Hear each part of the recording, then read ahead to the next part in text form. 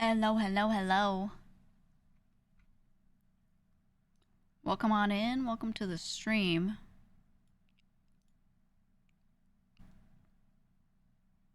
How we doing?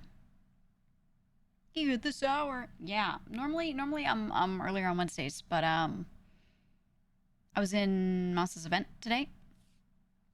I was in the D&D event. Um and I didn't know up until like right around when I was going to stream what I even had to do for it. Because there was something that was supposed to be sent to me that someone never sent to me. It was made and it was there and it was passed along, but it was never given to me. So I just didn't know. So I thought I was gonna stream, but then I realized that once I got the document, that I had to use my OBS to stream myself to them for their broadcast to be all together. So I was like, oh shit.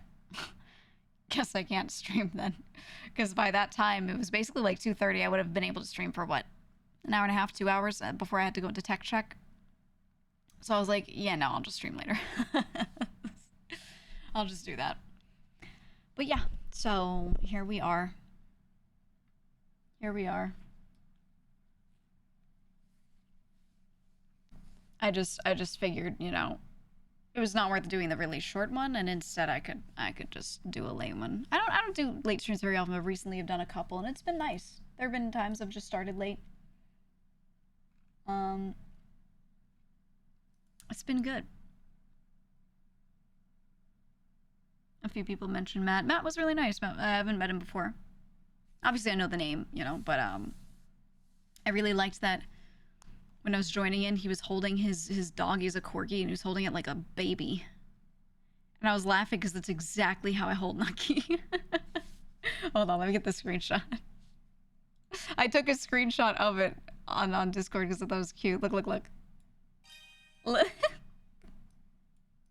You see the way he's holding his corgi like a baby, and then like his head's like leaning back on his arm, and he's just got like this like fat neck. That's how I hold Nucky.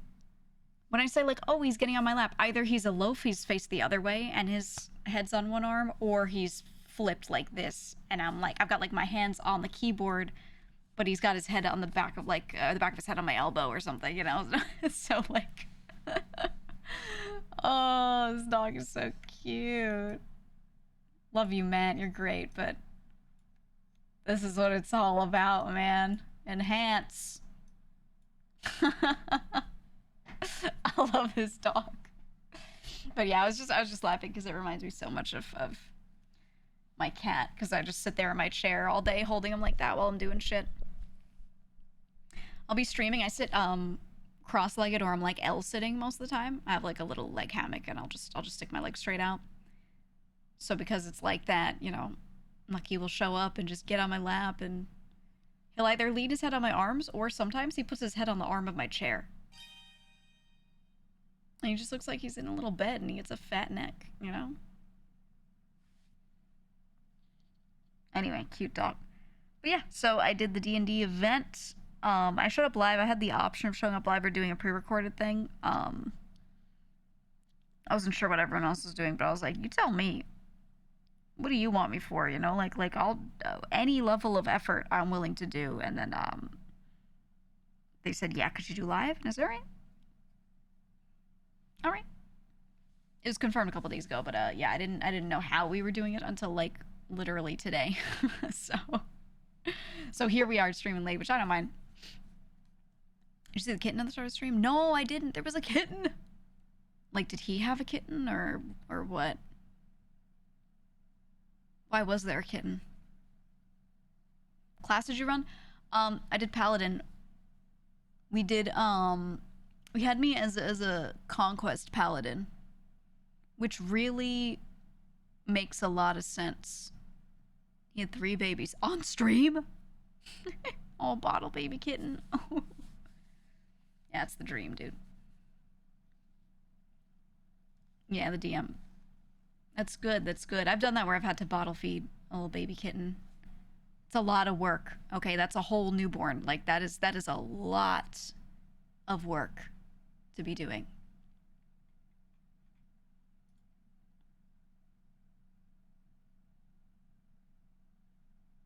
It's a lot of work.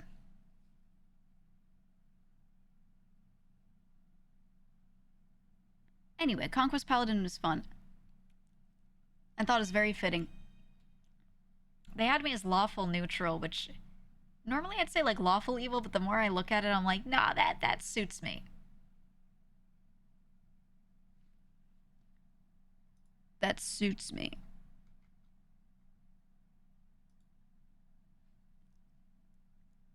You have something to say? You and everybody fucking else. Just type it. Just type it, man.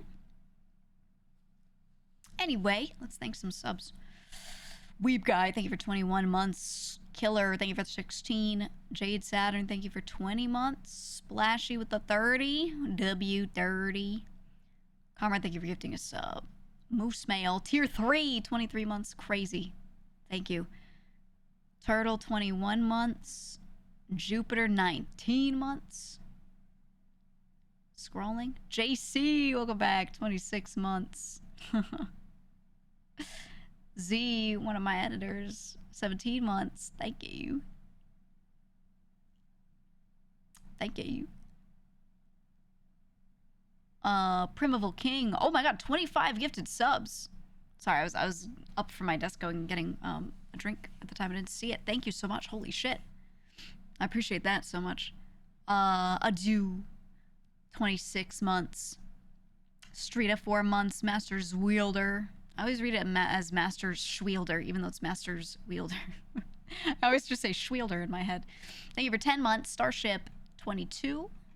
And I think that was the last one I can see. Thank you all. Thank you all. Appreciate that. I have something to say, and that's that I don't have something to say. It's like that kid that stands up in class. I wanted to say, I don't have any questions. I don't know if you've ever taught a class of kids or anything, but like it happens more often than you think, where you go, any questions? And someone will raise their hand and be like, I don't have any. It's just like a cute kid thing, you know? They raise their hand like to say something so that they're just getting your attention, and they go, I don't have any. I love that. Kid moment. They all do it. They all do it at some point. They just want to be included. They just really want you to know that they don't have any, because you asked a question, they're answering it, you know? And that is fine.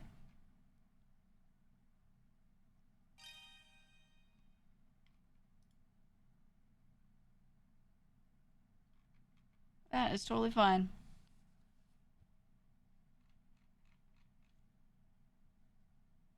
All right. You know, I don't want this music right now. You know, I don't want this. I want like, hold on.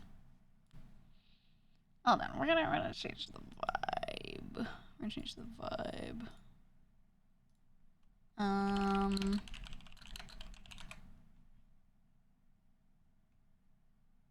Oh yeah, this one's good. Oh, it's too fucking loud. Why is that so loud? Rain sounds. Turn it down a little bit. I wanted the rain sounds, you know? It's about the vibe, man. Yeah, speed running to a chill vibe. Exactly. Anyway. Welcome on in. I've had a wonderful day, honestly. Someone was asking before. I've had a wonderful day because we have the Nintendo Direct that dropped today. And as you know, they call me a Nintendo toddler, or a Nintendo kid, because they know that I fucking love Nintendo. I play every single game. Every bit of garbage they shovel in front of me, I eat it up.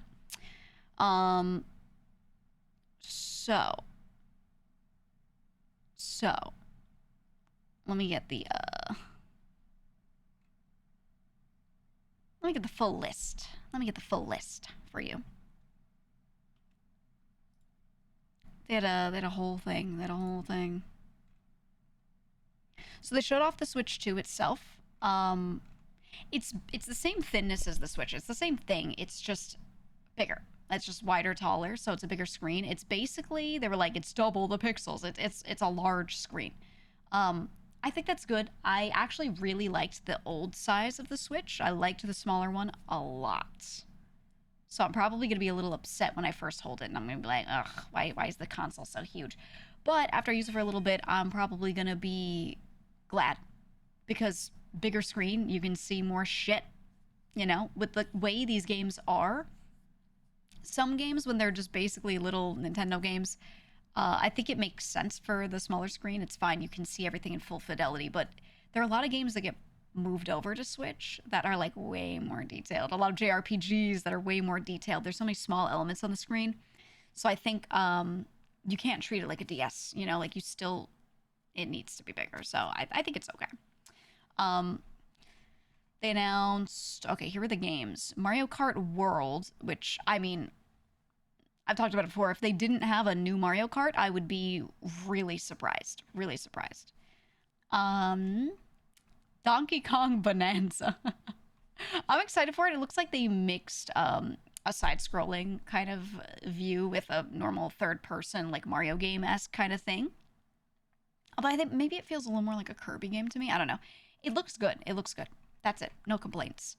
Metroid Prime 4 Beyond, you know I love Metroid Prime, and I've been praying for this game for years. I was losing my mind, okay, when they showed that you could take the Joy-Con, turn it on its side, and go into mouse mode. I hope that works well. I was like, what? What? What? I was freaking out, man. I'm so excited for that. That's gonna be cool as fuck. So the mouse mode is insane and a really, really, really good idea. I just hope it works out well. It's gonna be trash, and you know they're in the past. We don't know it because we don't have the console. Also, you've typed like 3 things already, all complaining about a console that you've never held in your hands. Give it time. When you try it out, if it's garbage, then start typing that. You know what I mean? I'm gonna wait. I'm gonna wait. My bad. Don't worry. I'm just saying. I'm gonna wait. But I'm excited for that game. I'm really excited for it. It also says Nintendo Switch 2 edition. It looks like there's some other games. They're showing Breath of the Wild and Tears of the Kingdom had a Nintendo Switch 2 edition. So I guess they're like making it so that if you want to play these games on regular Switch, you can. For some of them, you could buy a regular edition. That's what it sounds like. And then the Switch 2 editions, it looks like they're making separate purchasable versions of them that are just, yeah, like fully upgraded. Because I'm a freak, I kind of want to buy the Tears of the Kingdom and Breath of the Wild ones. But will I have to replay the game? Or can I just like upgrade and keep my save? I just want to keep my save, you know? I'm like, I don't know. I don't know if they said anything about that. They might have, but we'll see. They're like graphics upgrades you buy, I'm pretty sure. Okay, it better be. It better be. That's all I'm saying. That's all I'm saying. And then, oh, the one I was dying over was actually Kirby Air Riders. Oh my god! When I had my GameCube, okay, and I played Kirby Air Ride, I 100%ed that game. You know, there were these boards of achievements, and you get these little, or these tiny challenges. You do one, you could do the next, you could do the next, whatever. You could do them in a little row. When you fill in the board, it turns gold. It was like this achievement hunting thing. It was so hard to do, but I did it. I loved that fucking game. It was so hard, but I spent so much time doing it because I just wanted them to make another one of those games, and they didn't. So I just kept going back and trying to, you know, do something. I just wanted to so badly. So I'm just excited that this game's coming out because I have been wanting this for forever. Forever. Yeah, Pokemon at a good frame rate hype. If they have the ability to make these games look good and they still don't, I will freak the fuck out. I will freak the fuck out. Now they have no excuses because the Switch's hardware was just kind of like, bleh, you know, it was what it was. Now there's no excuse, so they better be good. That's all I'm saying. That's all I'm saying. They had Dragon Drive. which was the one where it's like you're a dude doing tank controls. You're in a wheelchair doing tank controls for like turning, and you're playing basketball. It looked cool. I don't know if I'm gonna play it. It looked cool. They had the Dusk Bloods. I mean, it's a FromSoft thing. It's gonna be a Switch 2 exclusive. It looks cool. I'm interested, but like a FromSoft Switch exclusive? That was one of those things I was like, huh. Why? Maybe they just paid a lot of money because they wanted to put games like that on the Switch and they're trying to, make it happen. I'm not sure. But then they did a few things. They announced some games that we already have that they're gonna put on there. So they've got like Borderlands 4, Hades 2, Split Fiction, etc. There was the Silk Song announcement. Finally,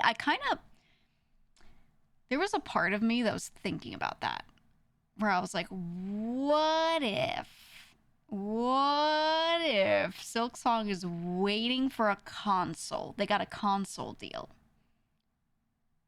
Because that's one of those things where when they are holding back on announcing a game that we know is like happening, but there's nothing for so long, that's what I start thinking.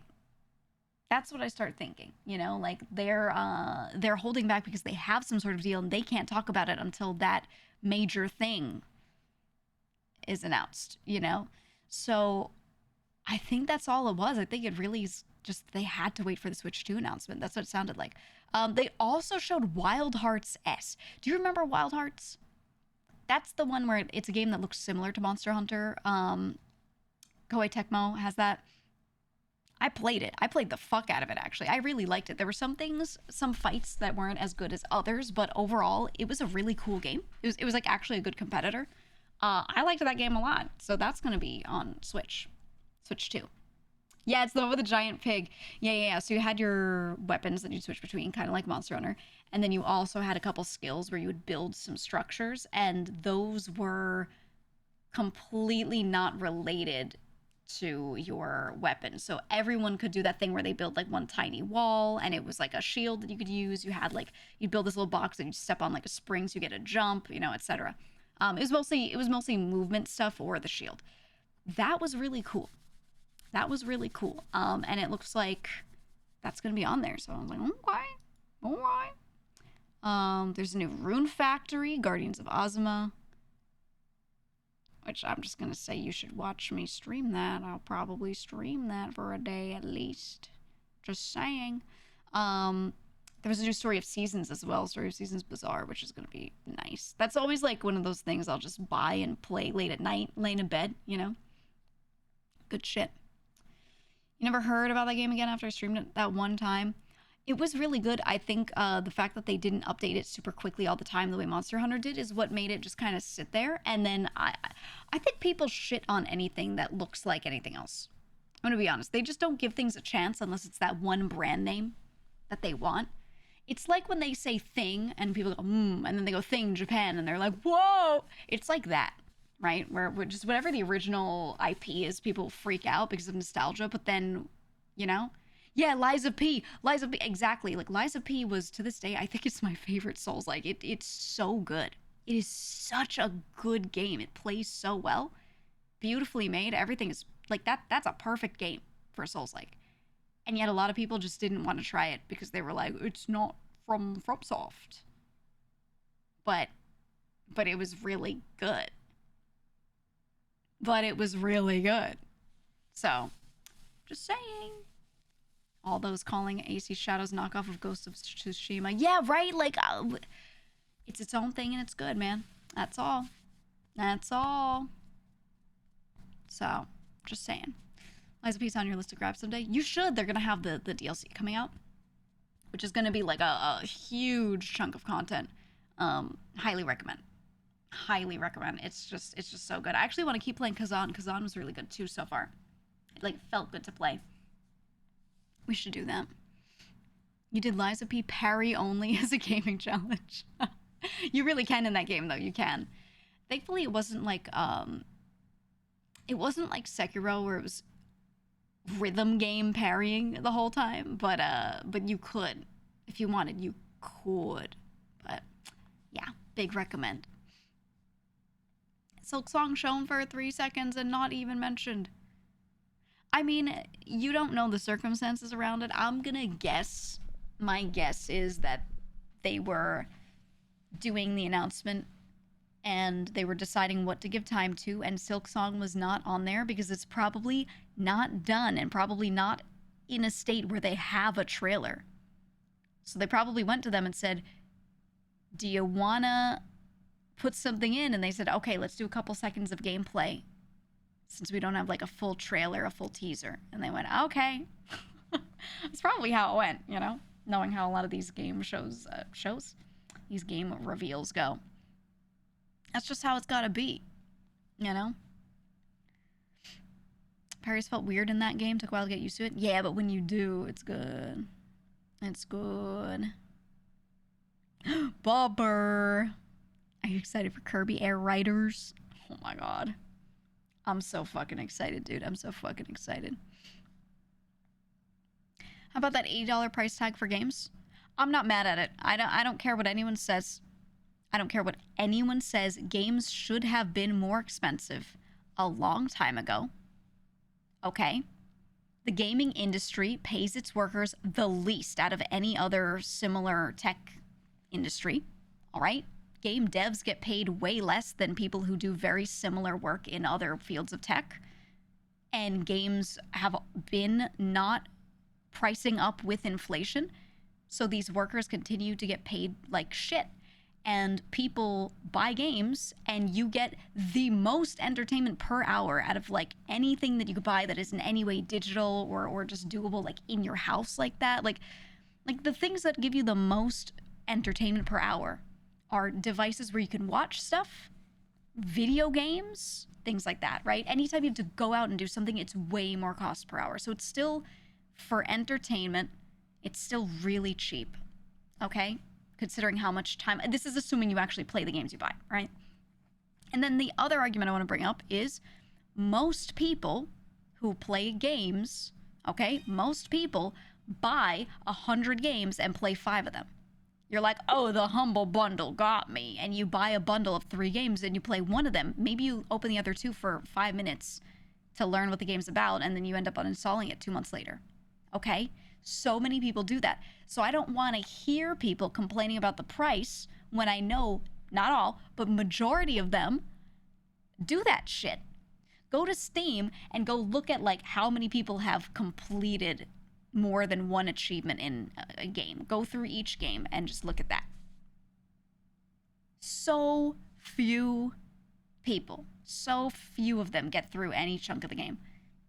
They show stats of like how many people have more than an hour in a game that they've purchased, and you could see that the like the average playtime of a game across all people will be like 20 minutes when it's an 80-hour game minimum, because so many people buy them and then don't play them at all or open them for like a minute. You know? So now obviously there are going to be people who just cannot afford things and only buy games when they're going to play it that day and continue it and then buy the next thing when they're done. There are people that do that, but it's not that many. Most gamers over-purchase games. So I don't want to hear any of them complaining about the price hike. None of them, personally. None of those people. All right? Now, if you don't have a backlog and you're one of those people who buys 1 game and plays it all the way through, and then you buy the next one and you want to complain about the price, you can. That guy who does that absolutely can. But unless you do that, dude, think of all the $15, $20 indie games you've purchased and you've played 1 run of. Okay, think of all those. If you just didn't buy those and bought 1 Nintendo Switch 2 game for $80, it'd be the same price and you'd probably actually play through that game. You know? So I'm just saying. That's how it is, okay? I think most of the games are still going to be $70. I think so. I don't know. I don't care either way. They could charge me $100 and I would still buy them because I think it's a fair price. Assuming that the game is something I could play for 50 hours. Around there. I think that's super fair, personally. Yeah, he said Mario Kart is $80 so far, so meh. I don't care. I'm gonna put a lot of hours into it. I know myself, I'm gonna play the fuck out of it, so it's fine by me. And they tend to give a lot of DLC, update things, etc. So I'm okay. I'm all right.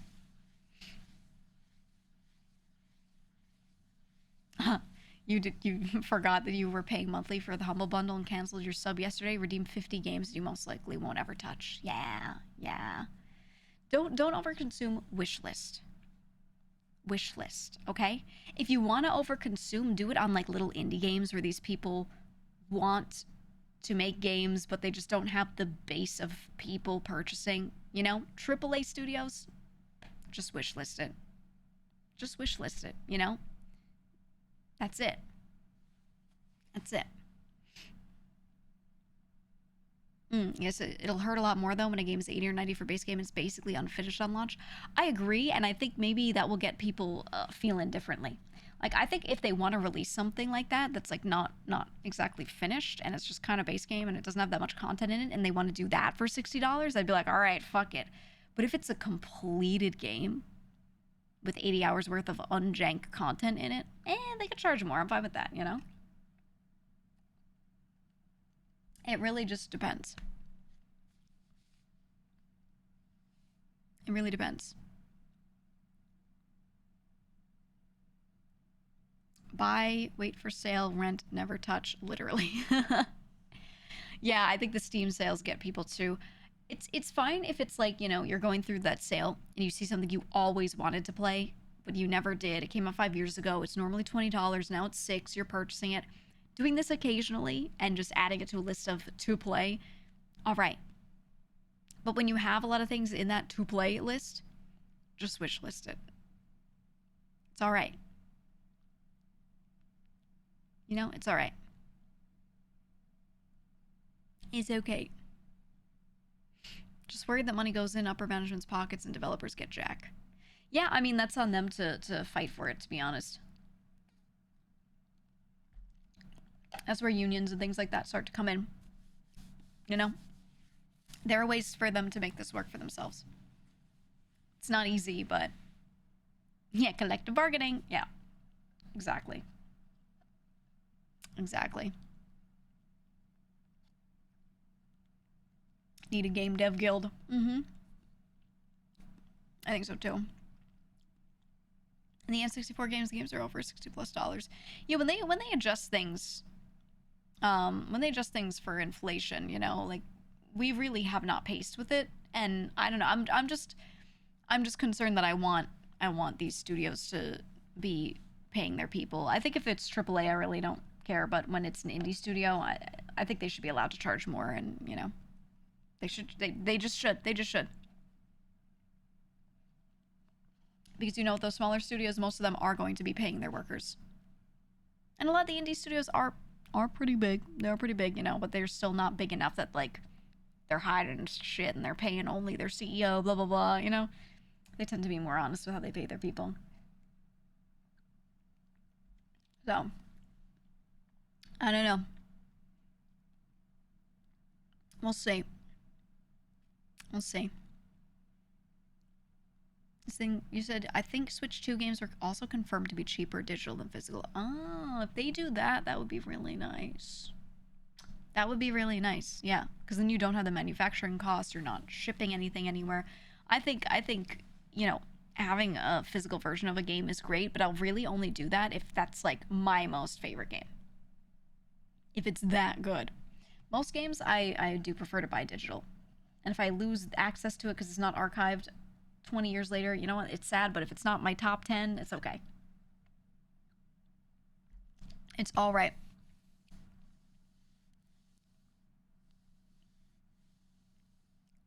So you're unhappy in general AAA games getting more expensive because you genuinely think it goes into executive and investor pockets. Indie and below AAA with proven track records, I'm fine with them raising prices. That's kind of how I feel too, yeah, because the thing is, we've talked about this before, but AAA and above, they tend to have the sale volume where they can price their shit lower. And it's okay. Their margins aren't that high at all, but they sell so many copies of their games. And you know, that's a thing that scales out. You just get more people to see the thing and more people buy it. Ta-da. Great product when it can scale like that. So that's great. They do fine. So they make money. But then indie studios don't have that luxury. They don't have that kind of, you know, wide base to sell to. So if they price their game the same, they have the same number of devs working on it, whatever, you're just going to sell less. Can you actually pay your people like that? You know, it's rough. And this is why indie studios have a really, really hard time. So a lot of them are like, you know, they would love to take that approach of, you know, this is handmade, made boutique, made by a small team. Ooh, you know, like a lot of other products will. But in the gaming industry, no one seems to care about that. So they can't charge more simply for it being made by a small boutique team, right? Instead of it being a big corporate thing, they're like, our team of 10 worked on this. That doesn't appeal to anyone enough, or it isn't marketed like that well enough that people are like, oh, I'm willing to pay more money for that. That is the case with a lot of physical products in other industries. But in gaming, it's just not. So they have no way to do that, whereas in other industries they do. There's no like, ooh, this is locally sourced. There's no way for them to be like, I'm the little guy and you should help me out. And for people to go, okay, you know, they just don't have that in that industry. So they just kind of get their prices set by the huge companies, and then they have to price below it because they're seen as indie and they're seen as lesser, and then they get fucked, you know? TLDR. Just sucks for them. And yeah, like Abyss said, their indie games are often expected to be priced less, which is true. You can make a really good game, but if it's like low poly, people look at it and go, this looks like it should be worth $20. You could have your dev that's making the game function put the same amount of time in as some other dev working on some bigger project. You just don't have the same kind of art team, and because of that, people are like, oh, this should be $20. No, maybe $10 less or something, but the rest of the team is still there, you know? I don't know. It's tough. Also, we have 2 fresh subs. Jota and OP Korean, thank you for the subs. I Welcome don't in. mind the cost of games going up. It means more invested into what you buy, and with the price increasing, a higher likelihood of higher quality game. Good trade-off in my opinion. Yeah.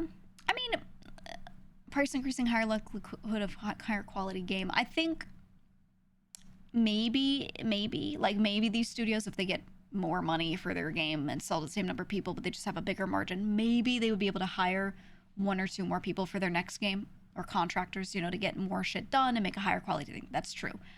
I also think it's not likely that you would get a higher quality game. I think it's more likely that those devs would just get paid better so that they could keep doing that job and they could keep their studios open.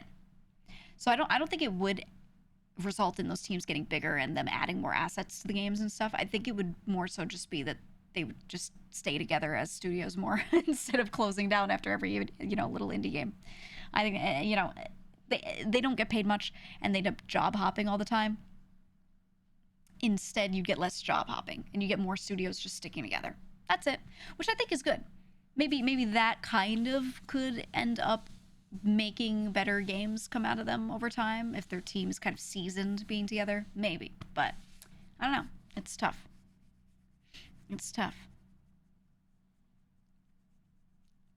You're just happy to see Wind Waker again. Yeah. I think Switch 2 should have the full GameCube library. I'm gonna say it. They should release the same way they've done all the other stuff on NSO, you know, for regular Switch. I think we need the full GameCube library. That's all I'm asking for. I just think the GameCube library and GBA were like the 2 best ever. The 2 best to ever have been. And I need it. Yeah, F-Zero GX. I need it. I used to do speed runs and I would do like these all complete top speed builds and then speed run. I would speed run in F-Zero GX. I can't tell you how many hours I played. It was so shit. Somehow not the HD Wind Waker though. I don't think you need the HD one, to be honest. It's fine. Yeah, PSO. Oh my god, PSO episode 1 and 2. Dude. Do you imagine? Could you imagine? You need a V Shoujo F-Zero GX collab on Dolphin. I would have to make a save file that has all the shit unlocked so I could make a custom car with like all the shit on it that I would want and tune it to be top speed. I could do that, but Jesus, that'd be so much. That'd be so much.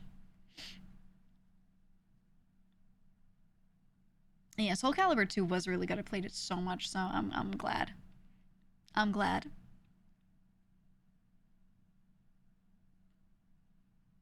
You said you'll probably buy the Switch 2 for Mario Kart, Zelda, Switch 1 titles, and the emulated games and leave it at that. Honestly, that's enough. That's so much right there. That is so much right there. And they are pricing the Switch 2 like a little more, but it's still not that expensive compared to a lot of other consoles. It's getting there, but not quite. So I'm happy with the pricing. I was kind of worried. I was like, this better not end up being like I'm so happy we finally got Wind Waker. Had to mute in Discord because I yelled so loud from excitement. We needed it. We needed it. I was just talking about Wind Waker the other day. I was saying I think it's like a perfect Zelda game. I think it's perfect. It had the one thing people didn't like about it was that the sailing took some time. I, low-key, loved the sailing, though. I actually loved just sailing, listening to the music, and just having that downtime in between areas. I liked it. Sorry. So to me, it's a perfect game. But that's because, you know, yeah, I have patience. Exactly. Me too. That's just because I do like those moments. Something I loved about Breath of the Wild and Tears of the Kingdom was I loved getting on the horse and just riding between the different areas and looking around. I just like to sit there and appreciate how the game looks, you know? So, yeah, I didn't mind it at all. But that's just me. That's just me. Oh, yeah, Fire Emblem Path of Radiance is out of GameCube jail after 20 years. I played a little bit of on stream a while back. I started it, and I was like, guys, I'm going to show you the best one ever. It was so good, man. It was so good. Sunshine was your downtime relaxing game. I think we'll play Sunshine again this summer. I think we will hop back into Sunshine. Am I going to be able to take my digital library from my Switch and port it to my Switch too? Because I have... Wait, do I have the physical game card or do I have a digital version of that? I think I have the physical card. Not digital. Yeah, we could port the whole thing over. All my saves and everything. It's going to be nice. It's going to be real nice. Still waiting for the next Lost Odyssey stream. Okay. You know my career is over and I'm retiring when I go onto my alt stream and I just start playing Lost Odyssey every night. If you see me doing that, you just know that means I'm retired, dude. Once I open Lost Odyssey. It's my magnum opus. Hey, one of the greatest games of all time. In my opinion, greatest JRPG of all time. Just saying. Just saying. And it's just, you know, unfortunately, it was an Xbox 360 exclusive. Really weird. Okay? Really weird. I get that a lot of people didn't play it because of that. However, it was the Final Fantasy team that made the game, but they got to make a game that didn't have the name Final Fantasy on it, which meant they could do whatever they wanted, and they were not chained by the title Final Fantasy like they usually were, okay? It was incredible. That's it. That's it. It was just that team, but they made what they wanted to make. Boom. Yeah, also Blue Dragon fucked it, but the timing was terrible. But it was great. Golden Sun slander. Hey, I liked Golden Sun. I'm one of their strongest warriors, okay? Golden Sun was great. Even with that, Lost Odyssey was better. It was that good. It was that fucking good, okay? And I want, yes, a PC port. I want a PC port, or I want like I want them to fuck it, put it on Game Pass, please. Who even owns the rights to be able to publish it anywhere? I don't even know. I assume Squeenix. I don't know. But it was so good. Final boss theme in Lost Odyssey slapped so hard. Oh yeah, when they grab the guitar string with their nails and just drag it and go before they go into like the crazy theme. It's so, oh dude. Oh, it was nuts. It was nuts. Remember the story about JP Devs begging Square execs to not let Western developers make a Final Fantasy? I know. I know. I know. Look, I loved Lost Odyssey. Okay, the main character was just an adult man who was not like 22. Okay, he was older, but not like a dude with a beard. Okay, he was just like an adult man with a family, and he just was doing what he had to do. He wasn't some young plucky kid who was like, I'm gonna save the world. He was super naive. He was just, yeah, he was a sad, angsty adult man who at the same time would look up at the sky and be like, I must do what I must. And he was so fucking cool, okay? Love him, love him. He was one of my most favorite main characters for a game ever. Ever. He was the coolest guy, man. So, I'm just saying, you should all play it. You should all play it. Blue Dragon, the prequel to Blueprints, which comes out next Thursday, and I'm excited. I'm excited, man. Microsoft Game Studios, the listed publisher for Lost Odyssey. Okay, that makes sense. I couldn't remember who it was, but port it, please. Port it, please.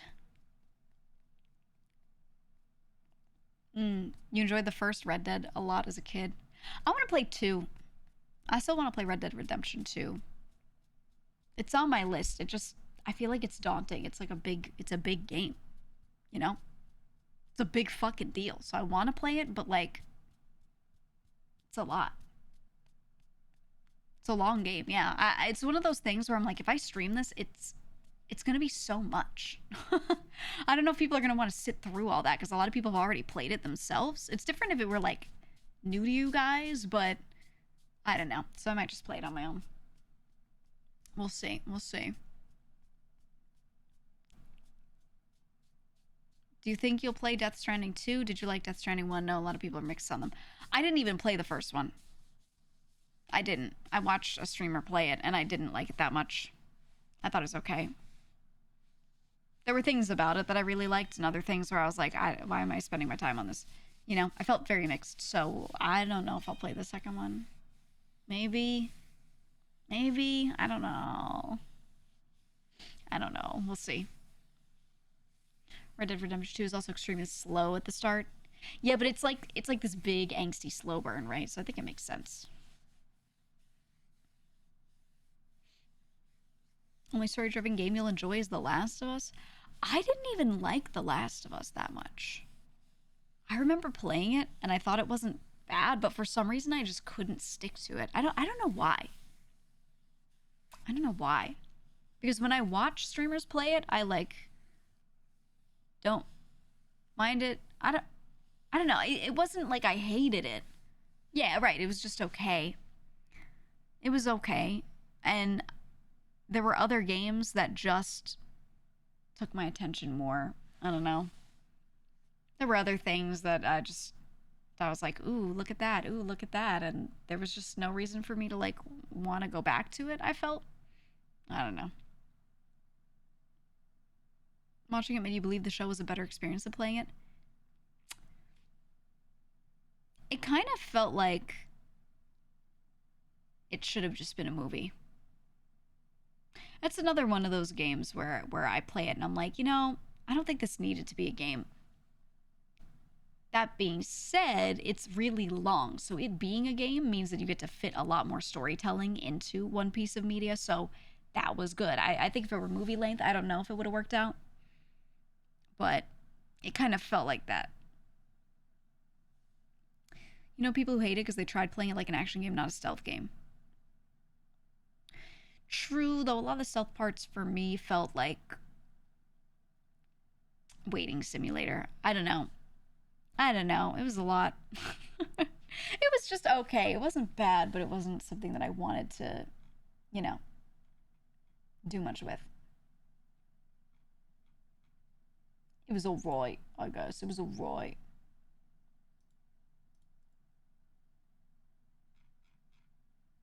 It was alright. The original pitch of it was a 4-player survival action game akin to Left 4 Dead. Ooh, I think if they made that game like that, right? If they had it be Left 4 Dead like, or imagine if it was like playing Resident Evil 4 but with 4 people. They just made a game that made sense for 4 people like that. I think that would be insanely good. And I really, really want that. There aren't a lot of games that are proper couch co-op anymore where you're playing through a story, except for like Split Fiction is the only recent one. So I kind of wish they would do something like that, but I think that's so hard to make. I just think the logistics of that are so tough. So I don't know that they will ever. Like ever. You liked it as a show because it's Pedro Pascal in it and you like him. I think he's hot. You like Pedro Pascal? Wait, I have to look at a picture of him. I have to refresh my brain on him. I'm trying to picture his face.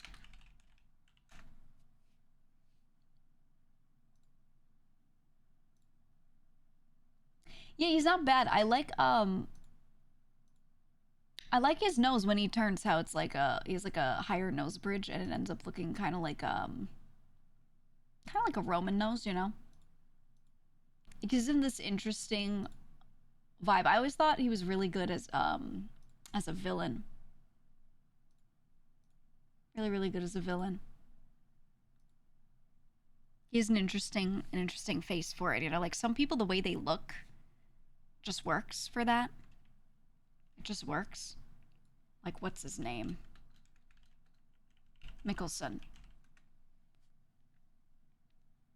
Mads Mikkelsen. When that dude shows up on the screen, you're like, he's gonna kill all of them! Yeah, he just has a serial killer face, you know? And, like, he's just perfect for villains, right? Like, every time I see a picture of him, like, he looks like he kills people. And obviously, they dress him up certain ways to look more and more evil. But, like, if he just combs his hair, okay? Dude just combs his hair and puts on a suit. He looks so evil. Yeah, resting killer face. Look. Look at like, he's not even doing anything here. He just combed his hair. Little pomade, you know, and then wore a suit, and he looks like he's gonna kill somebody. He doesn't even have an evil expression on. He's just sitting there. Right? Yeah, he's doing blue steel. He just looks like he's gonna kill somebody. Dead eyes. No, I think his eyes look like they have a lot to them. I think that's the problem. I think it's the eyelids. It's the eyelids, dude. I don't know how to describe it. I'm trying to figure out why. Why does this guy look so evil?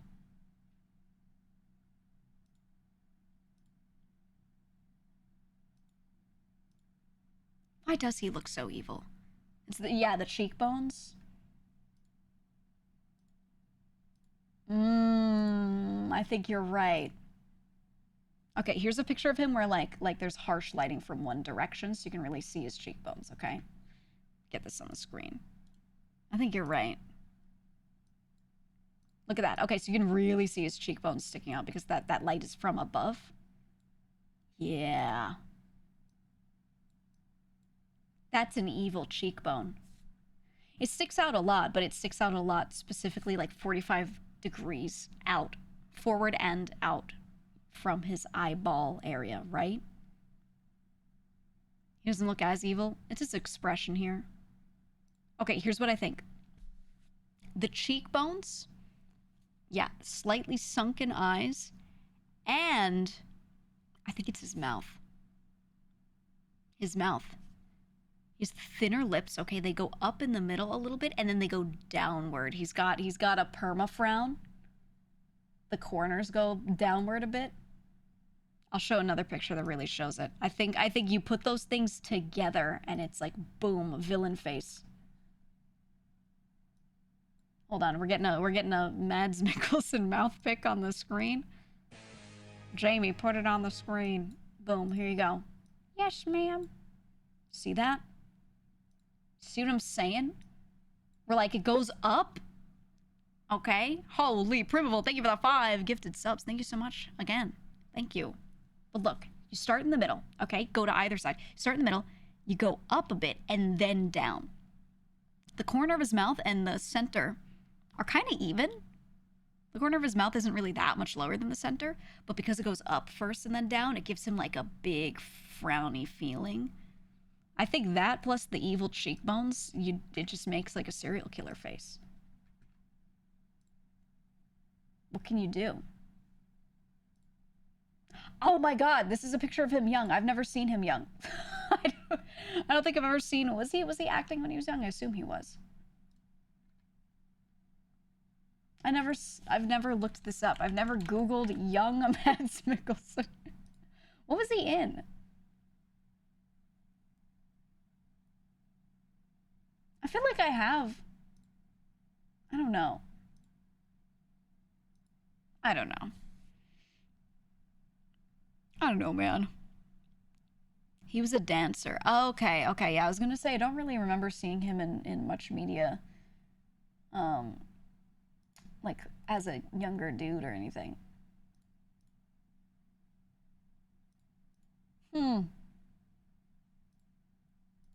He still looked evil, you know. I'm looking at it and I'm like, does he look like more pro-tag-y or anything? No, he still looked like an evil guy when he was younger. You know what it is? His eyes were sunken even at that age. That's really like he always looked like that. Poor guy. I mean, it worked out well because he's got an insanely good career because of it. You know, so it's worked out for him. But like, it also kind of sucks to get pigeonholed in, right? A little bit. Kind of does. But does it suck that much when you're crying into like your wads of cash? Not so much. Yeah, I was waiting for that chatter to end up getting banned or something because they just kept saying shit that was weird. I knew it was gonna happen eventually. You know, you could see it like a mile away. And you're like, ah, they just don't get it. Right? It'll always end up happening. You were curious what Morgan Freeman looked like when he was young. You didn't like it? What do you mean? Okay, we're gonna Google actors when they were young. Hold on. Young Morgan Freeman.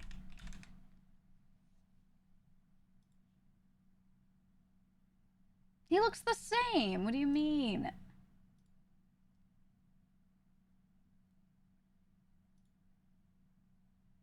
Okay, I found one that's edited. I'm ignoring that one. Oh my god, here it was on the Electric Company. Oh my god. Hold on, I'm sharing the picture. I'm sharing the picture to you. There we go, young Morgan Freeman. What do you mean you don't like it? What's not to like? There's a nice gentleman. Have you not seen the Electric Company? I mean, I have seen a lot of things, but I can't always recall what people looked like in their youth at that time. You know, like, if someone's like, oh, you remember this person was in this thing and they looked so young, I can tell you yes as a factoid, but I can't, like, picture them in my head unless I rewatched it recently, you know? Just too long ago. Yeah, he looks like a younger Morgan Freeman. Yeah, he doesn't really look that different. He just looks smoothed, right? It looks like Jimi Hendrix. It's the headband. It's a little bit of the face, but it's the headband. It is. Sean Connery and Dr. No's entirely different creature to Last Crusade Sean Connery. Let's see. Young Sean Connery. Wow, I always forget what he looked like entirely. Wow, I see one that's just straight up not a picture of him. We're skipping that. Wait, you want to see what his bodybuilding face?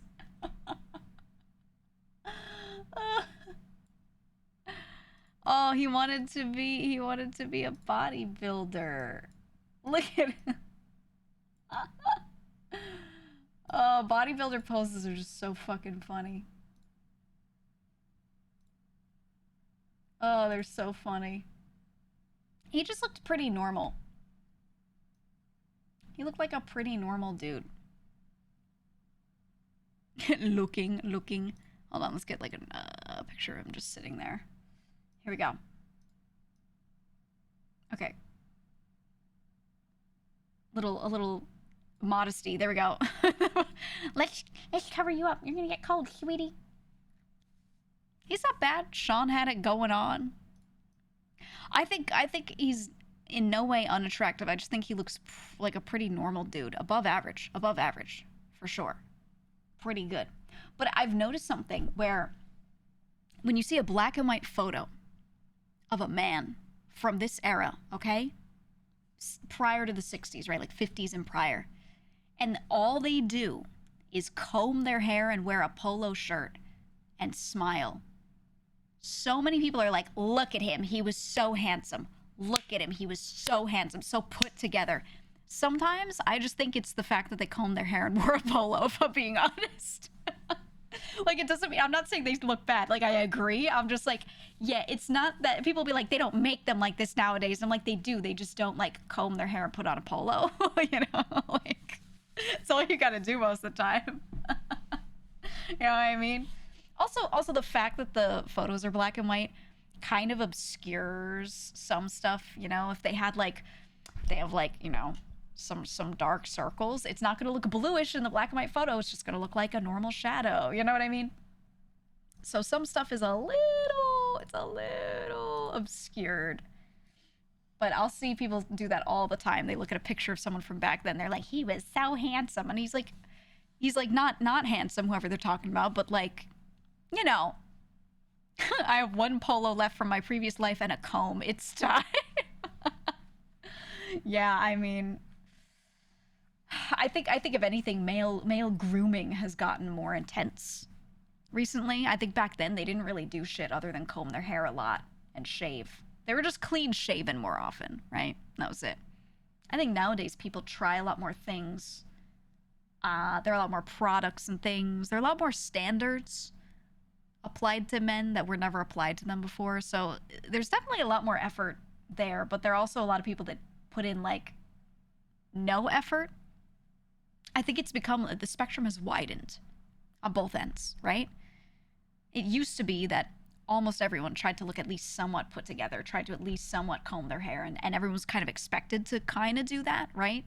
And if you didn't, you were like a loser and lame and they made fun of you. So that societal pressure made everyone comb their hair, right? Just to keep it simple. And I feel like nowadays, putting in effort, well, here's what happened. I'm going to be honest. Here's what happened. Putting in effort into how you looked in the 90s got you called gay, all right? And not in a good way. They would just be like, you're gay. And of course, being gay in the 90s, everyone would like clutch their pearls if they got called that. They'd be like, your kid, don't say that about me. Oh, they would like freak out as if it was the worst thing in the world, you know? So that was not cool. You couldn't do that. So instead, it was cool to be like, I don't fucking care, and listen to punk music, you know? And a lot of fashion trends also kind of got weird. They called metrosexual. I feel like that was more in the thousands. In the thousands, they started saying metrosexual. Yeah, remember that? Yeah. So I feel like around then and beyond, that gap started widening where like there were people that still put effort in, and nowadays there are a lot of dudes that do put a lot of effort in, but also we got this other end of the spectrum of people that put no effort in and let themselves just rot. That has also surged because I think people don't bother people as much as they used to about their appearance. And I think in most ways, that's good. We should not be bothering people about that. But when it's like, yo, you look like shit purely because you didn't comb your hair, but everything about you would be fine if you just did that, I think it's okay to say that to people that you know pretty well, okay? I'm going to be honest. If I have a friend who looks all right, but their haircut sucks and that haircut is like ruining everything, I will tell them. I will be like, look, man, it's not your clothes, it's not your face, it's not your personality, it's your damn haircut that you could easily change. You know, like I will just say it. But I think people like, I don't know what happened. I don't know how it happened. I don't even want to wager guesses. It just happened where somehow we've gotten to this point now where, like, if you tell someone something about their appearance and they should change it, you're like evil for that. You know? But I'm like, man, I wish society did put pressure on people to at least not be stinky. I don't think they should pressure you into a certain look or a certain specific standard, but I think there should be a bar at the bottom that you should be getting over, and it should have to do with cleanliness and at least not looking like shit, you know? And I feel like people don't pressure dudes to do that. No mo. I don't know. I don't know, man. Sorry, don't care enough to go to the barber's. Well, then you're gonna look like shit. And the thing is, there's some people who have such a good face that they could just let their hair grow and like kind of, you know, the shape gets weird when you just let it grow for too long. You don't get it reshaped and everything. There's some people who are just so like beautiful that it doesn't matter. But if you're not one of those people, then you should go to the barber, okay? Because it's gonna make you look so much better. And there's no reason to just like leave off a task that could take you 30 minutes to an hour every like 6 weeks max that will then pay dividends. You know what I mean? Like, I don't know, man. I don't know. It's one of those things where genuinely I know so many people that they don't have the best face. They don't have the best body. They really are like below average in these categories if you really want to like put them in a you know, room of people and try to rate them. But because they try to dress okay, just good enough so that their body type doesn't look worse, and then they have a haircut that works for them, they are told by other people that they look good. You know, people look at them and go, you look really nice. Because, like, I think the effort shines through.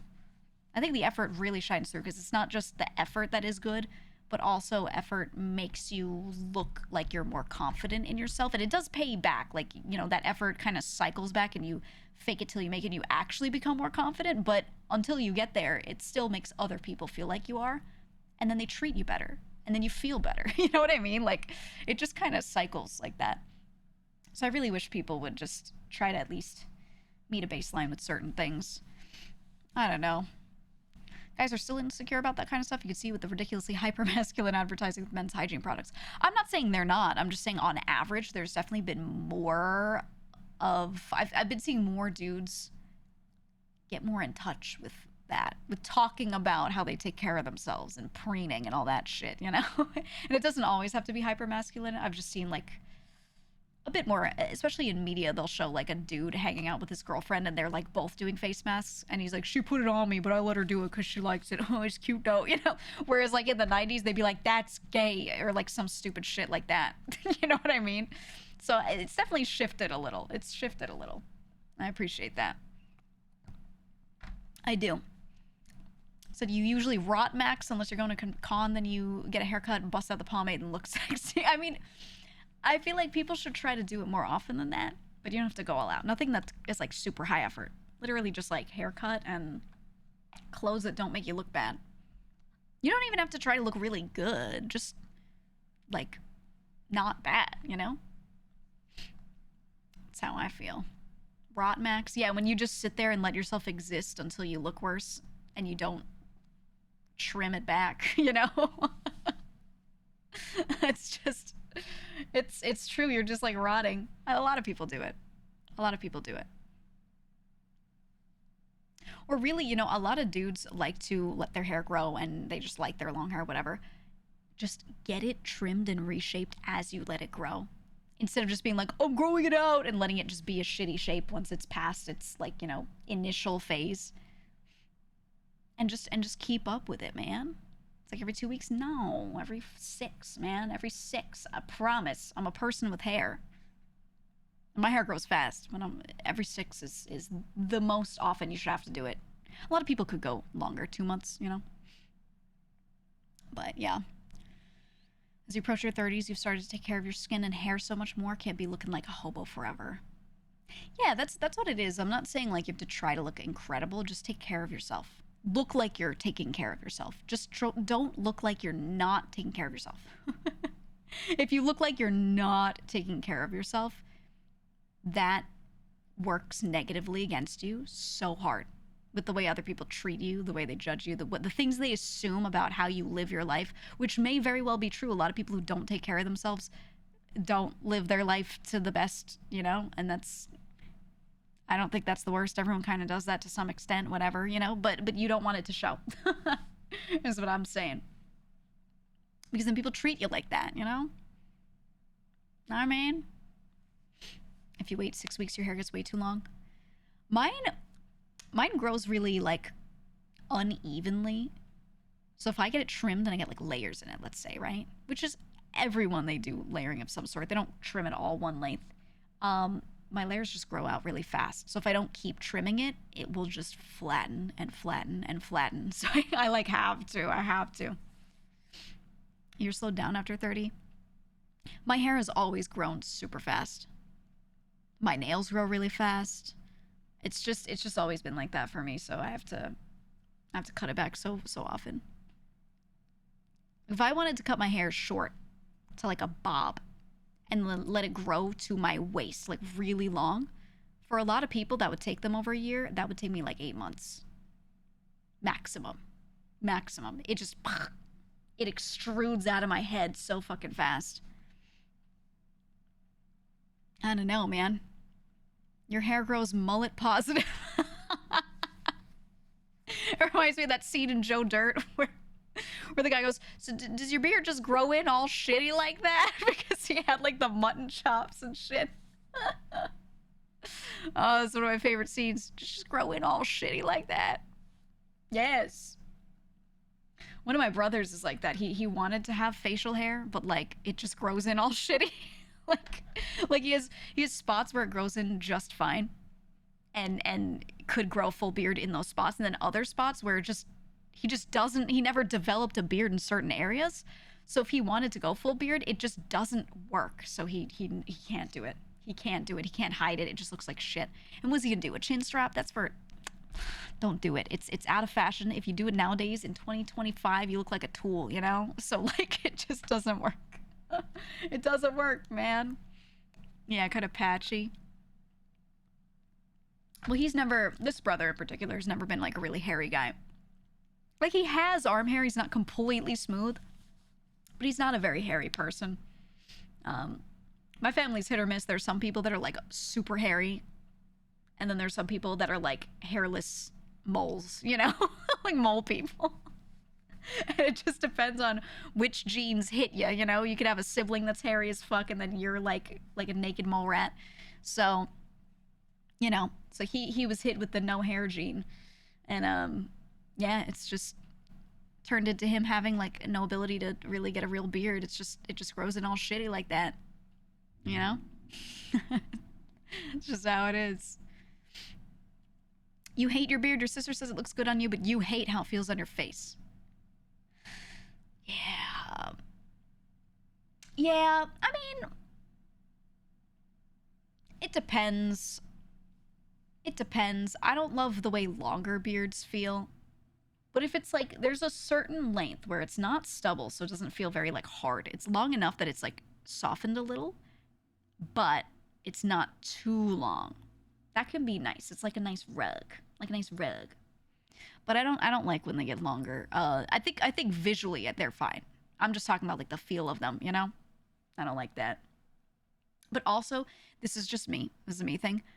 I'm not a fan of growing hair where your mouth is because you eat with your mouth. Okay? Now, if you take care of yourself and you wash yourself, doesn't have to be an issue. If you don't eat like a gremlin, you should be okay. But I know so many people with beards that eat like cretins, okay? And they just like spoon soup into their beard and they're like, that's for later, you know? And I'm like, brother, what are you doing? I'm gonna eat that in 50 minutes from now, you know? Ooh, I don't like that. So it's not a snack pocket. As long as you take care of yourself, it's fine. But I see people doing that shit, stained up beards because they just ate like, you know, mapo tofu or some shit. And I'm like, dude, just eat like mindfully and try to not like fill the sponge in front of your face. I know like sometimes you can't avoid it, right? You can't, things don't always work out. But when you're like always do that, maybe you shouldn't have the beard. We have this one friend. He's a mutual friend of me and a couple of my brothers. He eats. He's so messy, and he gets food in his beard all the Looking time. forward It's to those gross. Metroid streams and perhaps that new From Soft game GEEGA Maybe, but salute. definitely Metroid. Definitely Metroid. No, but this dude, he'll like eat soup and half the spoon of it just gets into his beard. So his beard is like permanently stained up. And we've been trying to get him for so long to just not have the beard. Or if he does, have it be shorter. Right? Shorter, so it's short enough that you could like quickly wipe and feel like you got a lot of that shit off of you, out of there, you know? And not like it's just sitting there forever. It's just he won't do it. He won't do it, and I hate it.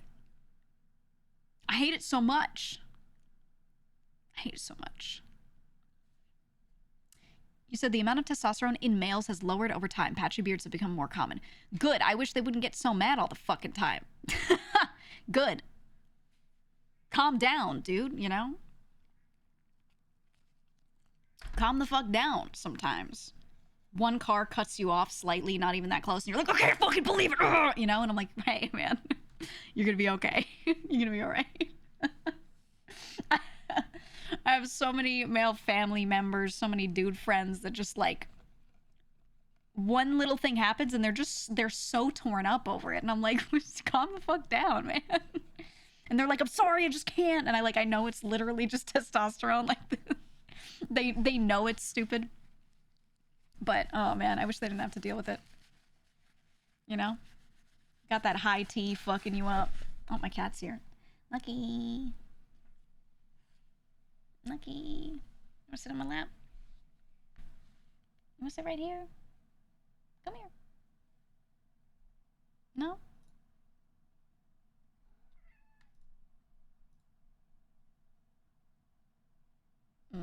He's trying to get me to feed him. He's trying. I don't think that's normal, GEEGA. No, it is. It is. I'm not saying like they reach to the point where they're punching the wall all the time. I'm just saying like little things will bother some of them way more than they should. And a lot of the time it's not their fault. It's just, you know, testosterone fucking them up. And you could see them struggling. You could see them trying to control themselves and conceal don't feel, but like they're so mad. They're so mad. You know? It sucks. It sucks. It stinks. That kind of thing can also be from testosterone. Yeah, I mean, it could be a variety of factors. Okay, number one factor is usually that, like, the way they were raised, whether they were raised to learn to control themselves, control their anger and negative feelings or not. That's, like, number one, okay? But then stuff beyond that can include, yeah, if you have high testosterone, then something that might make you a little angry makes you really angry because you just, it's like roid rage a little bit, you know? And when you experience that, a lot of the time you logically know, if you were in your right mind in that moment, you could sit there and think through and go, this is really not a big deal, but you're emotional and you're at a high, and you know that fucking sucks. Like, what can that person do, you know? It's tough. And a lot of people, when that's the reason why they're like getting extra mad, they can still conceal it a little bit more, but they're feeling so mad still, you know, it stresses them out. So you feel bad. You feel bad sometimes. A real masculine macho man is soft-spoken and mindful. You know, it's really funny. I've talked about my dad a bit. My dad is pretty soft-spoken, like that. He's like buff. He's kind of huge, but he just sits there and he's a very calm person. Pretty well-spoken. Speaks calmly. Very thoughtful when he's saying things. But like he says scary shit sometimes. And you're everyone's kind of fully aware when he's sitting in front of them that like they could die in any moment. Like this guy can just reach them and like with one finger, like boom, they explode kind of thing. And I've always had friends of mine be like, your dad is the scariest person I've ever met. And I'm like, what? He's nice. Like, I never felt that way about him. I really didn't. I was like, he's just in control of himself. That's like, you know, it never read that way to me. But as I got older and I was inviting like more friends over and stuff like that, you know, they would all say that. And I was like, he's just a nice guy. Like, I just didn't see it. to this day, maybe I just know him too well. I see through it. So to me, it still doesn't feel like that, but I don't know. I don't know. My dad's, you know what? You know what? My dad is like Mads Mikkelsen, sitting across from you at a table. Okay? Where if he's just sitting there looking at you, you're like, am I gonna be okay? He's got that kind of energy. Although he looks a little less villainous. Well, I'm looking at a picture of him right now. I'm taking out my phone. Hold on, I'm going to make an assessment. I'm going to stare at a picture of him.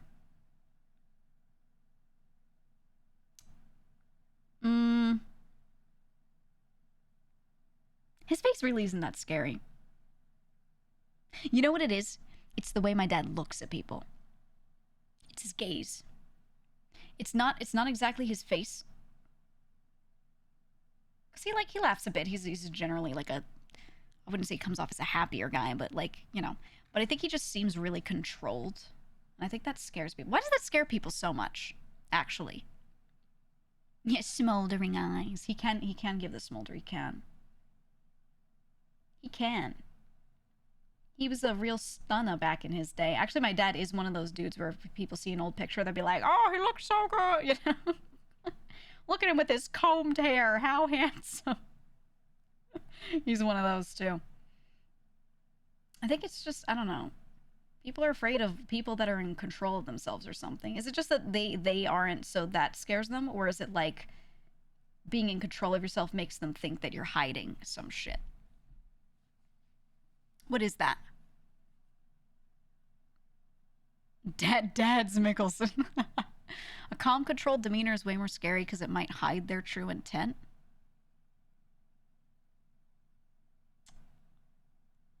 Maybe. I think that's projecting. I think when people try to put on a front that they're controlled because they're hiding something, that's why they think those people are doing the same, because they have to do that to to hide their reactions, you know? Whereas some people are just in control all the time, you know? And that's fine. Feels cold. Maybe.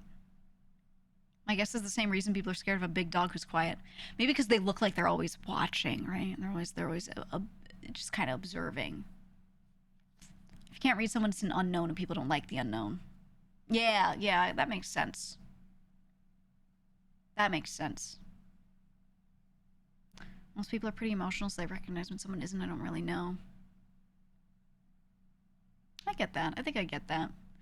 I always had issues with that too. Where I would sit around and just talk about things. And I would talk quite a bit here and there if I was interested in a topic. But I would still get people telling me like they couldn't read me. And I would be like, why? I'm just telling you everything I'm thinking. But I think it's because the way I said it was always very even. My mood is very even toned. My mood does not have huge ups and downs at all.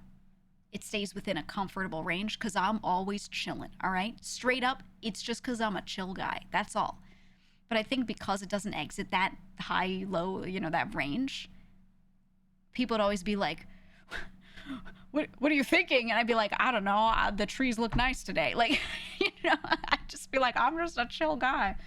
But I would have people say that to me too. And I'd be like, I'm just saying what I think. I don't know. I don't know.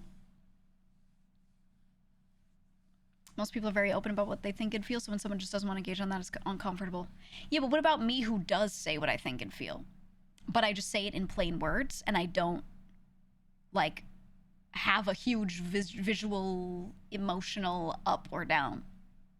You know? I just say it. I don't know, man. Off topic, why is the stream title not depressing? Well, because it's a rare late night stream. It's a rare occurrence. It's an event. We'll be back to normal tomorrow. Don't worry. We'll be back at it. You're very direct. People always tell you you're being manipulative or aggressive when you're just saying what you mean.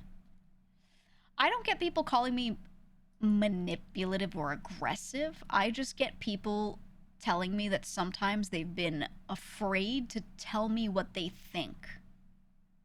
I think nowadays I don't have this problem as much, but in the past, I used to have my own friends tell me, I'm afraid to tell you what I think because you're asserting your opinion.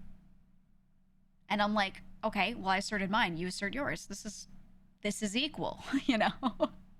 That I'm asserting mine, so you hear it. Now, what I want to know what yours is. I genuinely want to know. And you know, as people would become closer to me, they'd realize that I did want to know genuinely, and they would have no problem speaking their mind to me.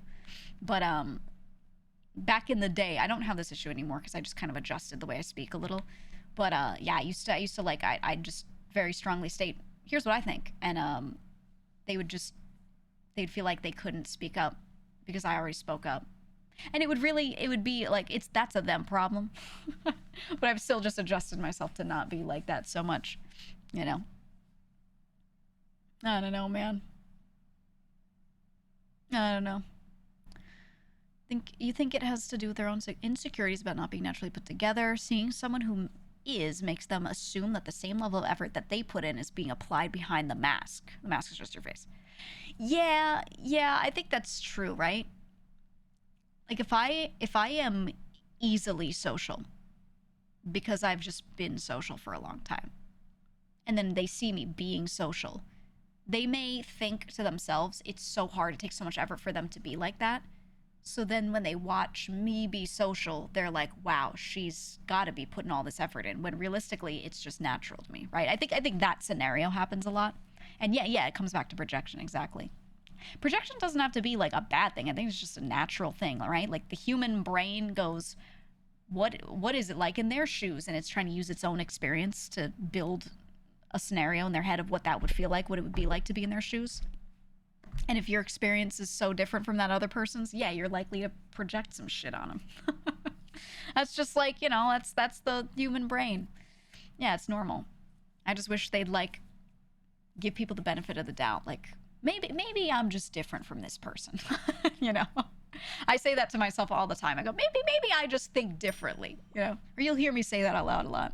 Hi, Hootie. We're talking about people. Talking about people and what they're like. I'm talking about brains or something. Upstream was good, though. Upstream was good. You have a friend that's like the group therapist. He's called you the group monk, just chilling in the waves. Yeah. I'm just chilling, too. This comment makes sense to me. This is what I've heard. You said they might just...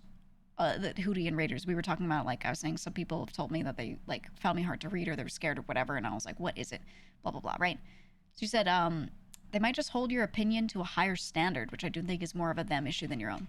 That's something that's always bothered me, but I don't expect people to ever change that. I've always had that issue with people where, a lot of friends in my life do that. They hold my opinion to a higher standard than their own. Than their own.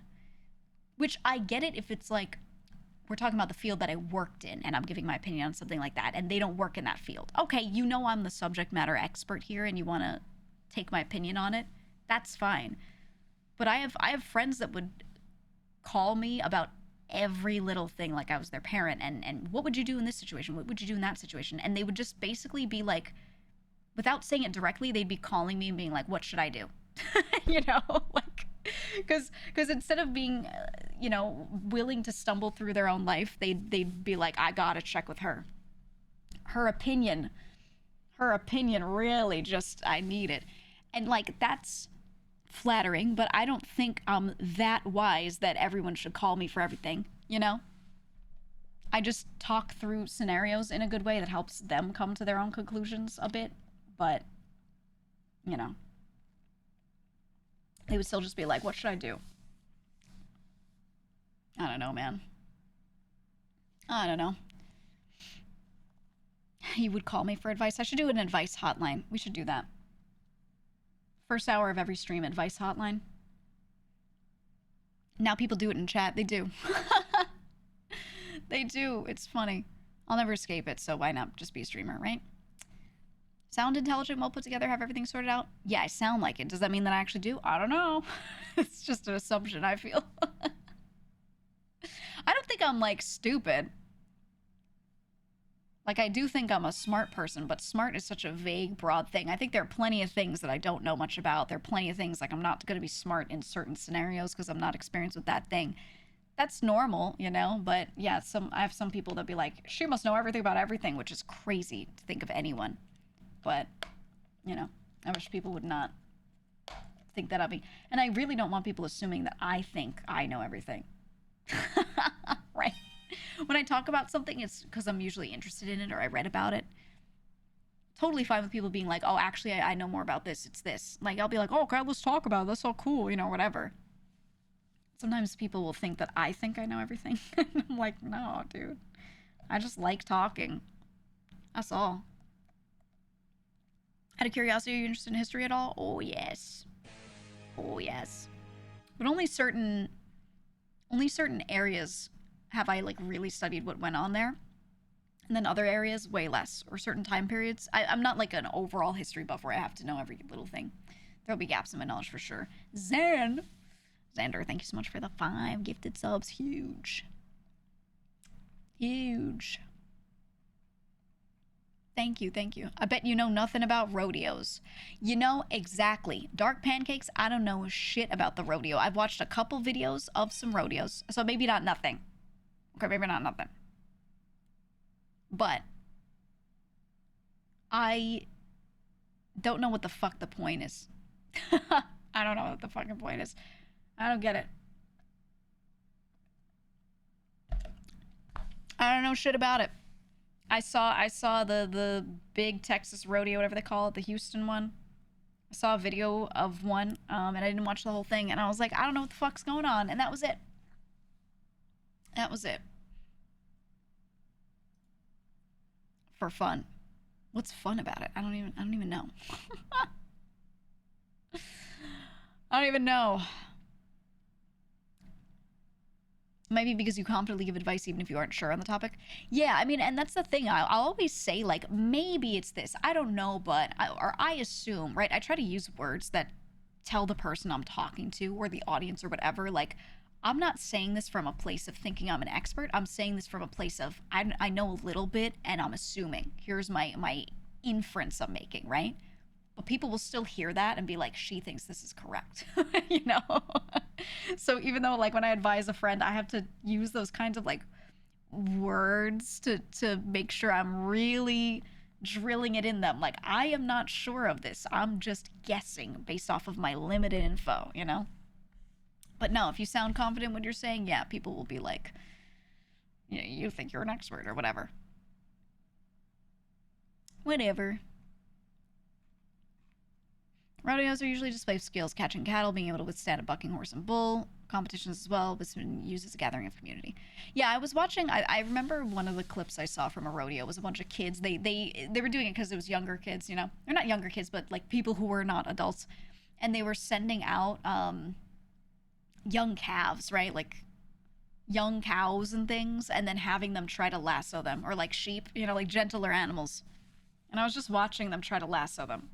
And I was like, it's cool, I guess. I don't know. I just kind of didn't like them sending out animals to get stressed. Wasn't a fan. Wasn't a big fan of that. Have you ridden a mechanical bull before? Nope. Never interested. I'm not one of those people. I'm not one of those people. The mechanical bull is going and they're like, you should get on. I just go, no. It doesn't look fun to me, so I say no. And people be like, come on, live a little. And I go, that doesn't look fun. It's like when people say get on a trampoline so we can play popcorn, curl up in a ball. There's nothing fun about that. You just get hurt. Okay? So my answer is no. And then people be like, oh, you hate fun. No, I just don't. Like, what? I don't want to snap my neck, you know? I'm good. It's not like I think it'll get seriously injured. It won't be fun for me. You know? I'm good. But I always hated when people would, like, push for that. Or roller coasters. You know, I've said this before, but I'm very small. Okay, so even if I'm tall enough to go on a roller coaster, I always am. All right, that's fine. Even so, if I sit down and I pull, like, the bar down, there's a gap between me and the bar every time, every roller coaster. You pull the thing down over your head, there's a gap between me and that. Okay? I am like never secured in on any roller coaster because of my size. Never. So I don't like going on them. I don't like going on them because I'm not secured in the thing the way a normal sized person is. So it's like, I think it's genuinely unsafe. So I don't do it.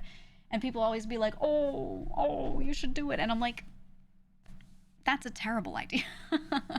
Yeah, free bruises, right? Even if I don't think I'm going to fly out or something like that, it's usually not that.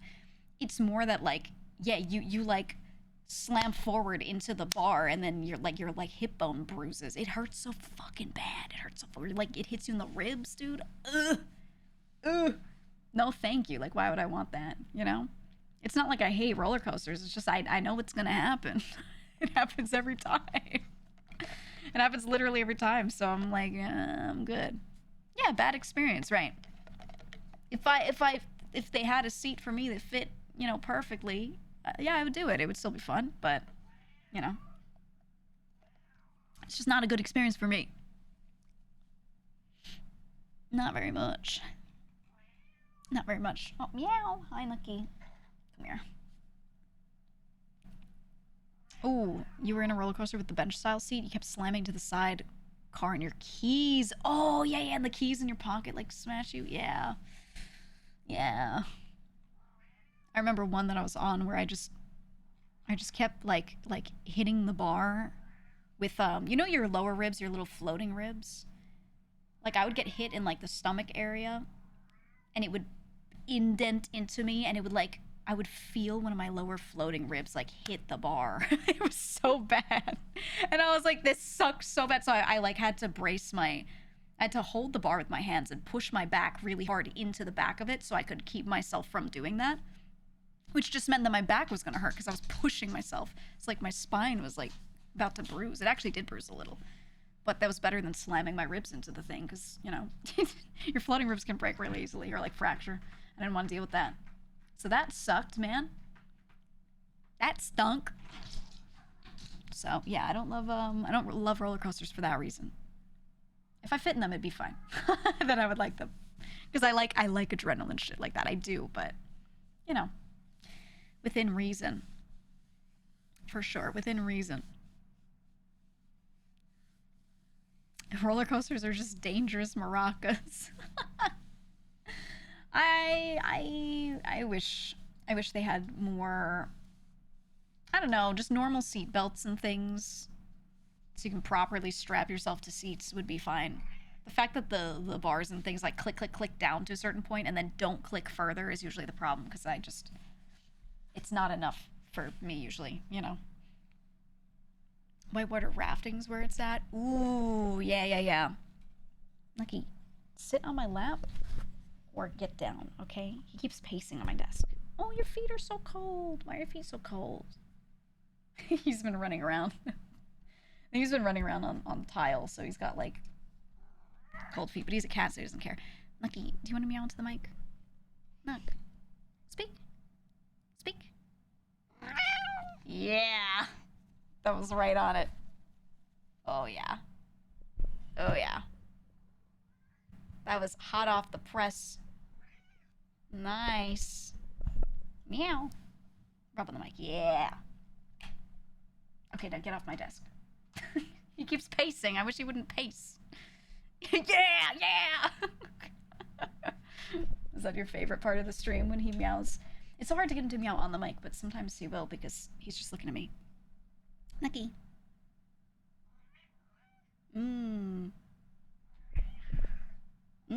That one was as he jumped down. What is your wisdom? He doesn't know. He don't know a shit. Is there a trick to getting comfortable talking on stream? No, there's no trick. You just have to do it. It's the same as any public speaking. Like, is there a trick to getting used to giving speeches in front of people? No, you just have to do it. It's an experience thing. Most soft skills like that are just experience things, and they take time. Same as, like, you know, practice an instrument for 10,000 hours. You're probably going to be pretty good by the end of it. Same thing. You just got to do it. Which I know sucks, because a lot of the time the thing that makes you not good at it is the the stress and anxiety, or that makes it hard to learn at first is that. But yeah, just do it. That's all. That's all. You just have to practice. I will say one thing. It's not a trick to speaking on stream. It's more of a trick of like how to fill air when you don't have a chat talking to you. I think it's easier to talk when there's a chat to bounce off of for a lot of folks. But my counterpoint to that will maybe help you is just when you stream, if you don't have a lot of chatters, regardless of viewers, if you don't have a lot of chatters, pretend you are filming a Let's Play for YouTube. And actually do it. Actually take your VODs, make a VODs channel, and port your VODs over to YouTube every time. And at least pretend like you care about it.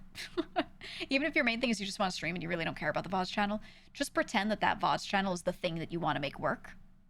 So that way, every time you stream, you're thinking about it. Like, I want this VOD to be good. And that helps. And that helps because, you know, think of old Let's Players on YouTube. They weren't being watched live at all. It was a dude alone in a room speaking into a mic as he was playing a game, knowing that someone would watch that later. And that's it, you know? So just do it like that. And then while you're doing that, if you see your chat move and a message comes up, you can talk to it or about whatever they said or whatever. But the moment you finish saying what you're saying, if there's no new chat message to then react to, you just, you know, oh, we're filming a Let's Play, you know, you go right back to that. And that's it. That makes every Let's Play video I watch from now on much more sad. No.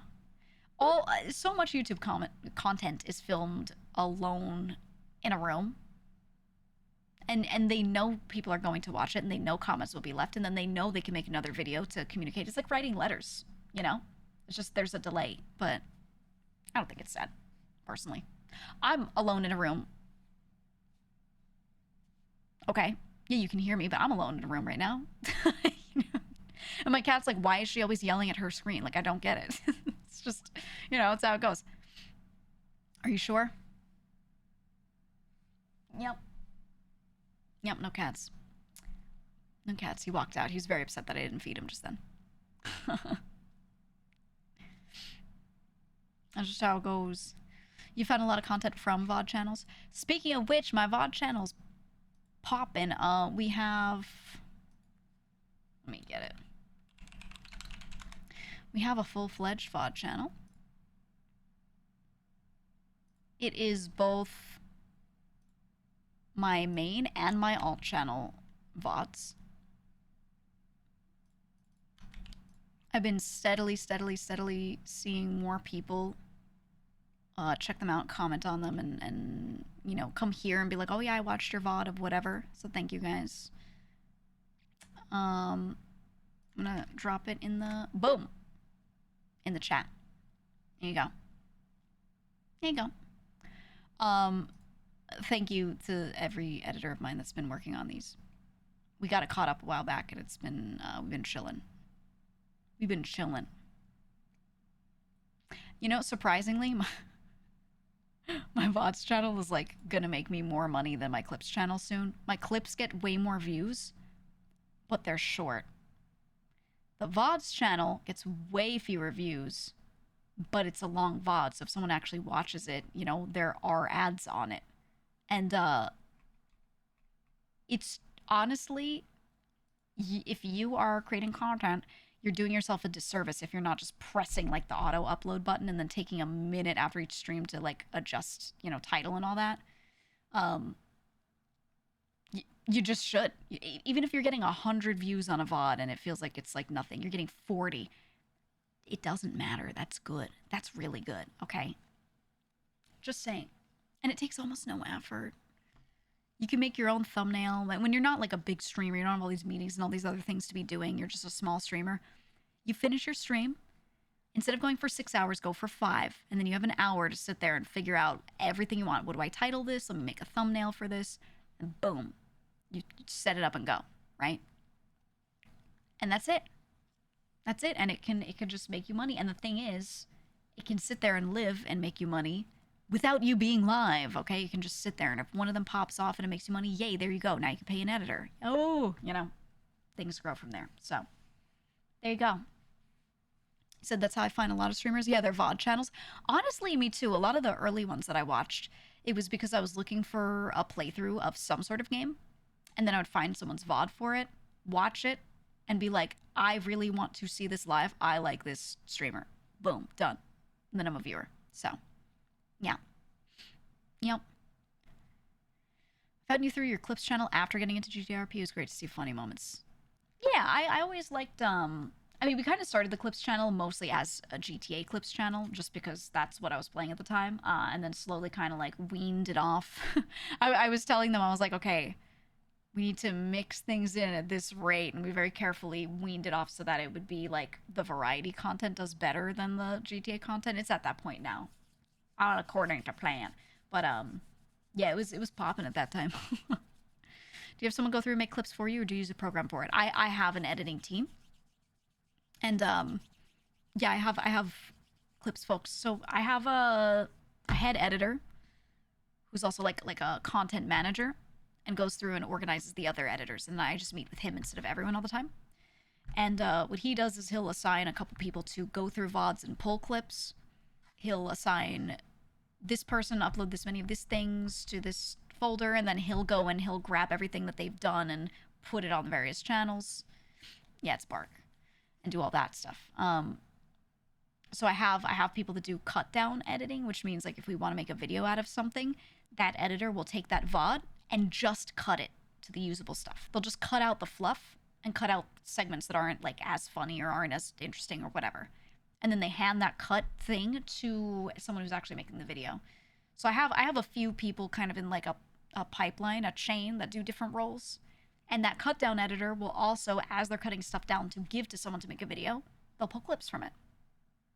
Because they're watching the VOD on like 1.5 speed, you know, or whatever. So yeah, that's how we have it done. And that's why making videos, like you see streamers have highlights channels and stuff, they're kind of really expensive and they tend to spend more money than they make. It's because it takes multiple people usually. It's not just like one editor. So they're kind of a money sink a lot of the time. But that's why I also have them work on my VODs channel, and we're posting clips and doing all these other things. So that way I could try to get stuff to make enough money to pay the editors back. I'm not really gonna like make a lot of money from YouTube, but I want it to exist and then feed the people that make it exist. And that is my goal. You know, that is it. You said, I see so many people in different VTuber channels come in and chat and they say, hey, watch you on YouTube. Seems to be a very common thing. Yeah, there's no way to advertise yourself on this website, on Twitch. You have to go elsewhere, unfortunately. Or maybe fortunately, I think it's good to diversify. But I until like a year ago, I never really put effort into YouTube or anything like that. I think, or maybe over a year ago, I think it was when I joined Bishojo. Around that time was when I also found a few more editors, so I was able to build a team and start doing all this stuff. And yeah, when I did that, things adjusted a lot, but I really didn't care about it before that. And to be honest, you see a huge difference in how many people follow you and care about anything you do. If you have a lot of viewers on Twitch, but you don't have like other content elsewhere, you don't have people interacting with you on Twitter or on YouTube, it's very easy for you to just like take a week off and then everyone just fucks off. You know what I mean? Like you don't really have people that follow you to other platforms. It's kind of a bad thing. So I always ignored it, but when it became like my job, that's when I started doing it more. So then it started working out better. Would it be worth it to make a clips or highlights channel if you are doing the editing yourself, or is that too much work?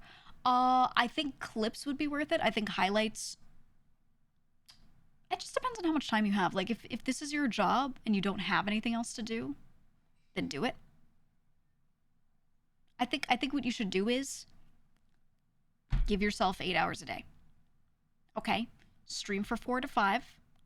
3 to 4 is actually the sweet spot, but stream for 4, maybe 5. Spend the rest of the time working on that stuff. And however much you get done, and that's what you put out. That's it. Just set a clock like it's a 9 to 5. And then when you hit that time, you stop for the day. Don't be like, oh, I have to finish my highlight by this day. Just don't do it. You know, and then figure out your capacity from there and decide, okay, do I actually want to do this myself, or am I going crazy? Is it worth it? I'm only putting out one a month, whatever. Just figure out your capacity there. But that is my advice. That is my advice. I never did it in the beginning because it consumed too much of my time, and I worked full time along with streaming. So for the longest time, I just didn't. I just didn't have any content that I put on other platforms. I barely used my Twitter other than just replying to people here and there and posting art, and I just didn't worry about it because I had other work, So I really didn't worry about YouTube until it became obvious that this was now my job. Then I was like, okay, I'll do the other stuff. Okay. All right. You ever considered doing a Streamer 101 series? There are enough of those on YouTube that I feel it's not worth it. Then again, a lot of the people that do those kinds of things are not, they're not larger streamers themselves. They tend to be smaller streamers. So I have thought about that because I think no one wants to do it when they're a bigger streamer. I'll make one video, how to stream good, and it'll be 6 hours of me yapping. There you go. Could do a VTuber specific one? No. No, because I don't think VTubing and streaming need to be treated as like separate things. Obviously, the tech that you need to be a VTuber is different, and you should learn those things, but people make tutorials. You don't need me for that. I think everything else you should treat the same, to be honest. And then the stuff that is different, that's about like branding and marketing, that's so not one size fits all that I wouldn't want to just tell like generalized advice to a bunch of people because it's different for everyone, That makes sense? That makes sense. And I'll acknowledge he makes no money in shorts, but the reach is very good. Yeah, you have to realize that it's like when a store has a loss leader. The Costco hot dog makes them like no money. They might even lose money. I don't know the economics of it, but it's not good. But people go to Costco to get the hot dog because they know they can also do all of their food shopping and get a hot dog that's cheap. Yay, So, yeah, it's a loss leader, exactly. That is what I think YouTube Shorts are for streamers. I think they're just a loss leader. You pay money to make one. You don't make money off of it, but you get people subscribing to your channel. You get your name and your everything related to you in their SEO. And then maybe they go to your stream and maybe they subscribe. Maybe they watch your long form video one time and you play a few ads to that person or whatever, So people will always be like, shorts make no money. Yeah, that's why you don't only make shorts. You do everything, And Moth, thank you for the sub. Welcome on in. You do everything and they all feed into each other, right? You know what I'm saying? So I have long form videos. My main YouTube is all long form videos. And I never really did a lot of shorts. We only recently started doing more. I have a highlights channel. Again, long form videos. We have a clips channel. We have VODs. We're going to also be doing more shorts. And they all just kind of feed into each other. You know what I'm saying? It's an ecosystem. That's what you're supposed to do. So yeah, shorts make you no money. But, if you have other stuff for people to watch and now you're in their SEO, there you go. It's doing its job. Look at Pirate Software. Dude became famous because of his shorts. Okay, his shorts got so many views, and then he started streaming to thousands of people because of his shorts. So yes, his shorts probably made him no money in comparison. Maybe if you get like millions of views, they do make you something. But you know what I'm saying. They really don't make you much. But those people converted over to other things, to watching him on his streams or watching, the occasional long form video or whatever it is. And then from there, he makes money in those other ways. So, so it works. Limes is a good example too. Her shorts started popping off. She just employed a short strategy a while back, and she got like way, way, way, way more viewers on Twitch, kind of just coming through and becoming loyal, regular viewers because of her shorts, So yeah, she probably didn't make money on a lot of them, but she did after because those people watch things, So that's really what it's for, man. Just a loss leader.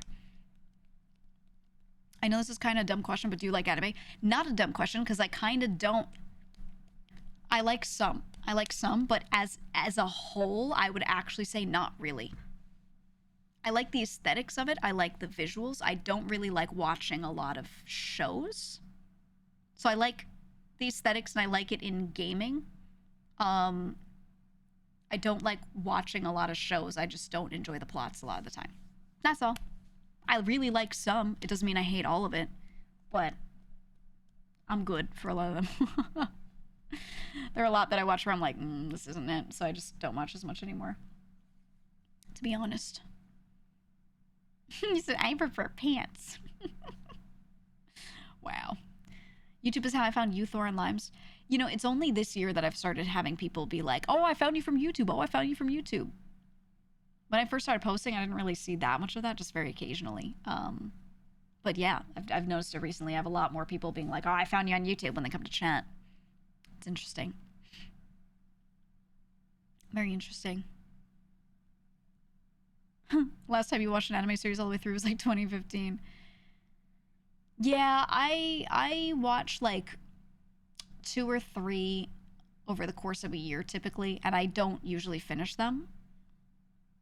It just, it depends. It depends. I do read a good amount of manga like late at night, but I usually just read like something I don't care about because I just pass out while I read it. You know, it's literally to put me to sleep. Because if I read a regular book, my imagination like is visually it's very vivid and it actually doesn't help me fall asleep. It's the opposite. It keeps me up. So instead, I go for something that's like low effort on the brain, which is reading manga for me, and I'll just like scroll through a chapter and pass out, and that's just my nightly ritual. That's it. That's it. That's all. You found me on other VTubers VODs or clips on YouTube. A lot of people found me, yeah, because I was in someone else's clip. And a lot of the time, I'm like yelling at them, or I was laughing hard yesterday because Ava was witnessing me crashing out. And me crashing out is just me very quietly just like muttering.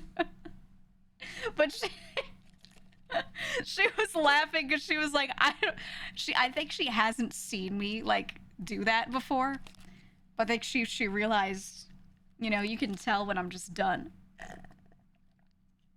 You can just tell when I'm done because my body continues to go through the motions. I'm playing the game. I'm picking objects up. I'm sorting them, but I'm just saying nothing but passive aggressive stuff like blah, blah, blah, blah, blah, blah, nonstop to myself, not even to anyone.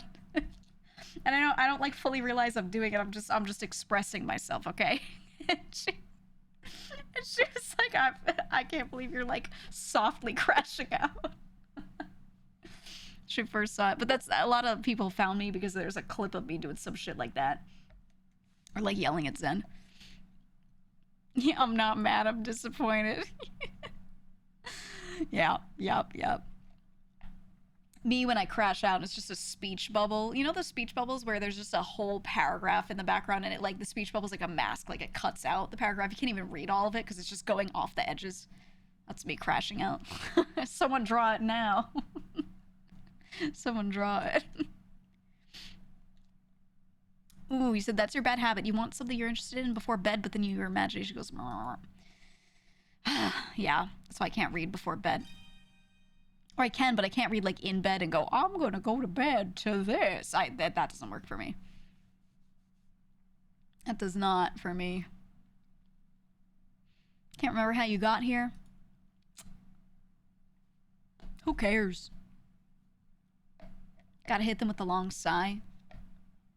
I think the one that always gets people, and I try to not use it unless it comes out naturally. I try to avoid doing it. Someone does something that disappoints me greatly, and I just go, okay. I just go, okay. And then I just turn around and keep doing whatever I was doing, and I just don't talk to them. And I'll do it in games. We'll be playing something and someone drops something, and I go, okay. And like every time I do that, they're like, wait, no. And they start feeling bad, so I try to not do it too much. Okay. All right. Worse than it's fine. Yeah, because it gives you nothing, and people are, like we were saying earlier, they're afraid of the unknown. So when you give them actually nothing, they don't know what to do. They don't know what to do. I know I found you through your VShojo debut video. I swear I've seen you earlier, but IDK. Um, most people either found me through my YouTube, through GTA, through me hanging out and playing games with Zen, or through my time on Bounce SMP. Those were like the 4 things that I think most people have like quoted they found me from. Yeah, Zen or VShojo interchangeably, kind of, but I hung out with her a lot before I even joined the group or was thinking about it, so there's that. Or that one librarian clip. I think he has like 2 clips of me or something. I don't know. You do that in GTA a lot when Lucy fucks up. Oh my god, yeah. Talking to Luciano, he fucks up, and I go, okay. And he's like, I'm so sorry. Yeah. Lethal raid for you. A few people saying they found me through Joel. Yeah, I think when I was a really small VTuber, Joel like was my strongest warrior and shilled the fuck out of me. And I was like, hey man, you don't have to do this. That's very nice of you, but you don't have to do this. And he was like, no, I want people to watch you because I enjoy you and you're a very small streamer and people don't know about you. And I was like, oh, I mean, okay, but you don't have to do this. I like felt bad, but he was like, no, I'm going to shill you. You accept it. You accept it eventually. You're just like, okay, I can't get this person to stop, so I'll just accept. Why not? We're librarian guys. Of course we find people through them. Mine was a clip of you talking about AI in the tech industry. Oh, that clip went crazy. A lot of people specifically were like, are you the person who talked about this thing? That clip did go nuts. I haven't looked at it. Let me see.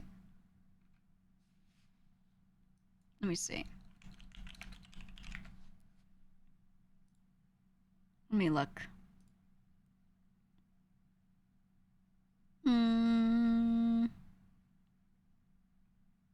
That clip didn't even go that crazy. But so many people came here and were like, I watched that one. It only has 3.3k views.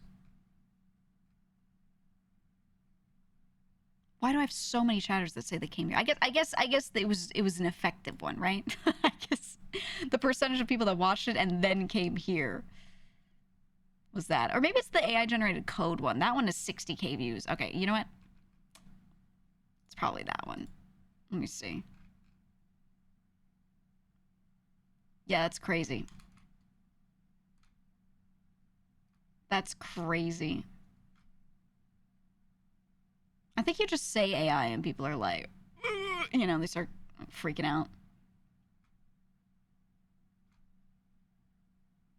I don't know, man. That's nuts. Yeah, they call it vibe coding these days. I think people just feel so strongly about it that they want to just say shit.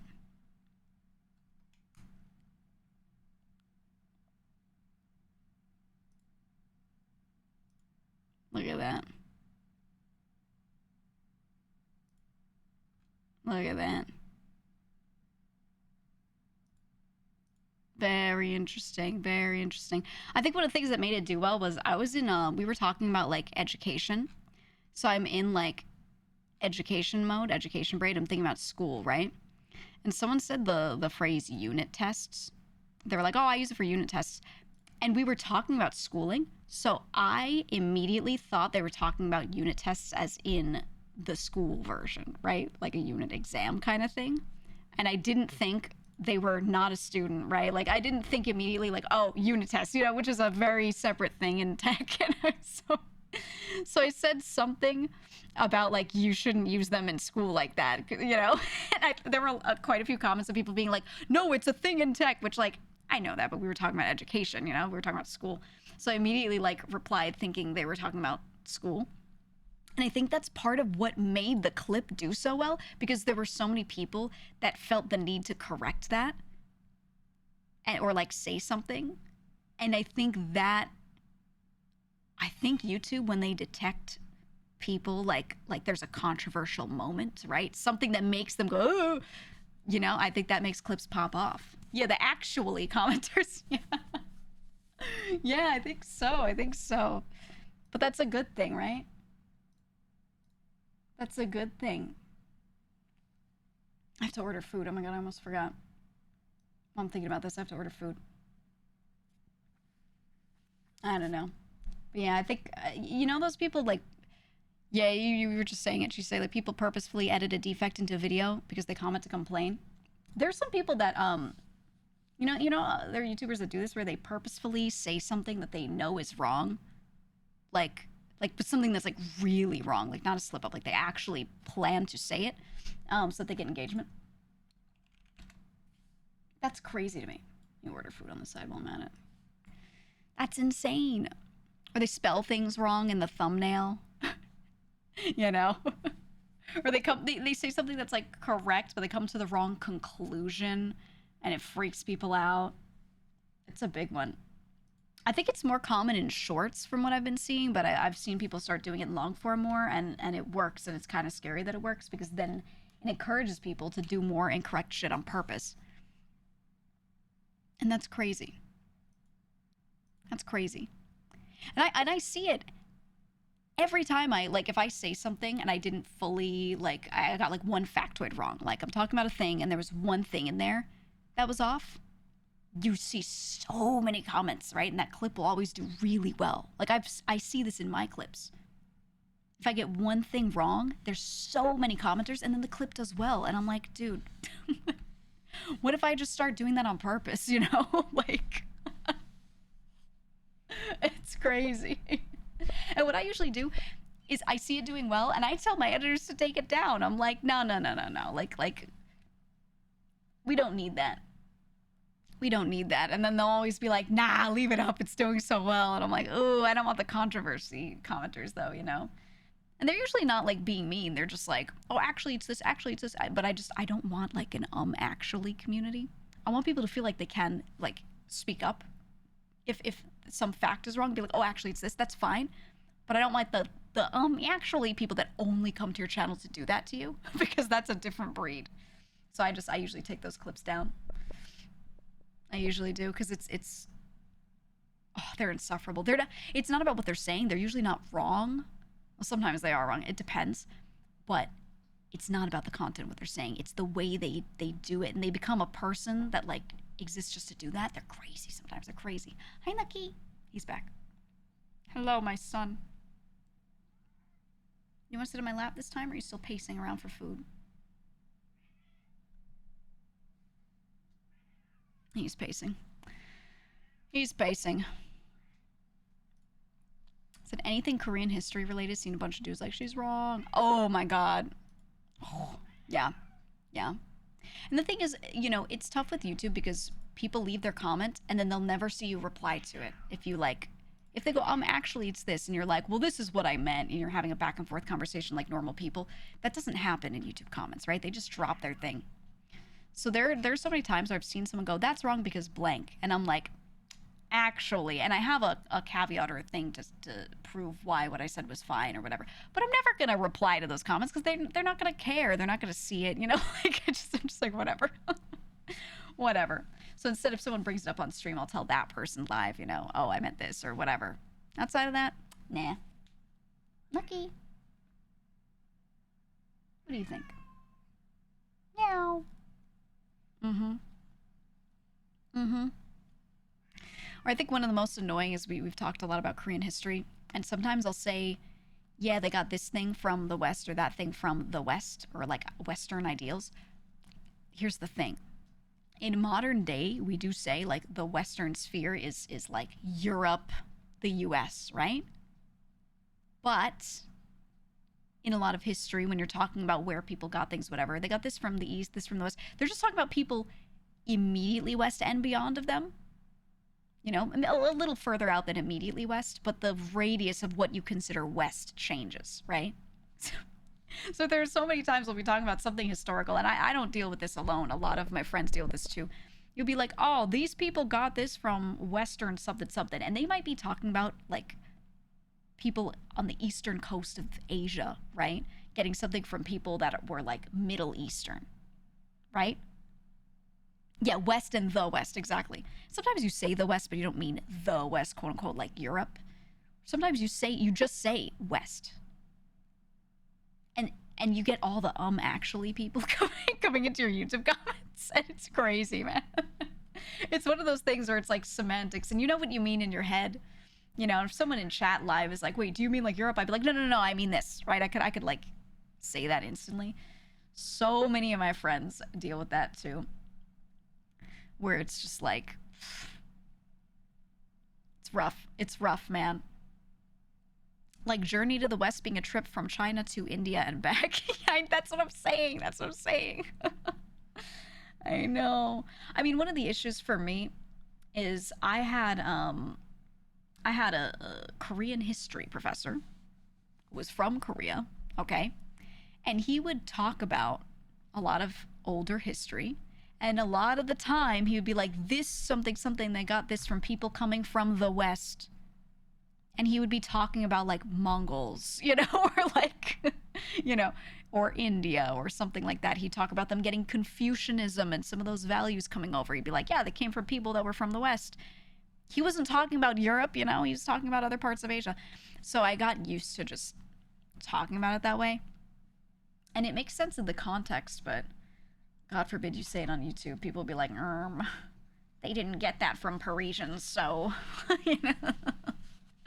What can you do, man? What can you do?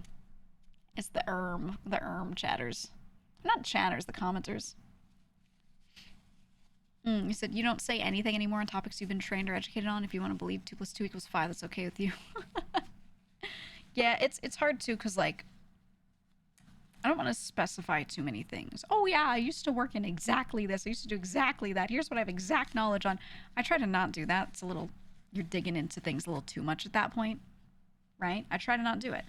So when someone actuallys about something, sometimes I have to not go back, because it's too much. It's too specific. So I just don't say anything. I'm like, I close my eyes. I don't see it, you know? Sometimes it's not in my best interest to do that, for sure. A lot of the time, it's not in my best interest to do that. Definitely not. If you get stuck in semantics as a streamer, you'll be stuck forever on one topic for too long and lose the engagement in the topic. It also turns into like a one guy situation too, where I just don't care. You know, I'm hanging out with a crowd. I'm talking to a crowd. I'm not really concerned with like one dude thinking I'm right or wrong. If one dude thinks I'm wrong and everyone else is like, nah, I get what she's saying though, I don't care, you know? I just don't. Right, Lucky? And I feel the same way about YouTube comments, right? Oh, he's transferring to the lap. Have you given up on complaining? Yes. It's on my lap now. Oh, your feet are so cold. Your feet are so cold. I'm gonna hold them. I'm gonna hold his feet. I'm gonna hold his feet. An argument with an idiot is impossible. Well, sometimes these people aren't complete idiots. They're just lacking context, or they... Well, sometimes they are being stupid and they're not watching a full clip. That's, you know, definitely part of it. But sometimes they could just ask a follow-up question and I would clarify something and we would realize we actually were on the same page. Or like, you know, I actually did know about the thing. Or no, I wasn't. I was generalizing. I'm not talking about everyone. Right? All these little things. But when it's not live, you know, it's hard. It doesn't work like that. Right? Only ever seen GEEGA wrong about one thing. Wow, thanks. And like, you know, I'm just talking. When you talk for like 7-8 hours every single stream, multiple times a week, you think everything you're saying is going to be right? No. So I'm always, sorry, I'm like looking down because I'm petting my cat. I'm always open to people being like, oh, it's this. Oh, I thought that. Actually this, you know? But, you know, YouTube comments are just weird. You know? Sometimes they're determined they're right and no one can change that. Well, sometimes their intent isn't even to be right. They think they caught you on something and they didn't, but they're saying it because they want to feel like they're getting at you. or they want to feel like they're smarter or something like that. And it's really, when people comment for that reason, it's very obvious. You know, you can really tell the difference between someone being like, I want to correct this because I want to share the correct information, versus someone who's like, I want to correct this because I want to feel smart. Yeah, Redditor syndrome. Yeah, exactly. So I don't go that site no mo. Not for a long time. But yeah, there's a lot of people like that, and it's just right, they want their gotcha moment. And like, even if they are right, that's the thing, is even if you say something like that's not exactly true, you're like kind of right, kind of not, and they're like, oh, it's actually this, and you're like, yeah, whatever. You might not, you as the streamer might not feel like weird about it. You're just like, oh yeah, it is. It's nothing to you. It means nothing, right? It's just a little correction. You're like, oh yeah, it's actually that. Thank you. If anything, it's a positive experience. But then those people, a lot of them, they'll leave the chat feeling like they really got you. They're like, oh man, I pointed out this thing. They must be so mad. And I'm like, what? Huh? Huh? That one's always weird. I have a couple friends that have like, they've dealt with a lot of that. This is a great reason to turn off your DMs. I remember I only happened to have this happen to me one time, because I quickly after this kind of had turned my DMs off because I was just planning to anyway. But I remember I was saying something on stream, and some guy actually me in the chat. And he was like semi-correct, semi-incorrect. And I was like, you're right about this, but wrong about that. And that's not what I meant anyway. And I like clarified. And he was like, yeah, but still this thing. And I was like, you're not wrong, but I'm not wrong either. And everyone in chat was like, okay, yeah. And it was just like a normal chat experience. But then after the stream, dude messages me on Twitter and is like, I don't remember what exactly he said, but basically was just like, oh, you were so mad or something like that. Like, like he thought I was super bothered by it. And I was like, that's weird. That's so, ooh, I don't know. That's like, you have to be really weird to think that way. I don't know. It was just so odd. I was like, okay. It was like another tick on the reasons why I'm closing my DMs. So odd. I didn't even care about it. Yeah, exactly. On stream, I was like, oh, good point. I was like, well, mine still stands because of this thing, but yours isn't wrong because of that, which to me is an interesting experience. I love examining a thing from multiple sides. Yay. Like it was such a like neutral to positive experience. And it was just weird, the follow-up message. I was like, what is that? I don't know. I was confused, and I was glad I closed my DMs. Dude was writing that fake hi all day. He just made something up in his head. I think he just had like he had a fanfic in his head. Right? I think that was the thing that made me want to shut my DMs off more than anything. Was not just that exact situation, but there were so many like fanfic writers, okay? And what I mean is they just have their own headcanon about you. You say something and 95% of the people in the chat take it the way you meant it. But then there's this pocket of people, honestly 99% of people, there's this little pocket of people that just like, the words that you said entered their brain, but their interpretation of it is just mixed with their fan fiction. So they just heard what they wanted and interpreted it the way they wanted, and they've decided it's something else. And those people are crazy, man. But there's a good number of them, I feel like, especially with VTuber fans. It's kind of weird, man. Kind of weird. He said, I mean this entirely legitimately. There's a level of inside one's own head people who are like shut-ins have, where they actually create scenarios in their head like that.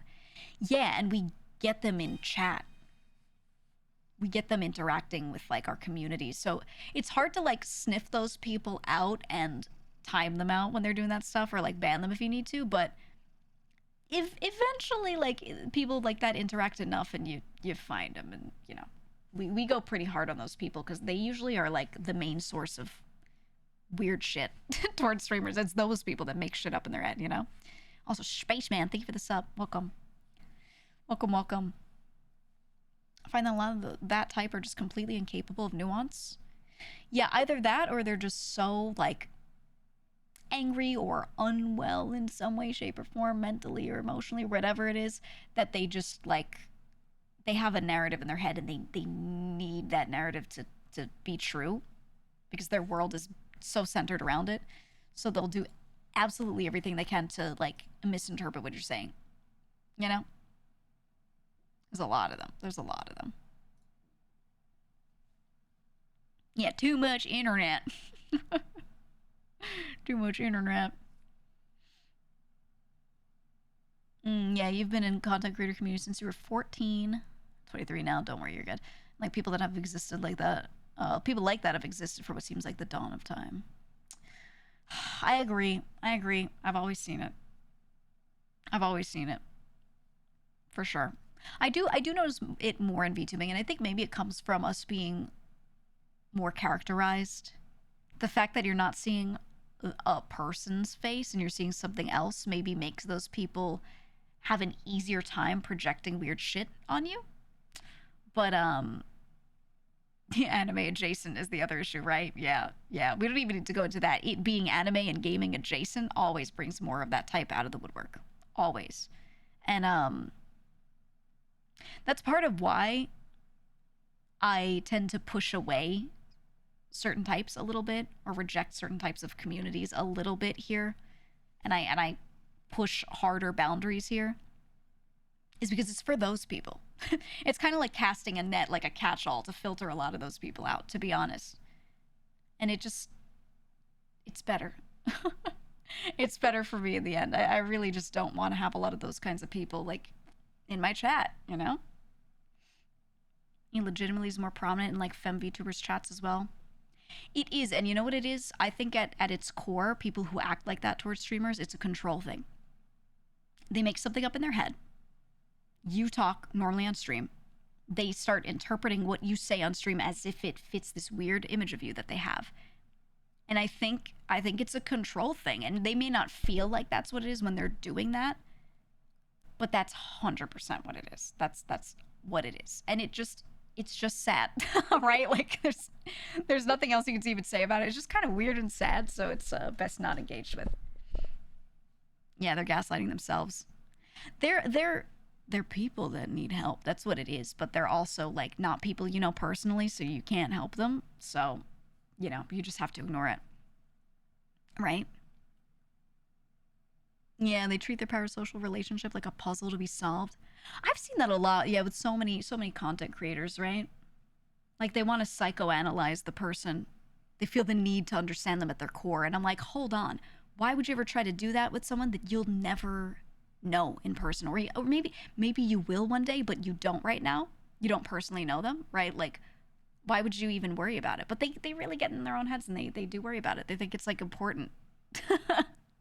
You know? Instead of just watching someone stream and be like, I'm entertained. I like this discussion, you know? You know what I'm saying? It's crazy, man. It's crazy. So many people that need therapy. Yeah, and that's the thing. I actually think these people just need a little therapy. And there's nothing like, with some of them, there's something very wrong with them. With a lot of them, there's nothing really that wrong with them. They're just a little in their own head, a little too much. All right? Like they're just in their heads too much, and they need to talk about it. That's really all it is for a lot of them, you know? Like I'm not even gonna call them like all mentally ill or something. Like I think very normal people kind of fall into traps of getting a little too obsessed with things, caring about something a little too much. Reality TV has brought that out in the world a lot, you know, streamers as well. Yeah, I think they just need people to talk to. That's it. That's it, man. Yeah, you said they get weirdly obsessed with relationships between different streamers and collabs and stuff. Oh, dude. I think that's the biggest negative of joining a group. The biggest negative is that any pocket of people that get really obsessed with that stuff, now you're in that too. Right? Yeah, the streamer dollhouse. Exactly. Yeah, now you're in that too. And whatever their little dollhouse of their favorite little group is, now you're, you know, a subject of that. It's a lot. It's a lot. That's why I tell people, like, this isn't for everyone, right? Or even being a streamer with friends and doing stuff with your friends. You know, people will do that to you, right? Dollhouse is the perfect word. Yeah, I don't remember who said it first. Someone around me said it first, and I was like, yeah, that's the one. That's the way to describe it, right? It's crazy. The fact that some streamers have to have an automated message warning chatters to not ship them with friends says a lot. Oh, it's so annoying. Yeah, I've had a lot of that. Thankfully, we shut it down quickly, so I haven't had to deal with anything crazy resulting from it. But I've had so much of that because so many of my friends are dudes, and that's just the way it is. And that's normal. But I've had a lot of people, say weird things about me and so many of my friends. And I'm like, have you not realized by now that, like, I have friends? There's so many of them, like, But yeah, no, I've dealt with that a lot. I dealt with that so much. For sure. I had a lot of that with Joel. Early on, for sure. But, he and I are both more assertive people, so we shut it down really hard. So it was like, people didn't push it too much. But every time we do something together, someone says it. There's always someone, you should get married, haha, when you bicker, haha, right? Like, they always do that, and I'm like, oh, okay, all right. All right. Okay. Because you just get tired of it. You're just so used to seeing it. Is that why you got divorced? That's where the divorce bit came from. He started doing divorce bits with all of his female friends because, like, it used to be a, like, we're married and arguing bit between him and a lot of his friends. And people were so normal about it. And then all of a sudden people started getting so weird about it with everyone. So he flipped the bit to be like, we're divorced, like, with a lot of his friends. And that kind of helped. Quite a bit, actually. I don't know. Platonic friendships exist. I know, man. I had that issue with GTA so much. So many of my dude friends in there, you just spend a lot of time on servers hanging out with a lot of people. And if they see you getting along with someone, they're like, getting along? Huh, next step is marriage, And like, hanging out, you know what that means. Like, oh, they're so crazy about it. A lot of it was like the RP chatters specifically. It was, some of them were really weird about it, but also there was a big pocket of them that called those people out fast. So it didn't actually get that bad for me personally, because there was also a lot of chatters that were equally as aggressive with being like, it's normal, it's just characters, shut up, So it wasn't that bad. It was even. It was even, but it was annoying to have to see both, I didn't have to see it at all, You said, I know, right? When will GEEGA and Amma get off of each other? So weird. Just get married and have V children, you weirdos. That's what people would say about everything. Oh, it's crazy. The GTA sphere has known ERP pushers. Lol. Yeah, there are people that, like, will follow characters and then they'll try to push those characters to, like, get married or whatever. And I'm like, that's a lot. I'll be honest. Any friend that I have on that server, if my character gets along with their character and it makes sense and we could do, like, a comedic marriage bit, I would just do it. Because it could be funny. It's for, like, the entertainment of watching it. But the reason why I haven't is because of those people that take it seriously, But I've told all those friends, I'm like, hey, as long as you can keep it comedic, I'm totally fine with, like, any of that shit. I'm totally fine with it. I really don't care, As long as it's not an out of character thing. So, as long as it's, like, purely in character and it's not based on anything real, I don't care, So. But my favorite is there's this one streamer. There's one streamer on the server. And his Twitch username is Clayton ERP, okay? His bio says, the best role player to ever exist. Top 0.1% at every game ever. Expert comedian, most humble streamer. And he plays this character, this cop named Jeb. And this other streamer plays another cop named Peach. And the two of them, she and he roll around together. And they play two characters that are brother and sister. And they just make all these K-Kona brother and sister comments. And it's so fucking funny. You got fucking Clayton ERP rolling around being like, that's my sister, she's beautiful. And That's what I love. I love it so much. You know, if you're gonna like be shipped with someone, make it funny. You know what I mean? Just make that shit funny. Yeah, I love my family. Yeah, exactly. They're a good duo. So if you're gonna do like a bit like that with someone, you know, I've always said to people like I would do it as long as it's funny. Right? Like I was talking to a couple people where we could do that kind of bit, but the caveat was that they hate each other. Like as soon as they get married, they can't stand each other, and then they're like, "My bitch wife, my shitty, down bad, awful husband, always talking to other women." You know, like you could make it a funny bit, but the problem was that I just got along with people too well, and I was like, I don't want to just hate you on the server the whole time. You know, I was like, I don't want to just sit there and hate you. But there are a few people where it would be funny, so I don't know. I don't know. But it can be funny, man. But yeah, if you guys have never watched any of that stuff, I recommend Clayton ERP, alright? Because his character Jeb is so funny. Just a K Kona cop in love with his sister. Oh, it's it's never not good. It's never not good, man. The Lifer Jackson family were low-key doing that, and it was really funny. Yeah. Sounds like Tony Gigi first few months. Yeah, they like hung out so much, but they also kind of hated each other. Like they were at each other's throats constantly, and I was like, this could be really funny. But then we just got along, and I was like, yeah, that's not how that arc should go. Instead, they're like family, you know? That's just how it is. The Tony marriage because he wanted to be rich could have been hilarious. I still think that arc could have been really funny. Yeah, if it was like just for money. But that's kind of where it went. Without them getting married, without those characters getting married, the bit now is that she keeps like sugar mommying him because she has money and he doesn't. So it works out. It worked out in the best of ways. But yeah, I think RPing a character is fun and all, but sometimes you want to do bits like that you feel like you just shouldn't. You feel like you just shouldn't because you worry about like chatters getting weird about it, you know? I had one of my other, I won't say which, but one of my other friends said that they had like an RP relationship. Like it was purely in character where their two characters were together, but they had to end it because chatters kept taking it so seriously. And like it was they were both making it funny and angsty times. You know, they were like doing comedy and doing like serious roleplay, whatever.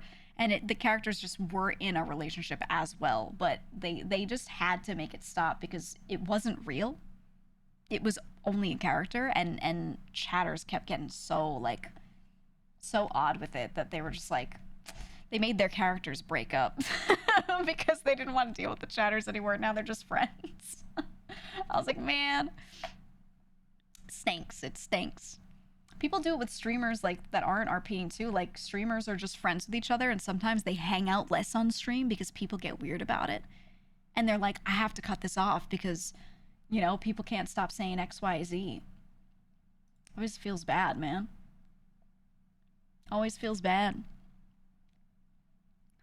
This is why we can't have good things. Yeah. What can you do, man? What can you do? What can you do about it? I think, thankfully I haven't had too many scenarios where people have actually been weird about like my normal friendships. It was pretty much just like character stuff in like an RP server. So I was pretty saved by that. But occasionally I get, you know, weird comments about me and a friend, and I'm like, ugh. I'm gonna be honest, it makes me feel like icky. Not the chat comment making me feel icky, but more like the thought of it feels icky. So when people say it, I'm like, ew. You know what I mean? Like you'll just be hanging out with a friend. You ever have that? You're hanging out with a friend of the opposite sex and you're just chilling. And then someone makes a comment like that and you're just like, oh, like you're just, oh, you know, oh, didn't like that. Oh, it's just icky, man. I don't know. It's hard because you don't want to not be friends with them, but just kind of gross, cooties, you know? That would happen to you back in college. Dude, me too. So many dude friends. Or honestly, even younger than that, I would get all these weird comments because I have a lot of brothers, and a lot of the people I would hang out with when I was younger were their friends, because their friends would come over all the time. And our place was the place to be. Our place was where everyone hung out. And so I got really close to a lot of them as if they were my own family. Straight up, they were like my own brothers. And because of that, we would hang out in school and we were very close. And people would always make comments, and I felt so weird about it because I was like, I see these people like as family. Like, none of them were prospects for marriage. You know what I mean? Like, I wasn't gonna date any of them. They were all just people that I just really deeply cared about, like family, you know? And then when someone would make a comment and be like, so cute together, I'd be like, I don't know. I was just like, oh, okay, that's gross. You know? I don't know, man. But then you don't want to have that reaction in front of them because you don't want them to be like, am I ugly? You know, like, you don't want them to feel bad. You just be like, it's not like that, haha, you know, and wave it away. Ha ha ha. It's not like that. Because you don't want them to feel like shit. Because I made that mistake a couple times of someone being like, oh, something, something, you and this person. I'd be like, oh, I would never. And then they would hear it and they'd be like, why you say fuck me for? They'd be like, I didn't even want you, but like, that hurt. I'd be like, oh shit. So I had to learn how to react to that. Yeah, you don't want to go ew, because maybe it's ew for you, but like, you know,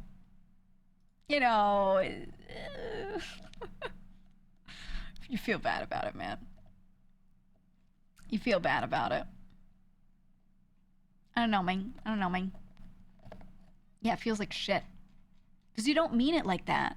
You don't mean they're disgusting and you hate them and the idea of being with them is like disgusting because they're awful. It's just like, that's weird for me because it's not what this is and has never been, right? That's all you're trying to say. But if it comes out like, ew, you know, it's gonna make it feel like shit. Yeah, I'd rather die. Yeah. I don't know. Usually I feel they don't see you that way either. Yeah, like, even if neither person feels like that other person was ever a prospective partner, it can still feel like shit to hear the other person be like, I would never, especially if that person is a little insecure about something, right? Maybe they're a little insecure about their appearance. Maybe they just feel rejected even though, like, they weren't asking, right? It just sucks. It just sucks to hear. I don't know. Though you say usually they don't see you that way either. Sometimes that's how you find out, which is also a weird situation. Sometimes you thought it wasn't like that. And, like, you have to reject them unexpectedly because someone goes, oh, you should be together. You're so cute. And you're like, nah, I would never. And then that person gets quiet. And then someone later tells you, oh, you know, they actually had a little thing, like, they're not in love with you, but, like, you know, and they felt hurt. Like, that's one of the worst feelings in the world, you know? Because if you had no idea, you're like, oh, oh, I just fucking, yeah, oh, you know? Oh, yeah, my bad, dog. I'm sorry, big dog. Like, it sucks. So awkward, I would want to die. It is. It's just so awkward. It's just so awkward. I remember having that happen because I had this one friend in college that we were both TAing the same class, and he apparently really liked me. Usually I can detect it. With him, I had no clue. None of our friends had any clue except for one person that he told. He told one person. No one had any clue. He was truly stealthy, you know? And we were good friends. And someone at some point, because we were sitting there talking over like some school work, right? And we were getting like a lesson thing together. And someone was like, you know, seeing you guys work together, it flows so well. Like, you would be so good together if you were like that. And I was like, I didn't even say like a hard, like, mean rejection. I was like, yeah, it's not really on the table like that, but, you know. I said something like that, right? And he didn't say anything. He just kept working, you know. He kept it, like, just on topic, whatever. And then sometime later, that one friend that knew, like, pulled me aside, like, a little after that and was like, you're the one for him. I was like, oh no. He was like basically telling me that like he saw me that way, but like didn't think it was gonna happen, so he never said anything. And I was like, I felt so bad. I felt so bad because I didn't know. Not only did I not know that this person had liked me, but that it was like, it was deep, you know. I was like, oh, I felt so terrible.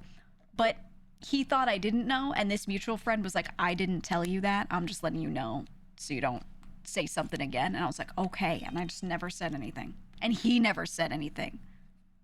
And I just held that deep within for so long. And I was like, oh my God. Oh, I felt really bad. I don't know. Top 10 oof moments. Did it get awkward after that? I acted completely normal because he didn't know that I knew. He didn't know that this mutual friend said something to me. That friend said something, so I just didn't do it again, you know? Yeah, he was chill as fuck. And I was very thankful because, like, stuff like that can happen and then you're, like, no longer friends because it gets awkward, you know? But that friend came in clutch being like, I'm telling you this, but I'm not telling him that I told you this. And I was like, oh, my God. But I felt so bad. And I did, like,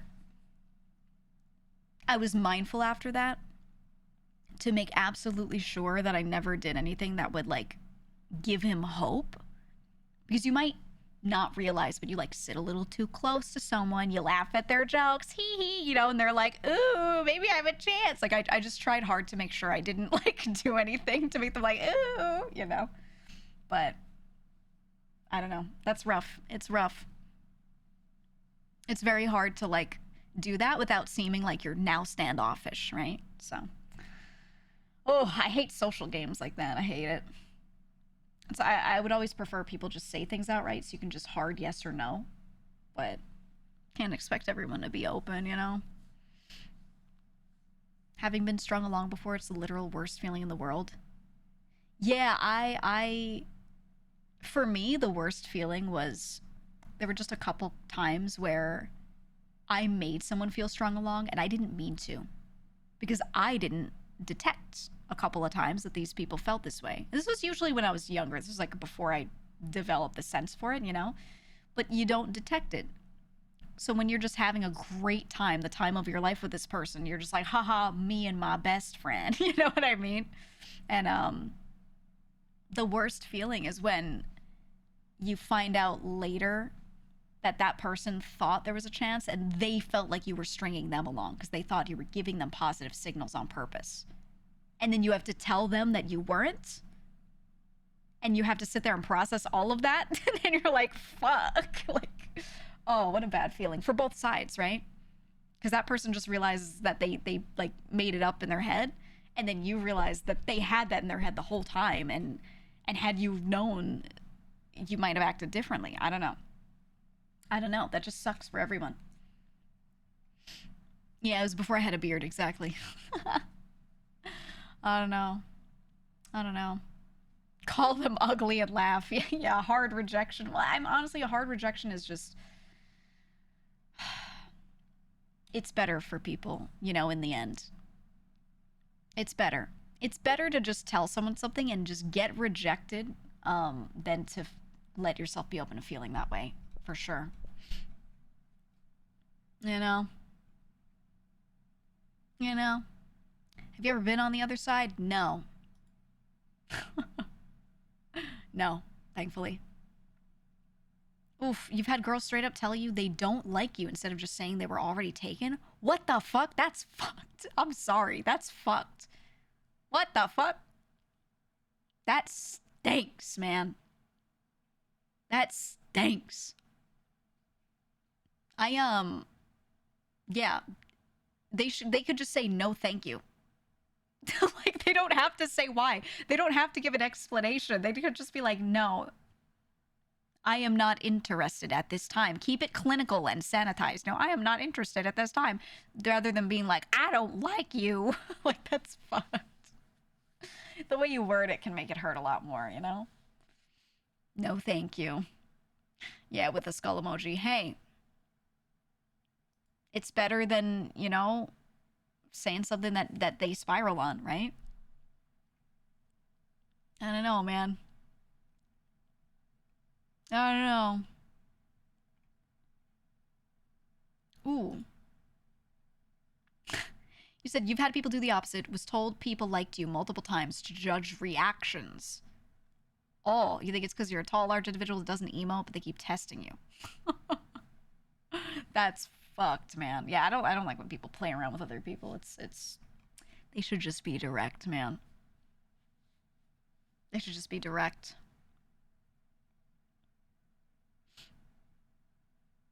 You know pretty well your types in the past when you've had people ask you out, you just go, I'm ace, sorry, betting that you're just not gonna find someone yours until you're not friends anymore.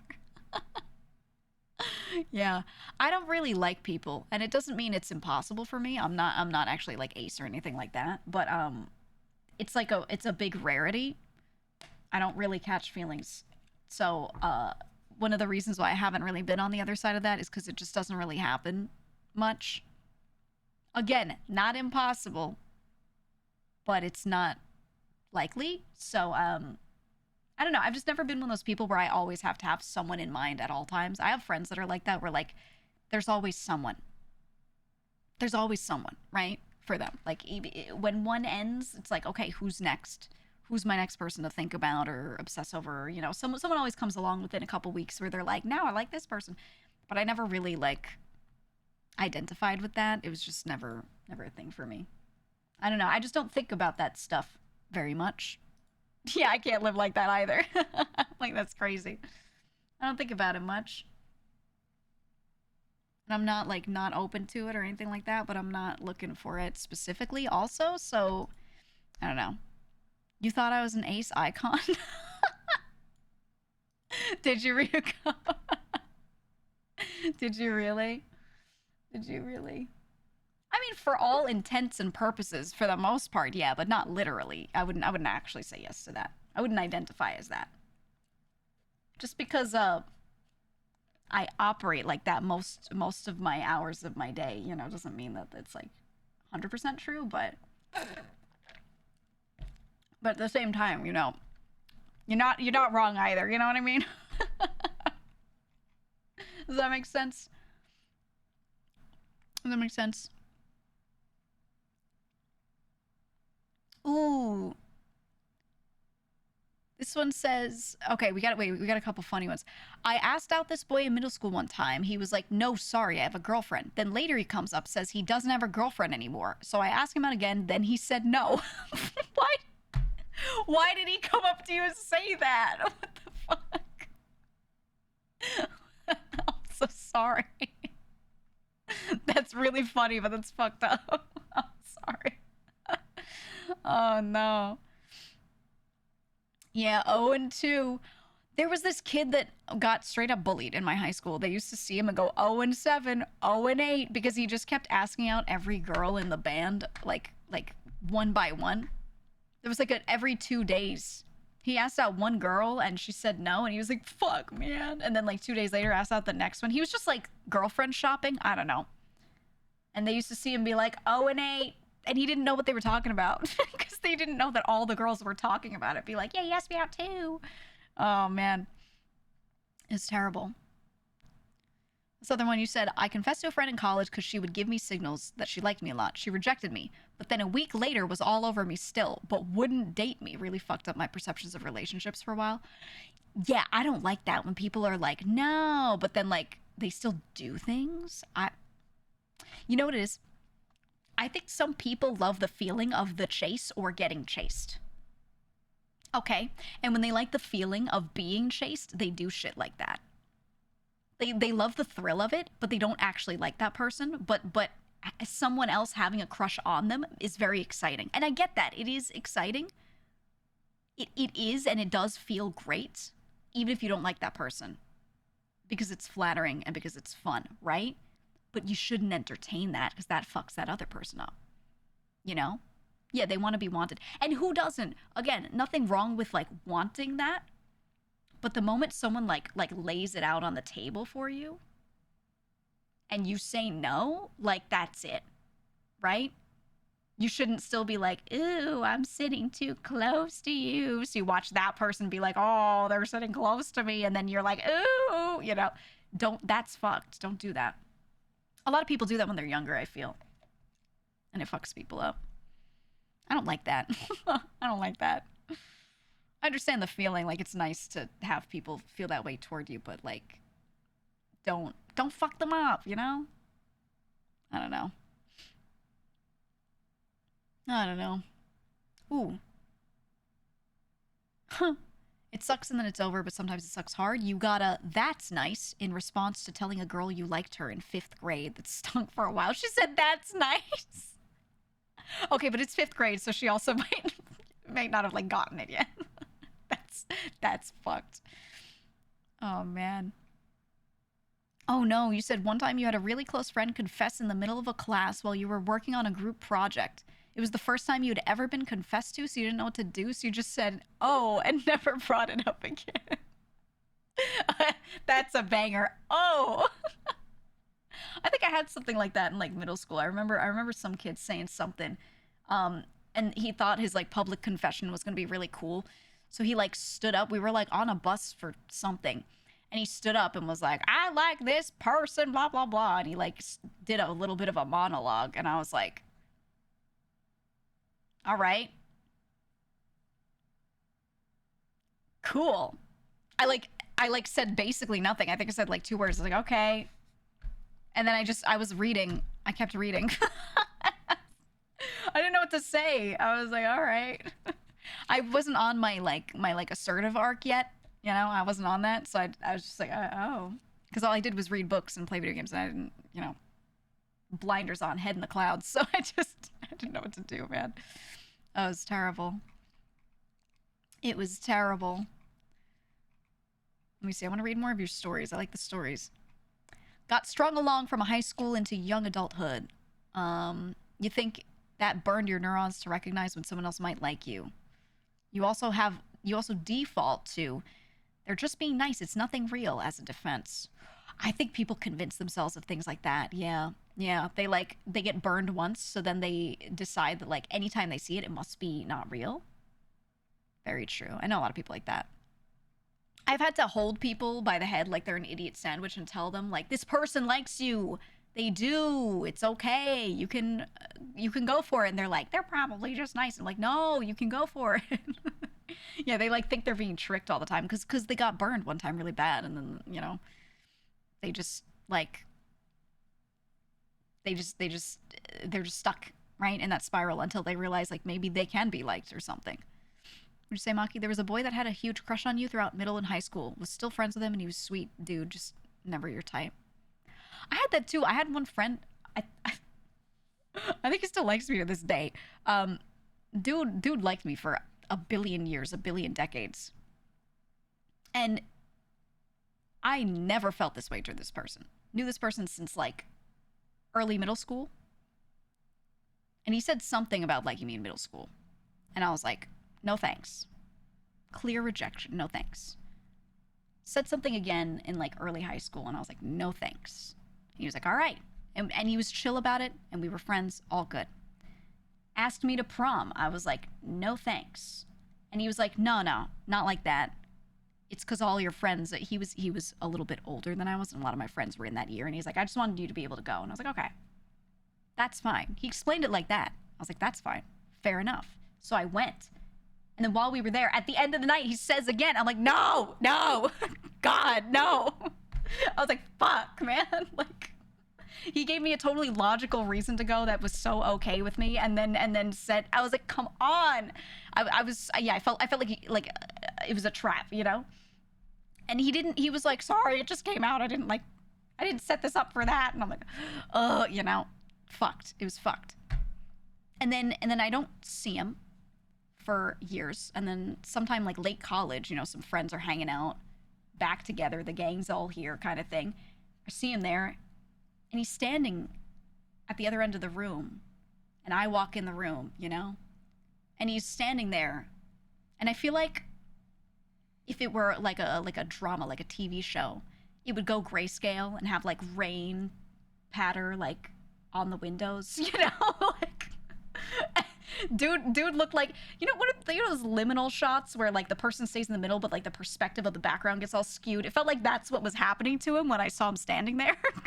Dude was having like an out of body experience because I walked in the room, but I was not because I was just like chilled, But I remember seeing his face and I was like, is bro okay? I hadn't seen him in years, so I figured he was like over it.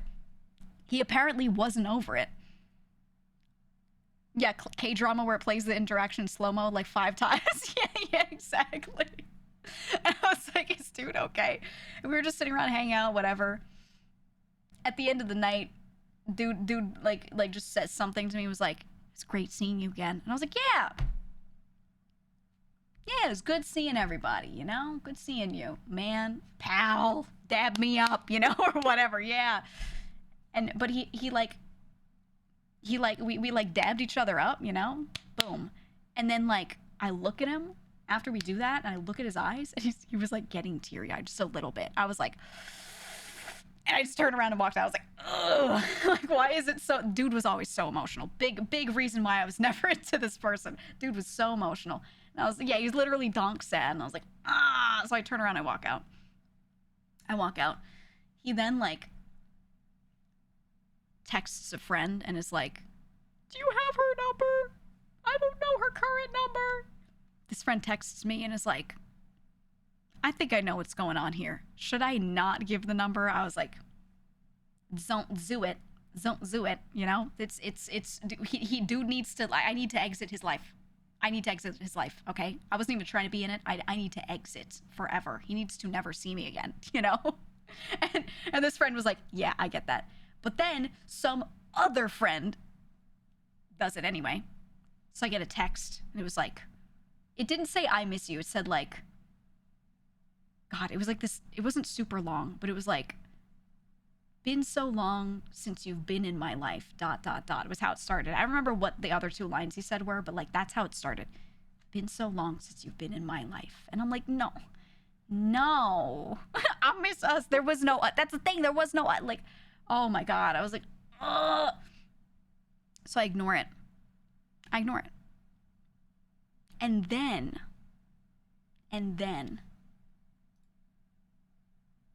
dude, now here's the thing. I don't think this was intentional at all. Because, again, he was not a creep at all. He was just unfortunate, okay? He was not a creep. Dude ends up transferring to my school, my college. Now, again, before anyone starts accusing him of some shit, it was not like that, okay? It just had a specific program that he had always wanted to do. It was, okay? But what a tragedy. Right, what a tragedy, all right? I end up being a TA for one of his classes. So the class is all sitting down, and me, the professor, and the other TA walk in. And we're like, all right, we're starting with this. I walk in, I'm like, I crack the book open, I look up, and he's sitting there. And I was like, no, I didn't even know he was going to that school. I had no clue. Oh my God. I was just like, this has to stop. TA, teacher's assistant. It's when you're basically like a student teacher and you get credits for teaching a lower level course in your field. I was like, oh my God. Yeah. I felt so bad for him the whole time because I was never trying to like be there and be this boogeyman the whole time. But I just was.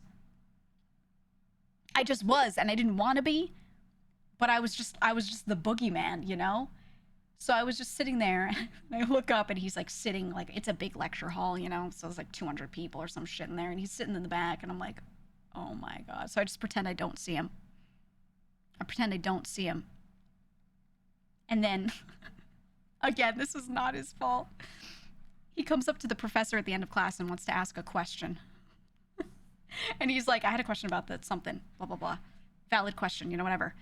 And the professor puts his arm gently on my upper arm and goes, hey, can you take care of this one? This is, something. And I'm like, I look and it's him and I'm like, ugh. And I turn and the other TA was already out of the room. I was like, fuck. So I was like, okay, And I walk up to him and I'm like, oh, hey. And now I'm not acting awkward. I'm not. I'm keeping it together, okay? You ever watch Frozen? Conceal, don't feel.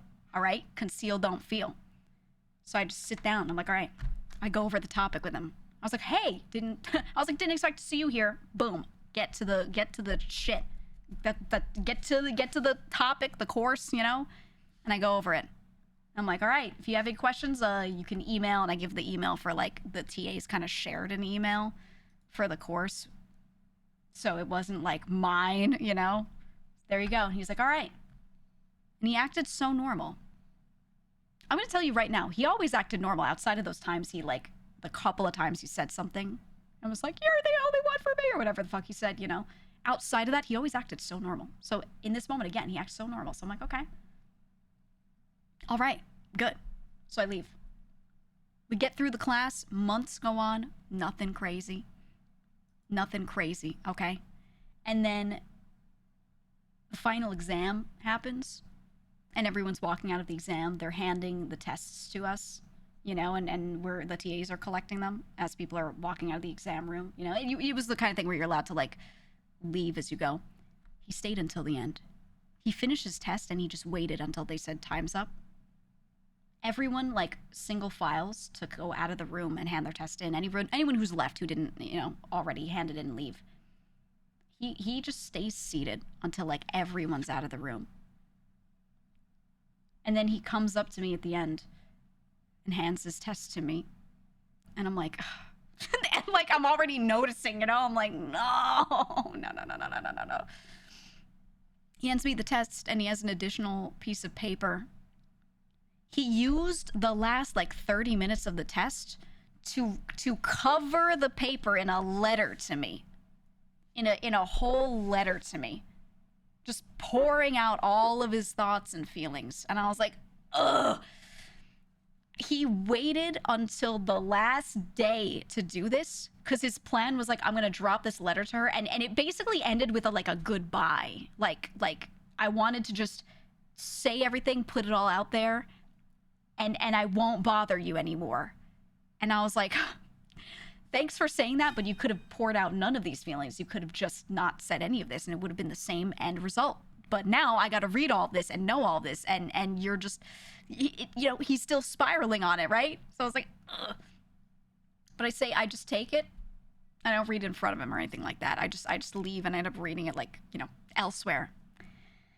It was just a whole page of just, oh. Yeah, this could have not been said. Exactly. To be fair, it was his last goodbye, supposedly. Yeah, it wasn't. It wasn't, okay? I don't think I need to tell you guys that. It wasn't. I don't end up in any other classes with him as his TA or, you know, in the same class or whatever. It doesn't happen like that. But the next semester, there's this one route that I take, okay?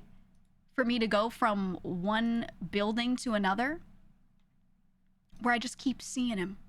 I keep seeing him. And it's legit. It's legit. I asked people, I was like, does he have a class in that building at that time on that day? And does he have another class in that other building after that, at that time, at that day? And he did. And I was like, okay, so he's not doing it on purpose. But I had the opposite. I had a class in building B going to A, and he had one in building A going to B, and, you know, and we would always walk right past each other. And I was like, oh.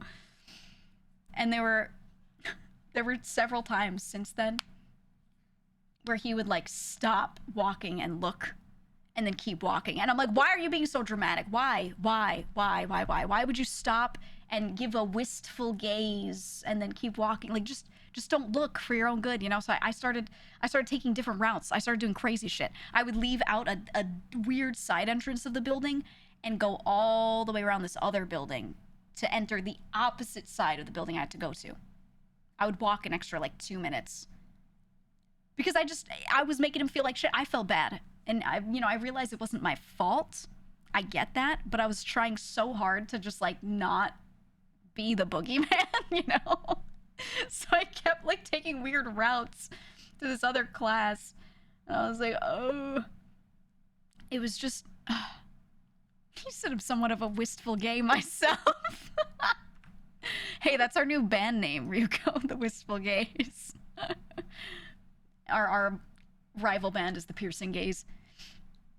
I don't know, dude. This dude never fell for anyone else this whole time.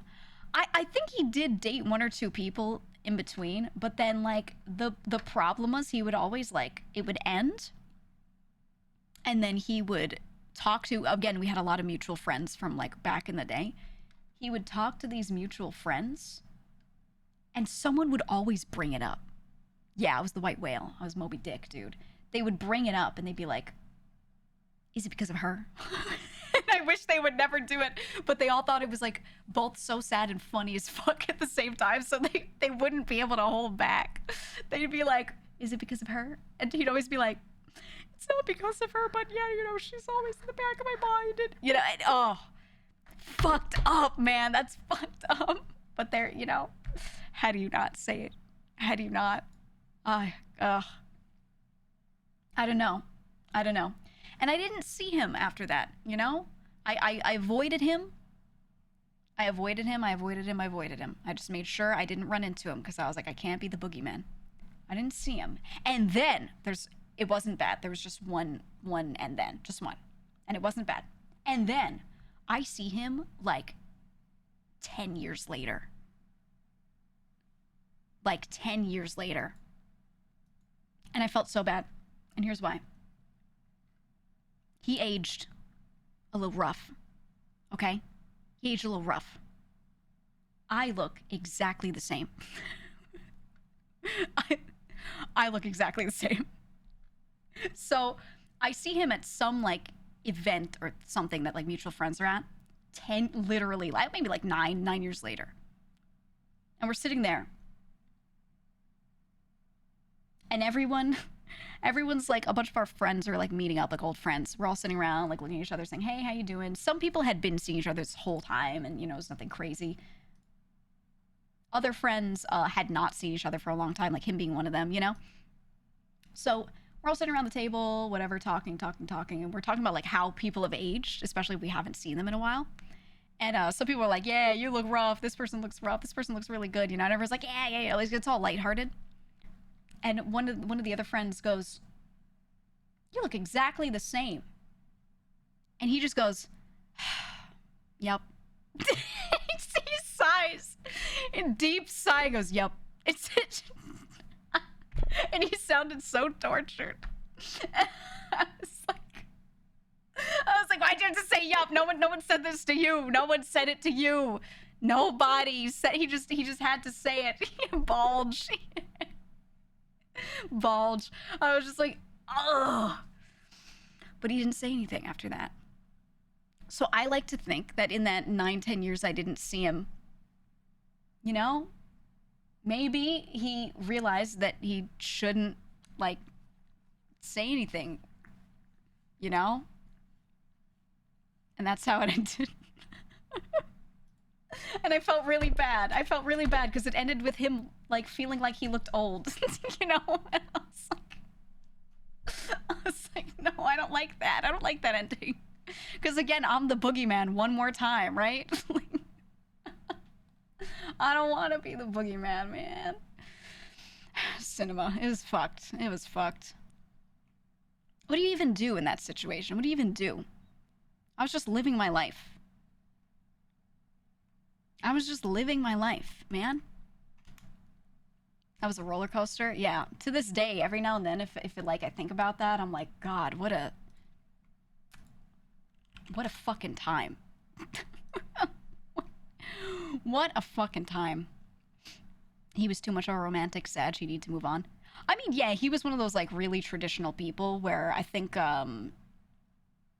he definitely believed in like the one, or maybe there could be a couple of the one, but he definitely believed in or subscribed to the idea of like, it's very rare you find someone who could be the one for you.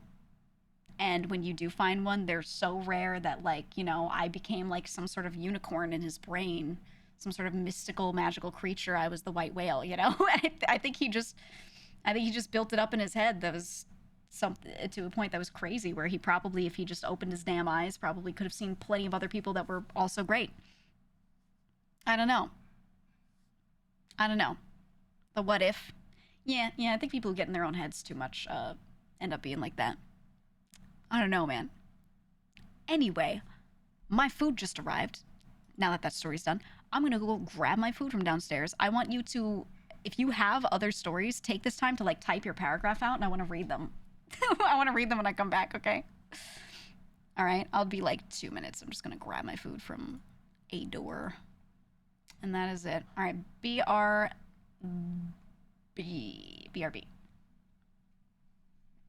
Tell me your stories.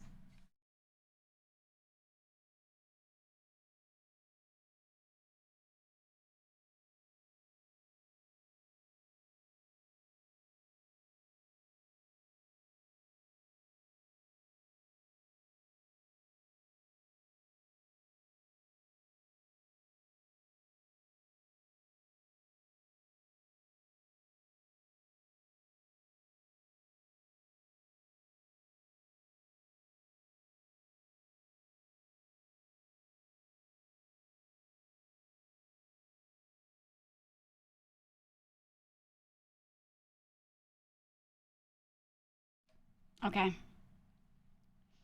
Okay, y'all brave. Batman couldn't beat the shit out of me. What? You don't want to share your stories? What the fuck is playing this? Oh, I found it. What the hell kind of tab just started auto playing? What? Are you ready for this? Yeah, it's a Twitch ad. It was a Twitch ad. This tab was silent the whole time. I didn't even realize it was open. Okay, well, I closed it. Okay, I'm scrolling. I used to have this tool that let me like grab people's chat messages and hold them to make story time easier. All right, let me see. Yeah, one of you said, moral of the story, when a woman says no, give up because a decades-long cursed story ain't worth it. I know. And all it did was make me feel bad from my perspective. I never gave this person any indication that there was any chance or anything like that. I even rejected them clearly. All I could have done more was like tell them, I don't want to be your friend at all because I hate you. You're so gross, grr. Like, which I didn't want to do because I didn't hate this person, you know? If he watches, well, then he'll hear the story and he'll be so sad. And he'll cry about it. And he can't be upset because it's true. You know, he did that and he has to own it.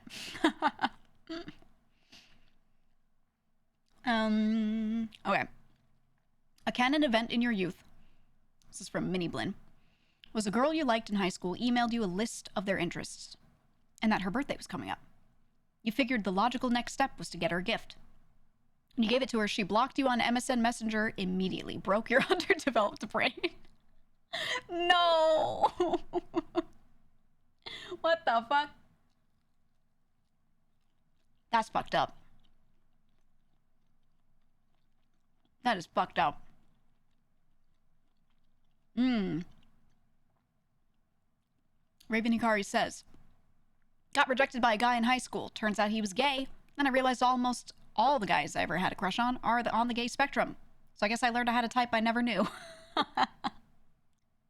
I have a couple friends that have that issue because there's just something about like the brain, the personality, the tendencies, whatever, that they just like. And a lot of the time it is simply like being more in touch with their emotions, like things like that, right? It doesn't have to be that they're gay, but a lot of people who are gay will then be more likely to fit some of those check boxes. And that just, that's just tough. So that's my arc, but I was the gay guy. Mm-hmm. Mm-hmm.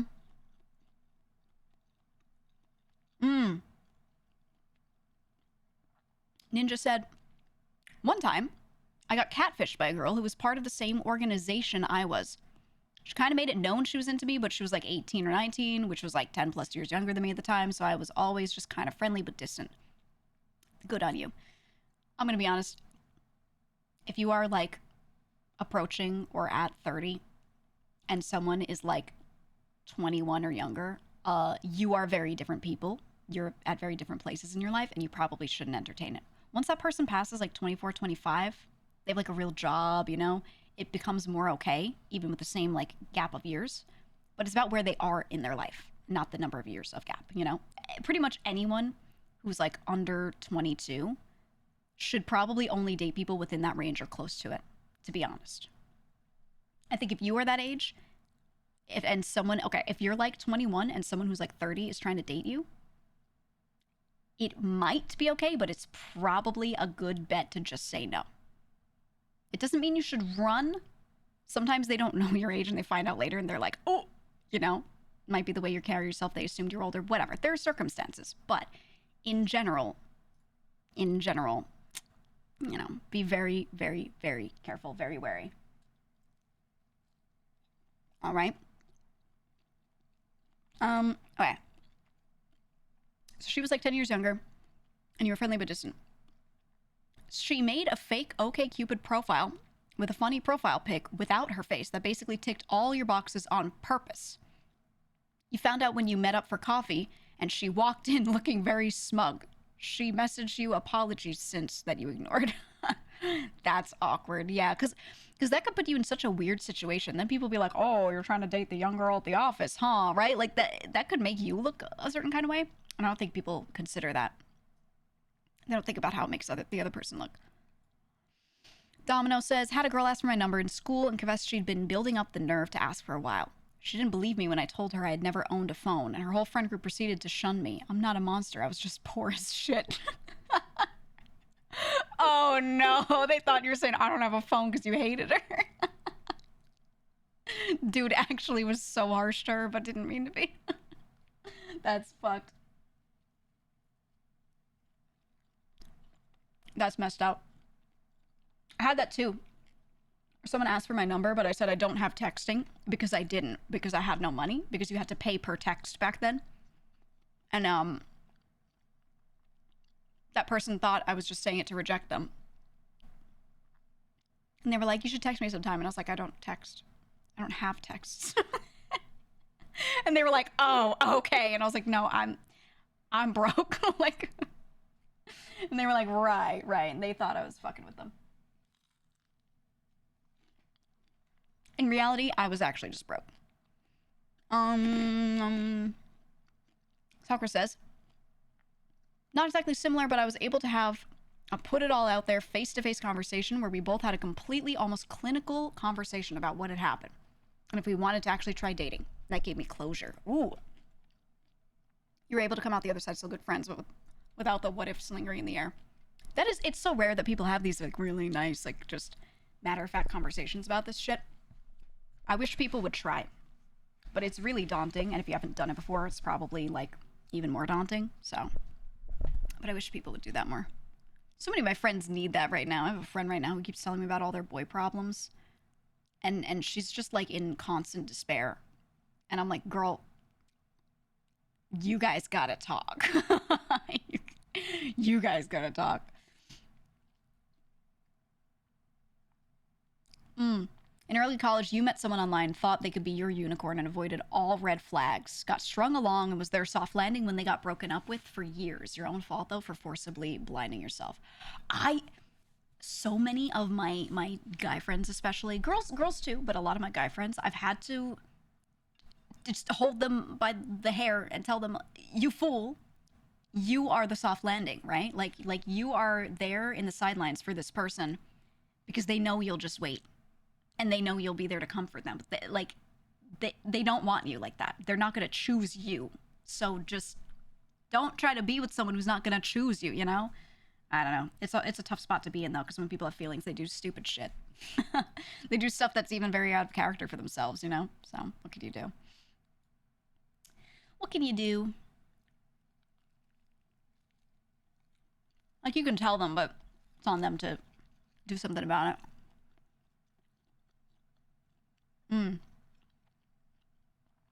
Scrolling through a few.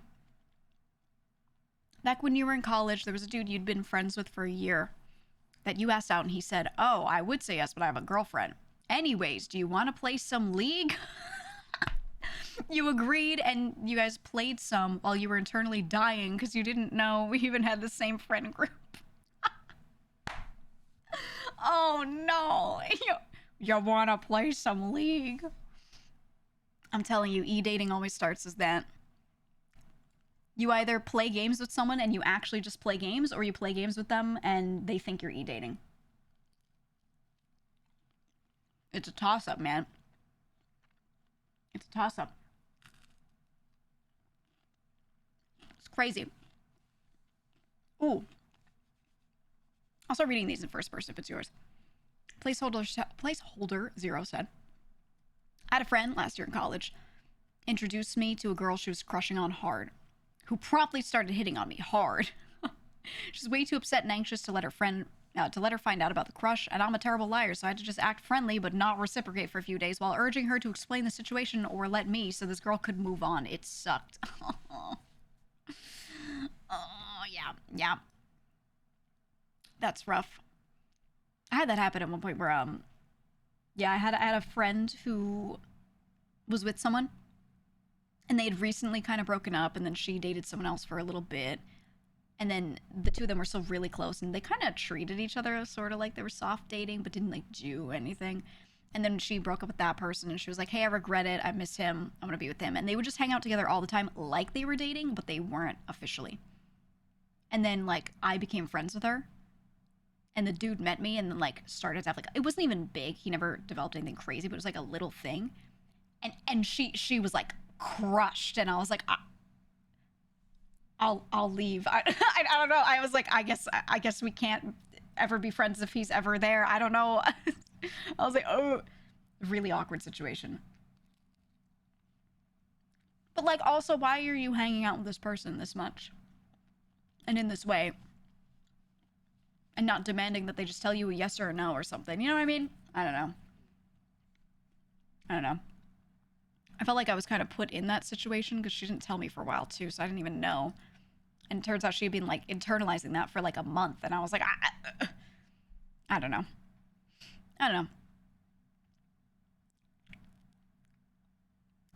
You said you just felt super strongly about one girl, made some poor attempts, got cut off, have never felt that strongly about anyone else. You're more or less happy single anyway, so it's not the worst. Still think about her. I think if you're the type to not really like many people, that's more common to happen, because then, like, the ones that you do like are very rare. So they're the only ones that come to mind, and that's fine. As long as you're not taking actions that make her feel weird, or you're not doing anything crazy, like not letting yourself be open to new people. You know? Like, if you're just thinking about someone and that's it, but, like, you're not letting other people come into your life because of that, that's where that's bad. But if they're just, like, on your mind sometimes, but that's it, honestly, that's okay. As long as you're not acting on it, you know? Or letting it, like, cause you to not get an opportunity. Oh, you said you dated someone that acted like they were into you, but whenever you tried to be affectionate in any way, they would reject you. This went on for 2 months until she broke up with you on Christmas. Why? That's so confusing.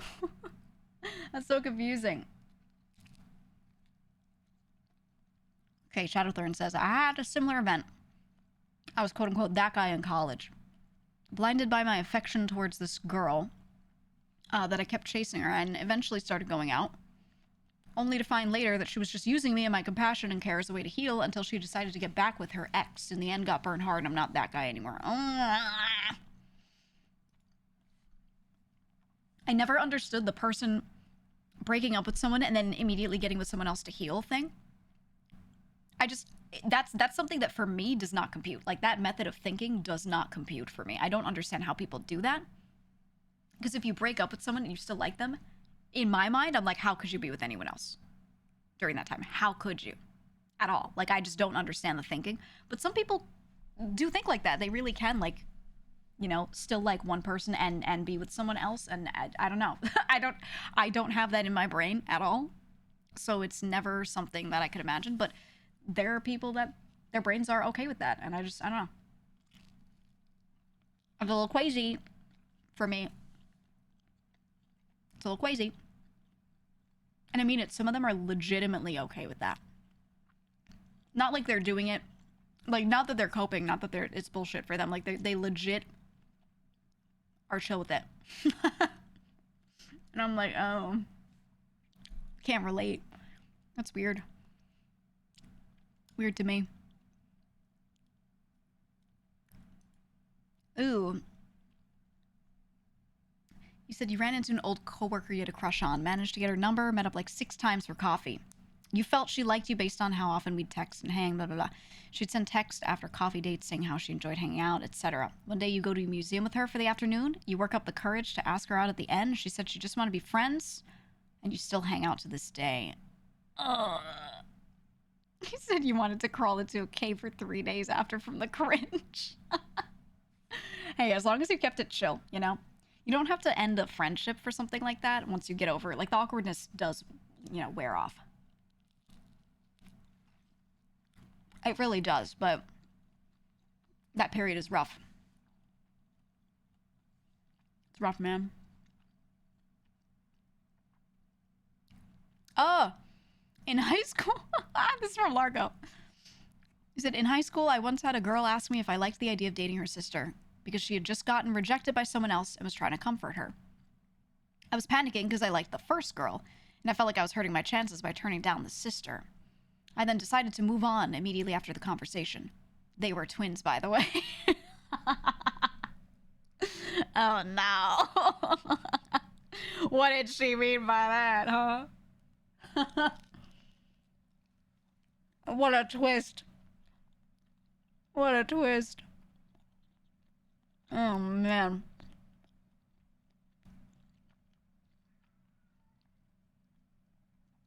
Oh, this one's rough. From Terry, you said, back in high school, I had a crush on a friend, and for her birthday, all of her friends decided to bring stuff for a little party at school. And they told me to bring some stuff. The day comes, turns out, nobody brought anything but me. They literally made that up just to make me look clingy, like I was the one that planned everything. What?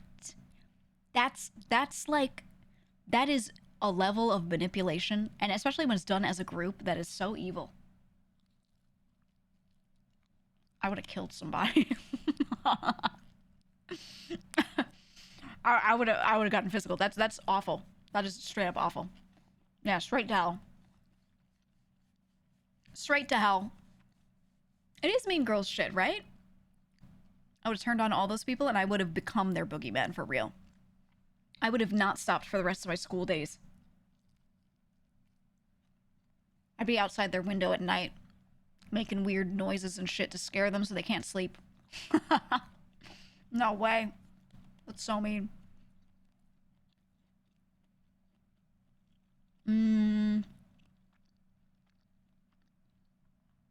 Okay. This one's wild.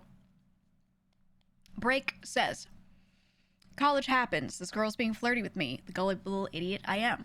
Start hearing rumors about her having a boyfriend back home and that she's been sleeping with these 2 guys down the hall who are roommates, and neither knew somehow. Couldn't be true. There's 2 to a room. She denies all that. Denies.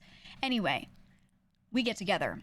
One day, I walk in on her with my roommate. Turns out she'd been with all of us at once. No one knew. Boggles my mind trying to figure out how she did that.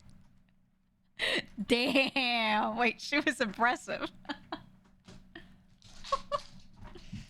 Like literally all of you in the hall? That's crazy. That's actually insane. What? That is so much work. She's a collector. She's a based collector. The thing is, yeah, she's fed her streets. Don't call her a hoe. I'm gonna say this right now. If she wants to do that, she should be able to fucking do that. She just should say it. I think there's nothing wrong with doing that if you want to do that, but own it. The part that's actually a problem is her not telling people. If she wants to be with that many people, who the fuck cares, right? But not telling people is fucked. Not just for their emotions, but also for their physical health too. Like there's every reason why you should be saying it, right? Just own it, dude. Be like, yeah, I'm gonna go up and down that hallway, you know? Just fucking say it, it's fine. I think people are afraid of being themselves sometimes. You know? But like, Just girl, just say it, you know? Just say it. I need her planner, how she got time to fuck 4 guys separately. Yeah, like what? I guess it was infrequently. I don't know. I don't know. But also it's college, and you know, some people are crazy with it, so. Wouldn't put it past them, I guess. I don't know.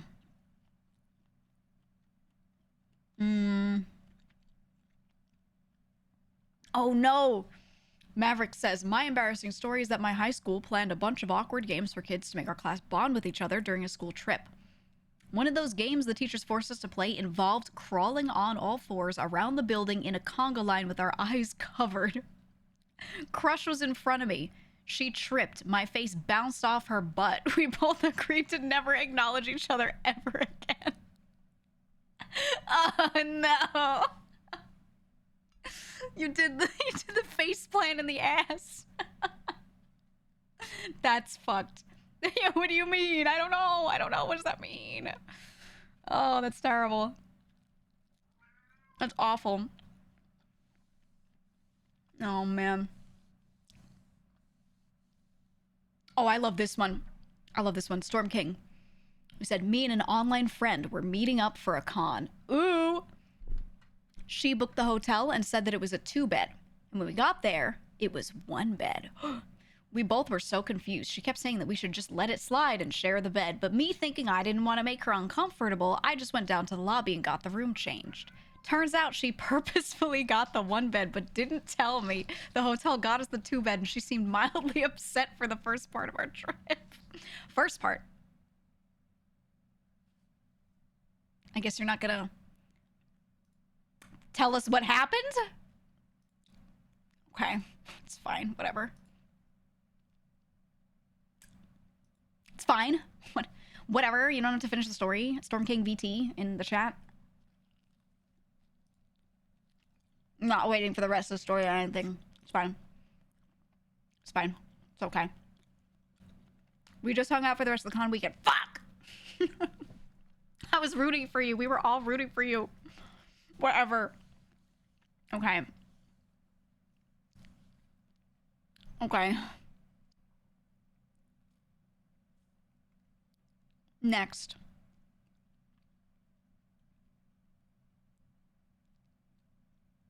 Ugh.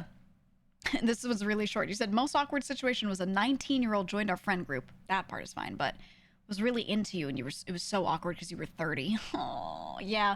And when they're that young, they don't like always get the dangers. They don't understand the situation they're putting you in. They can't think from your shoes that well. Some of them can, but most of them can't. So it's like, you'll be like, it's not happening. And they'll be like, but I'm so mature for my age, you know, or whatever the fuck. It just sucks. It's hard to explain to them. Very hard to explain to them.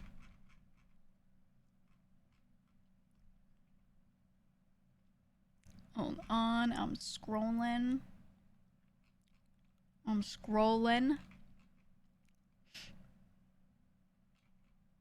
A lot of you saying you realized stuff and then came out to people. That's good. Oh, you joined a local board game group and became friends with another new guy who was gay. You guys hung out a bunch to play games before it came up that you weren't. You had no idea he thought you were gay. No. I have a lot of gay friends, okay? And a lot of them have had to deal with that where they talk to someone and they act a certain way with someone and they think that person's gay and then it turns out they're not. And they were just like, you know? It's just rough. It's hard. You know, and people don't wear a name tag saying like, my name is John and I'm gay. Like, you know? So how do you know sometimes? Not everyone is like incredibly flamboyant or, you know, doing things to tell everyone about how gay they are. Like, not everyone does that. So how do you know? How the fuck do you know?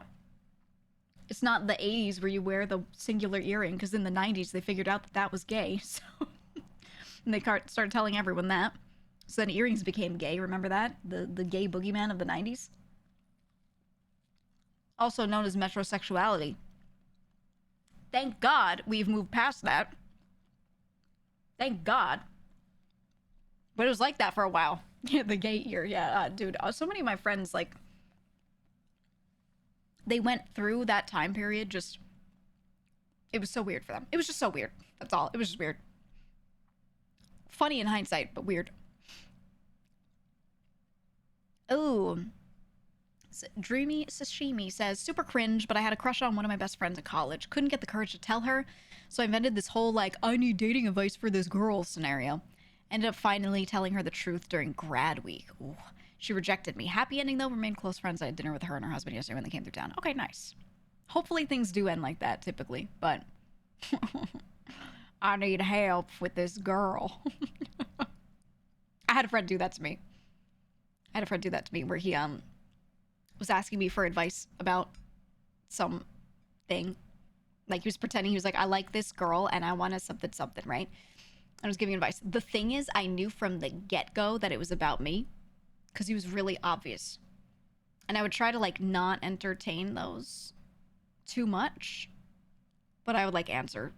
I'd be like, well, you should do this. Well, you should do that. I don't know. Or, I don't know. Don't ask me, you know? A lot of the time I would just be like, don't ask me. And then one day he just went, you want to hear something crazy? And I was like, what? And then he just, like, was stun locked. Because then I think he realized, like, he had to say the thing he was thinking of saying. So he just sat there. He was like, it didn't move for, like, 10 seconds. And he was like, I was talking about, like, he said, I was talking about you, but I was talking about you. Like, he deflated. I was like, he came in so hot, you know, want to hear something crazy? And the way he said it was funny. And I was like, oh. I was like, hey, I really appreciate you saying that, you know, whatever nice rejection I gave. And he was like, okay. He said, thought so. And I was like, no. But he bounced back really fast. And then, like, 3 weeks later, he was like, there's this girl in my science class. And it was, like, actually a girl in a science class. So that was good. That was nice, and we stayed friends.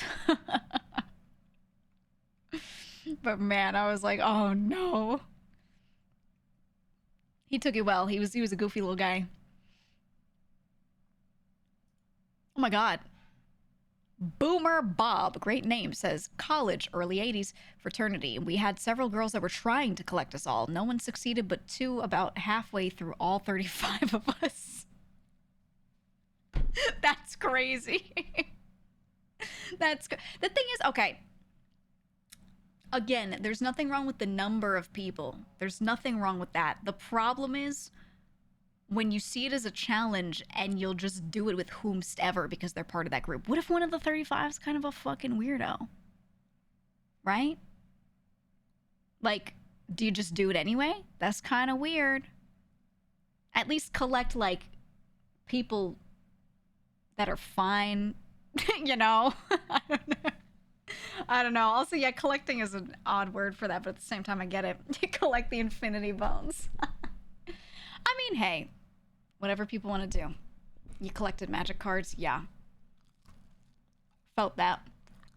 I collected books. Exactly.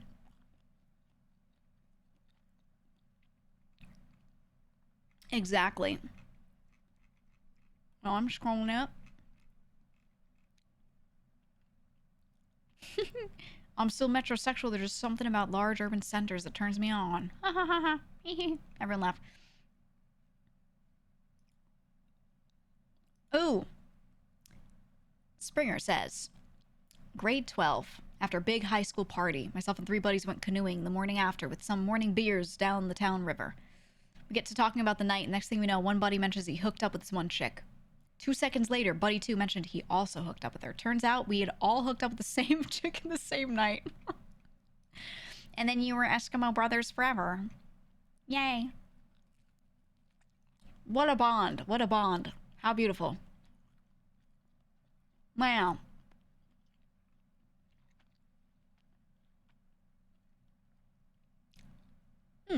Yeah, one of you said, I have 2 crushes and never went beyond first date. They're still friends to this day. Honestly, when you like someone enough to have a crush on them, but it doesn't turn into, like, deep love, or maybe it does, whatever. A lot of the time, if you get over that, you get past that, you still liked them for a reason. Like, it's usually because you got along with them really well and you would make good friends, you know? So it's worth, like, trying to get over it and not running away from that person, for sure. Because a lot of the time, you know, like there is something there. It doesn't have to be like you're in love, but there's good reason to enjoy being with that person, right?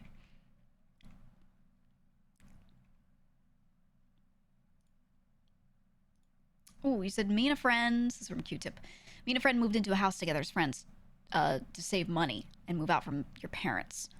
A friend of yours kept visiting very much, but in your ignorance, you didn't know she kept flirting and liked you. Your friend ended up dating her, though, as he actually paid attention to her, and they've been married for over 10 years now. You said actually paid attention to her. You could have had a wife. I mean, maybe you do now. I don't know. You could have had a wife. Man. Man. Ooh. I said, when I was in high school, this guy I liked and flirted with walked past me and made eye contact with me while another guy confessed to me after school. Felt like a K-drama moment. Yeah, sometimes like stuff just lines up and then like no one likes you for 2 years. Like, right? Everyone has these moments where they're like, wow, I'm so popular. And then like, you know, because they talk to like 3 girls and then you don't talk to any girls for another year. it just happens. It just happens. I'm like so popular. Usually it's just centered around like how far out there you are, right? If you're going out a lot, you have a much more chance of meeting people and having these things happen. So if you're like in college, for example, of course, a lot of this stuff happens. Whether it's like a million people liking you or you have a couple like moments where you're like, I keep looking at this girl and she keeps looking at me. Ooh. Like even if it's just that, you know, this stuff only happens in places where you create room for it to happen because you're around a lot of people, you know? So I feel like for a lot of folks, that's college and that's it. It's college and then it's done. And that's even if it's college. A lot of people, it's just, you know, you stare at 2 people and they stare back and there you go. Right. That's the case for a lot of folks. For sure. Said, had a friend who's in her 30s understand why her dad stopped talking to her for a bit when she started dating her much older boyfriend because one of our kids' friends turned 19. She was the age of her boyfriend when they met. It worked out for them, but fuck. Oh. Oh, yeah, I don't love it. I don't love it. Yeah. Oh, you always thought you were unattractive in high school, but apparently you were really dense and several girls had crushes on you. When you finally ended up dating one of them, they got really mad at you for not picking them. Oh. Oh, when you ended up dating one of the other ones. Okay. You had no earthly idea she was even an option. Ended up marrying the one you dated, so happy ending. Let's go. I have a lot of friends that actually are in that boat where they thought that no one has ever liked them. They've thought they were incredibly unpopular, but actually they have been liked by people. And, you know, I've told them years later, like many friends of mine have been like, oh, you know, I never had anything like that in high school or college, but I can like name several people that were into them, even if it's a little bit, you know? And it's sad because a lot of the time they just don't see it. I feel like almost everyone's had this happen to them. They just aren't always aware, you know? It's rough.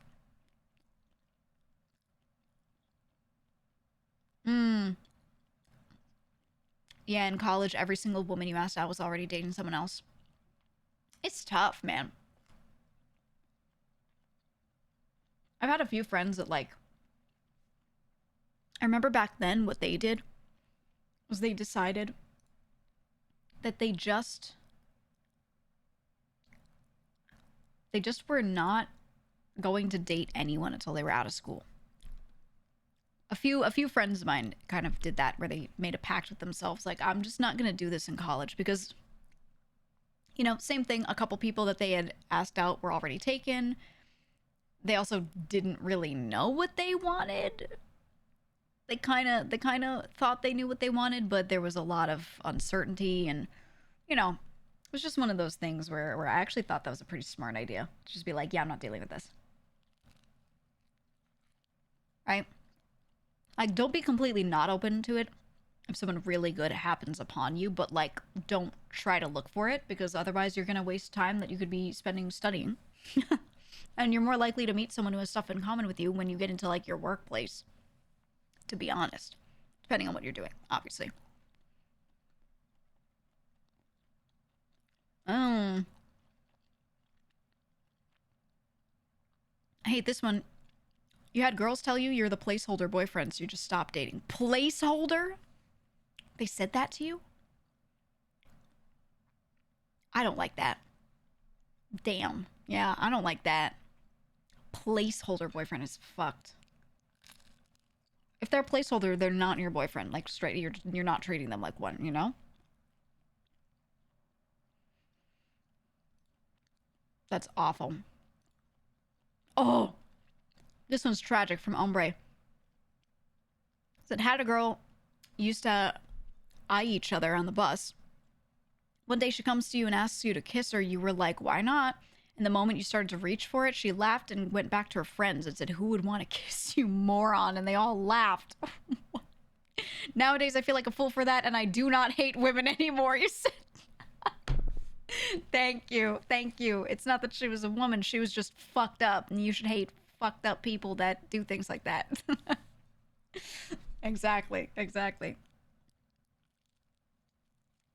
That's so...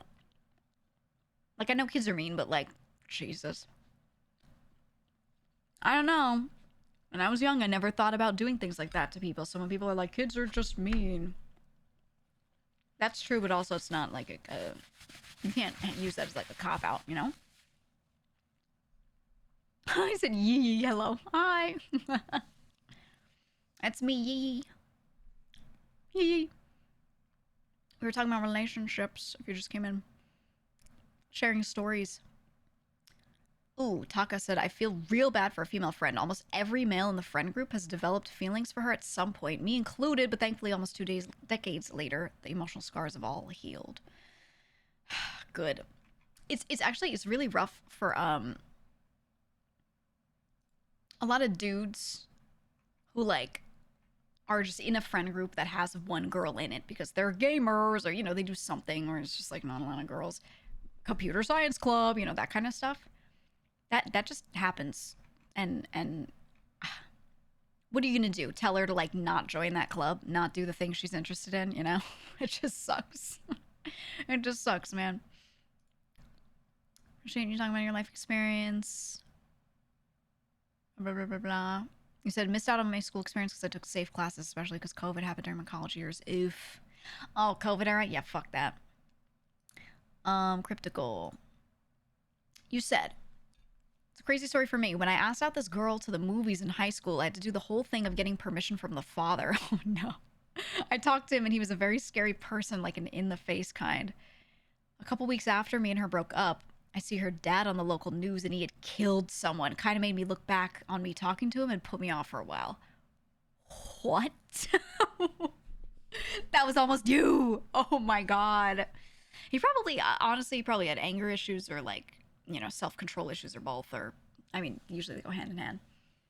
Probably wanted to control others, etc., as those types usually are. That's fucked. Glad you didn't die. Glad it wasn't you. Ryuko said, okay, this is from Ahmad. Very important, everyone. You said, I just remembered I asked a boy out to prom in the middle of the hallway. He said he was going with someone else. I just had to take that L. It was first period and I had 5 classes with them. You should have waited till the end of the day. No. No. It's fucked. Man.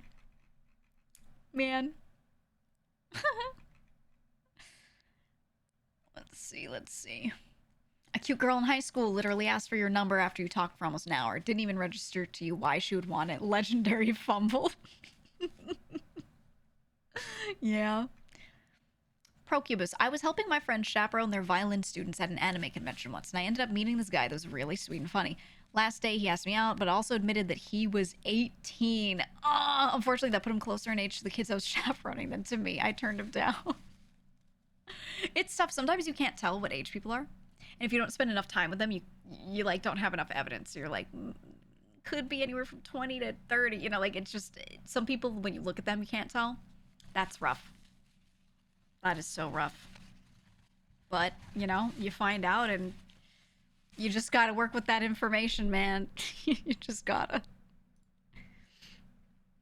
Placeholder. Back in high school, I found out that a friend had a massive crush on me after I'd asked her best friend, who I at the time had a thing going on with for a while, out to prom. I think she got over it after that, but being in her situation for that whole year couldn't have been fun. We're somehow all still pretty decent friends now. Oh, yeah. I had this one friend who... It was weird. It wasn't the same situation. It was odd. She was one of those people that was super dependent on others and needed to have a boyfriend at all times. She needed to like someone at all times. Like, she was just a hopeless romantic, and that was her entire personality, right? Red Twilight, that kind of thing. Like in her later years, she was one of those people. So I remember I had a lot of dude friends, and a lot of guys didn't really want to be her friend because she was like that. She was very clingy, and they were all kind of worried, like, what if she gets like that with me? You know, it was just like, she was just constantly desperate. And so, you know, they avoided her a bit. But I had a lot of those friends. And I remember she would like make up wild stories like a bunch of people liked me when they didn't. We were just friends because she was looking at them be friends with me and not friends with her. And she would like make it up in her head and spiral. She would spiral and crash out all the time over it. And I was like, what is going on? Like, you're seeing things that aren't there, you know? And she was just insane. And I wasn't like close friends with her. I was like early on, and then, you know, she started doing that 2 times. I was like, okay, no. But she would still come up to me and be like, hey, we're best friends. And I even started straight up telling her, like, we are not friends at one point. And she would still, like, she would still come up to me and be like, this is my friend. And I was like, oh. Okay, you're crazy. You're crazy. Okay, Logic Ninja says, speaking of being dense as a neutron star, one time a group of us went to a friend's parents' beach house. We ended up skinny dipping, and this guy straight up kissed me while we were both drunk and naked. Later that night, we were alone in a bedroom together, and she said, I'm gonna go get some water. So I said, oh, okay, I'll go with you. Oh, it was a girl. To which she seemed understandably confused. We went downstairs where the rest of our friends were and stayed down there for the rest of the night.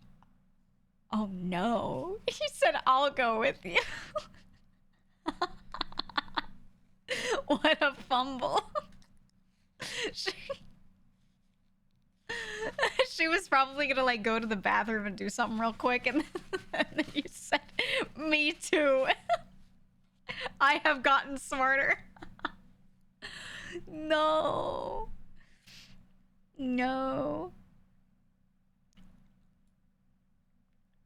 Oh my god. Wait, this one's incredible. This one's legendary. This is short. 2 sentences. Knew someone in high school whose mom wouldn't let them date till they were 16. On his 16th birthday, he came to school and, not hyperbolizing, asked out almost 20 girls and got rejected by all of them. No. That's like what happened to that one kid in my high school where they kept calling him 0 and 8. They'd see him 0 and 9, 0 and 9, 0 10, 0 10. They would yell it at him like it was one of those. But 20 is crazy. 0 and 20. Okay. From a new first time chatter. During my first year of university, this girl I shared one of my economics classes with started sitting next to me and eventually asked if I wanted to hang out after class. Spent a lot of time just hanging out and grabbing drinks together, and I eventually decided to ask her out at the end of the 2nd semester. Turns out she had a boyfriend the entire time and only hung out with me because she liked the cologne I was wearing and couldn't figure out how to ask me what I used. Pure psychic damage. What? Why did she just ask? What? No way it was that specific. She had to have been lying or just saying that, right? Right? I hope. I don't know.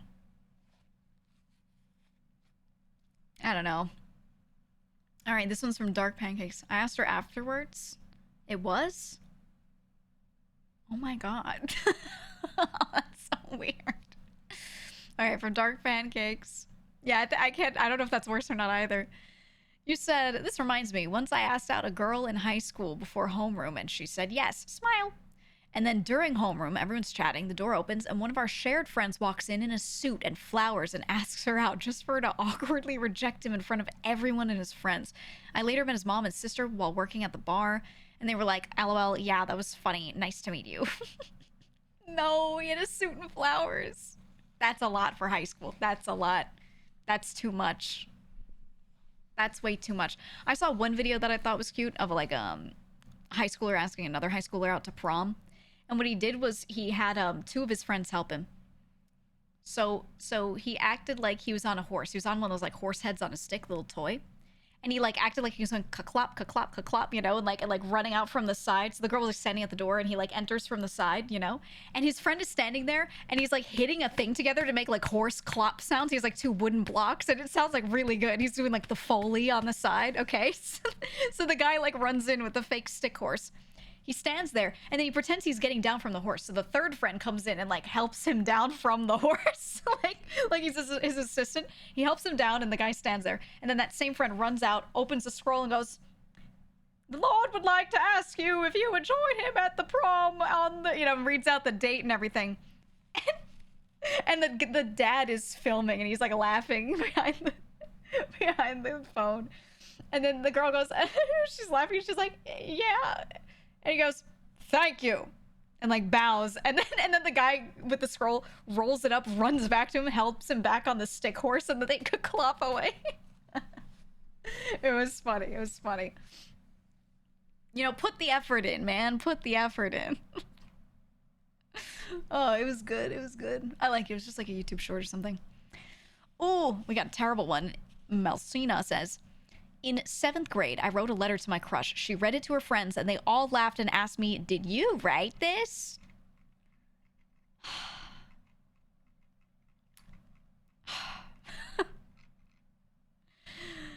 Oh, 7. Oh, 7. Man. Yikes.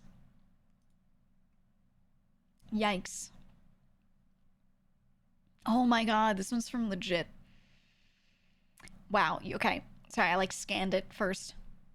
At a job of mine, a guy would jokingly say I should date his brother simply because we were both interested in games. I always jokingly said, no, I have standards. Haha, that's fine.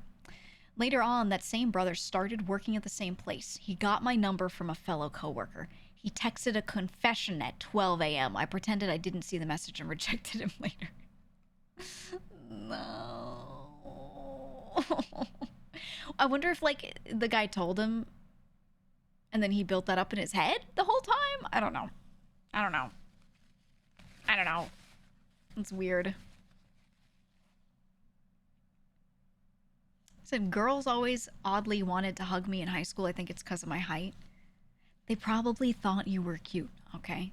Like, yes, the height helps, but, like, don't just, it's probably just because of my height. No, it's probably more. Don't put yourself down. Luca says, first time chatter. One night in grad school, I was discussing my lack of relationships with a couple friends and was told, don't worry, not all girls are shallow like me. I laugh about it now, but ouch. Oh, like they were saying that about you? They were saying about like their own selves. Ew. Or like you, yeah. Oh. Rip. Ooh, once a girl asked for my number, but I avoided giving it to her because she wanted to teach me to play League of Legends. Okay, this is the second story so far that was terrible that involved League of Legends. Well, League was huge in like 2012 and beyond, so I feel like, you know,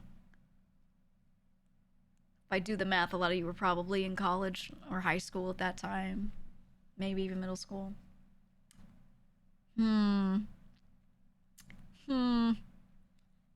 Fair enough. Said I am dense as fuck then. Yeah, the tall thing. Yeah. Most people are. It's fine. Oh no. Roscoe, I just scanned this one. Okay. You said, when I was 20, I dated my first love For 6 months, we had a passionate, intense romance. Thing is, she was super into Jesus, and I was raised Jewish, but consider myself an agnostic atheist. She would say things like, how are we supposed to spend eternity together in heaven if you don't accept Jesus Christ as your Lord and Savior? When I told her I couldn't convert because I'd be lying to her and myself. She said she couldn't date me anymore. I was absolutely devastated. I'm 41 and I still think about her. Oh, no, you dodged a bullet. It's okay to still think about her occasionally, but no, you dodged a bullet. That would have... You can't compromise shit like that for someone. It just... You can date and have different values, but if she's like, we can't spend eternity together, I mean, you know, what can you do? What can you do, man? Oh my god, wait, people are coming to realizations? Chris says, wait, I just had a moment. A girl once told me that I was very huggable. Does that mean high school sure was a time? Yeah, dude. Like, yeah. Girls don't walk up to guys and be like, you're so huggable, hee hee, and like not 95% of the time, okay? She's saying it because she has some sort of intent there, okay? There is a tiny chance, a non-zero chance, that if she says that, does that, maybe she doesn't like you like that. Okay? So it's not always, but the chances are very high that she did want something. Oshi, I'm sorry, the TTS is still broken. Did you turn it back on? I turned it off on purpose, because for some reason, Bikubot's not reading it in. Even though he's reading in the bits. Yeah. Nope. You can refund yourself. Here's a non-zero chance she thinks you're gay. Maybe. Maybe. You never know. You never know. How can we spend eternity together under Jesus Christ our Lord if you don't believe in him? What do you even say to that? What do you even say to that? I got you, Oshi. Oh, I hate that. Where's my hug? Oh. I had one friend. He was the best like bro friend ever. Okay, he did this thing for me. So I'm not very touchy. I'll hug people sometimes, but I don't love it. You know, not unless we're like really close. You know. But there are people who just assume they can get hugs from everyone, and they just bring it in. You know. And if you go like no, they're like come on. You know, whatever. So I had this one friend who knew this about me, and if someone was like doing a "Where's my hug" moment, he would just be like, bring it in! And he'd just like swerve in front of him and be like, all right! Every time. He was the best. He would always do that. Bring it in, brother. Yeah, he would tank it. He was a real one. He was, because he knew I just hated it so much. This was before I was assertive, you know? Like, when I was still like, I'd be like, no thanks. No thanks. I didn't turn into the be like, you know, hey, don't do that. I didn't turn into that yet. I was getting there. He was just like, I got you. I got you. He was great.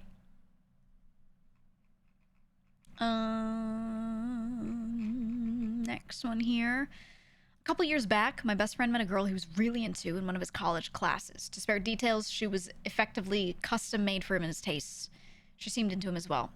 I told him to ask her out repeatedly, to which he couldn't get himself to. Months later, when he's about to move back home, he finally says something, to which she says, I just got in a relationship like a week ago, but if you'd asked me before then, I would have said yes. Yeah. Yeah. The early bird gets the worm, as they say. First mover's advantage is real. It just... Yeah. Because the thing is, there isn't one person for everyone. There are a lot of people that could work out. And, you know, if you have some damn patience, you could make anything work out. So, yeah. If someone's already in something, they're locked down. So it's important you try to get there before someone else does. You know? And I know you can't always rush shit, but if they don't even know that there's a chance, you know. Could be rough. Also, my senior year, this is from Placeholder again, I was in the musical. My female friends told me that a circle of like 6 sophomore girls, led by a senior who I was decent friends with about 2 years prior, all collectively developed a crush on me, or were at least influenced by the senior's crush, and would literally huddle in the middle of the girls' dressing room before rehearsals, trying to manifest me giving them attention that day, every day, creeping out the girls who I was friends with. Mr. Popular over here, Mr. Popular. It's honestly, I've had a couple friends who have like been that person. Definitely a status thing. One of my friends, he was a straight male who was like the main character in every theater production because he could sing. And you know, if you can sing, you're everyone's crush. So dude would walk in and he had like that High School Musical hair, kind of, you know. So he'd walk into the room and he'd be like, I'm gonna practice my lines now at the wall. And girls would just stand there and watch him and be like, oh my God, he's such an actor. And it was so annoying. And then one year, he didn't make it as the main character, like a younger student did. And suddenly everyone loved that guy instead. And I was like, it's a status thing. It's not about you, it's a status thing. You just had to be the main character of the play or the musical and not be like super gross. And that was it. That was all they cared about. It was a sitcom bit. It was fucking weird. It was weird. Shillawok. Since I was raised Mormon, I was basically taught to avoid women until I turned 21. I think I'm still a little messed up from it now. Have trouble talking to women, etc. We've talked about Mormons a lot on this channel. Yeah. I think they're fascinating from like a documentaries perspective. And I had a couple friends that I've made over the years that were raised Mormon or like properly, formerly Mormon, ex-mo, you know? And it's weird. It's weird. The standards that they kind of put on people, definitely they carry that with them. For sure. Like forever. Ooh. Yeah, dated a girl for 7 years, says Nances. She got too passionate about current events and politics and social issues. I know those things are important, but I can't revolve my whole life around it. It took me way too long to break it off. She was head over heels for me, but for the sake of my own mental health, I had to break it off. Sad, but it had to be done. Sometimes you just fall out of love with someone. Yeah, I can't do that shit. I can't do that shit. There's a good reason we don't allow in this chat. It is so exhausting. It is so exhausting. Okay. Can't do it. Can't do it. And I always wanted my chat and my community to be a spot where you could get away from that. Because again, it's not that it's unimportant. It's just so exhausting. Okay? That's all. You know? And since we can moderate the chat, okay, we're moderating that shit out. Boom. So I feel you. It's a, you know, it sucks, but that's a good choice for your sake. 100%. 100%. I just want to chill here. Yeah. Just share stories about how you rejected someone or got rejected, you know? That's all. In school, I think I knew a few girls like me at different times, but they didn't say anything. I only saw them as friends, and so haven't been in any relationships all throughout college. Number 1, you don't need it. That's fine. Number 2, you're gonna learn to detect it better as it happens. It just comes with age. You get better at that. I think... Here's what I think. I think you just have to try to look at it from like a third person kind of perspective, an outside perspective. If you want to pick up on that stuff and have a better chance of like, you know, knowing it could be a thing so you can actually act upon it. Look at what this person's doing. Look at what you're doing. Write it down on a piece of paper. Girl did this, guy did this, girl reacted this way. Right? Say stuff like in a really matter-of-fact way and write like person A does this, person B does that. And then read it back out to yourself. Okay? And read it and be like, does the person A like person B? And that's the way you can kind of like sit there and practice figuring out if this shit is like in your head or not. You know? It helps. It helps. Oh, I love this. I love this. This one isn't even a romantic story, but I'm gonna read it anyway. Are you ready for this? I love this one. Oops, thank you for the prime. Are you ready for the story? This one's a fucking banger. My old friend once was outside my school as a kid eating popcorn on a bike, and he started spitting the seeds at me. A big one landed in my ear, and I had to get put to sleep so they could pop it out because of how much it hurt. I still have it. They got it out. September 18th, 2008. It's such an unrelated story, but that's a banger. You even put the date on it. Oh, it's great. It's great. Real and true, man. Real and true. Signed and dated. Oh my god. You just noticed this emote? Yeah, you like that? Go live right when it's a good time for you. Don't worry about it. It's all good. Here's from Sakura. Oh my god, I just remembered a freshman while I was in high school had an Instagram that my friend found where she clearly, very clearly gushed about wanting to go out with me. I was her section leader in band and could not figure out what to do for like 4 months. I totally forgot about that. No. What did you play in band? Section leader. Ooh. There was a girl who was interested in me. This is from Power Cookie. In middle school. But I wasn't interested in her. So what I did was just progressively made up stupider and stupider stories until she quote-unquote broke up with me. The final straw was me claiming I had visited the Titanic in person in a diving suit. What a fucking long con. That's so dumb. Finally. Oh my god. Ugh.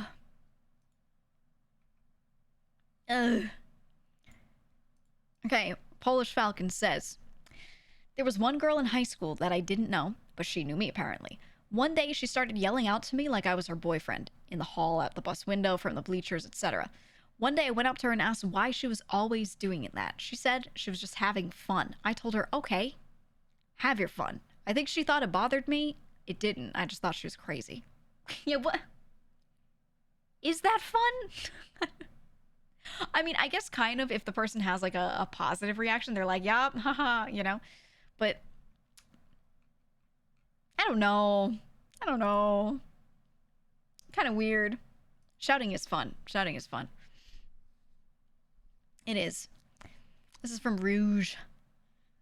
Had a girl in high school who found me really attractive. I felt pressured to ask her out by her friends. Oh, her friends were pressuring. Okay. But after a week, I found I wasn't feeling the connection and broke up with her. Our friends didn't understand why I did it, and it nearly started fights. After a bit, the friends realized I did the right thing by not leading her along. Later on in life, I realized she was just trying to groom me to date other guys with her. What is this twist at the end? But then you stop right there? How? Rouge, you must tell me how. How did this happen? What's the follow? How did you know? How did you find that out? I want to know. I need to know. All right, we'll read the next one. Rouge, you must answer me now. From Workshop.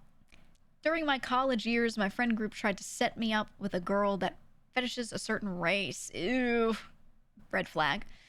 But her guy, best friend, outs her as a closet racist with gallons worth of tea. And one night, a friend group gathering, we sit there and do that. Do that, everyone involved in the setup pulls the cord and outs each other to save face. And I learned that my former best friend masterminded the setup so that he could get with the girl's best friend. As a result, the friend group dissolves. What is this story? So you met with a girl. Okay, they tried to set you up with some girl. They out her at this gathering. And then after that, they all out each other on different things to save face. Turned out the guy was just doing it to give their friend. That's so weird. What? Is that real? How does this even happen? Oh, this is the follow-up to the story before. Rouge said, I mentioned being bi, and she took me to meet this really nice gay guy, like trying to hook us up. Nowadays, she's in a poly relationship with 2 guys. Oh, okay. Okay, I see. Korza said, in school I had a crush on a girl, was nowhere as outgoing back then, so I did nothing all year. Got to the end of year dance, asked her for a dance at the second to last song. She said, after the song, she said I should have asked sooner. Never saw her again after that night. No. It's a movie scene. It's a movie scene where, like, a song Probably, imagine it's like an 80s movie and a Bee Gees song is like fading out in the distance. How Deep Is Your Love is playing as you're looking out at her wistfully as she leaves. Should have asked me sooner. She walks out. Ah, oh, so sad. So sad. Okay, this is from Kothari. During the last year of high school, I asked this girl out and we hit it off. We hit it off so well that she showed up to school the next week with a full day planner with color-coded entries for classes we shared and activities we could do together after classes and during the weekend. That's a lot. I politely let her know that maybe we should slow down a bit, but she acted like I killed her animal and started crying on the spot.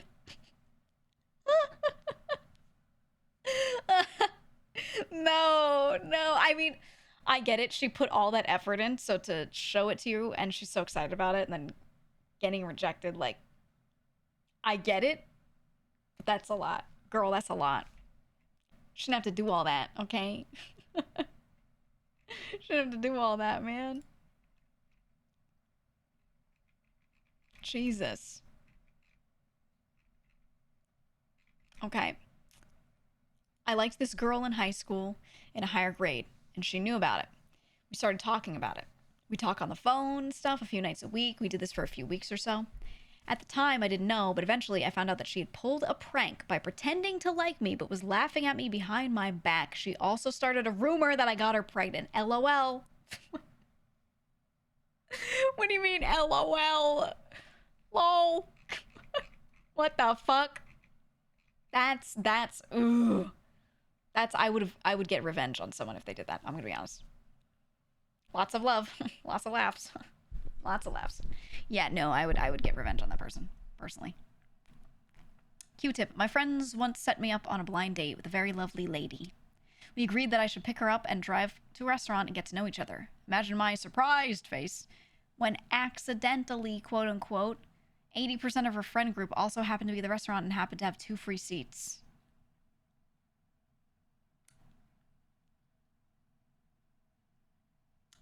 So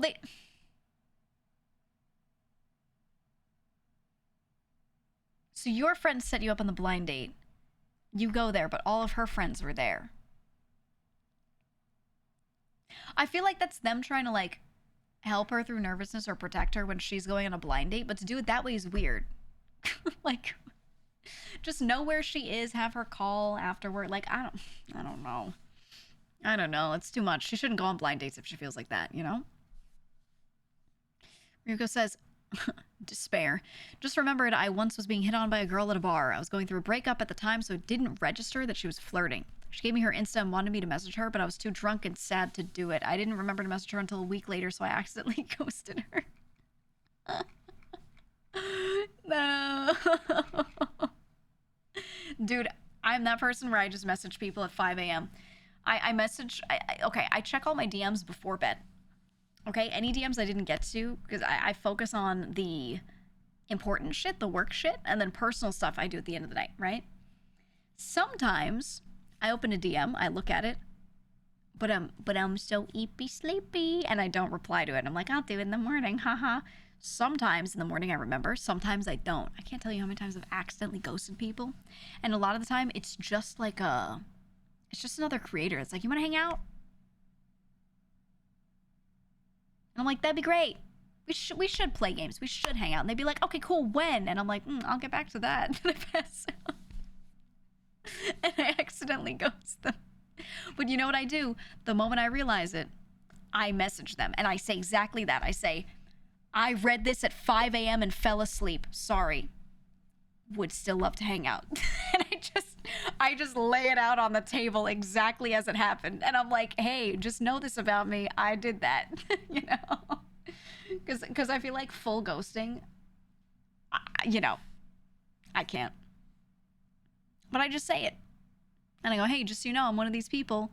And then I tell everyone, please ping me again. If I ever don't answer you within 48 hours, ping me again. You know? That's what I do. That's what I do.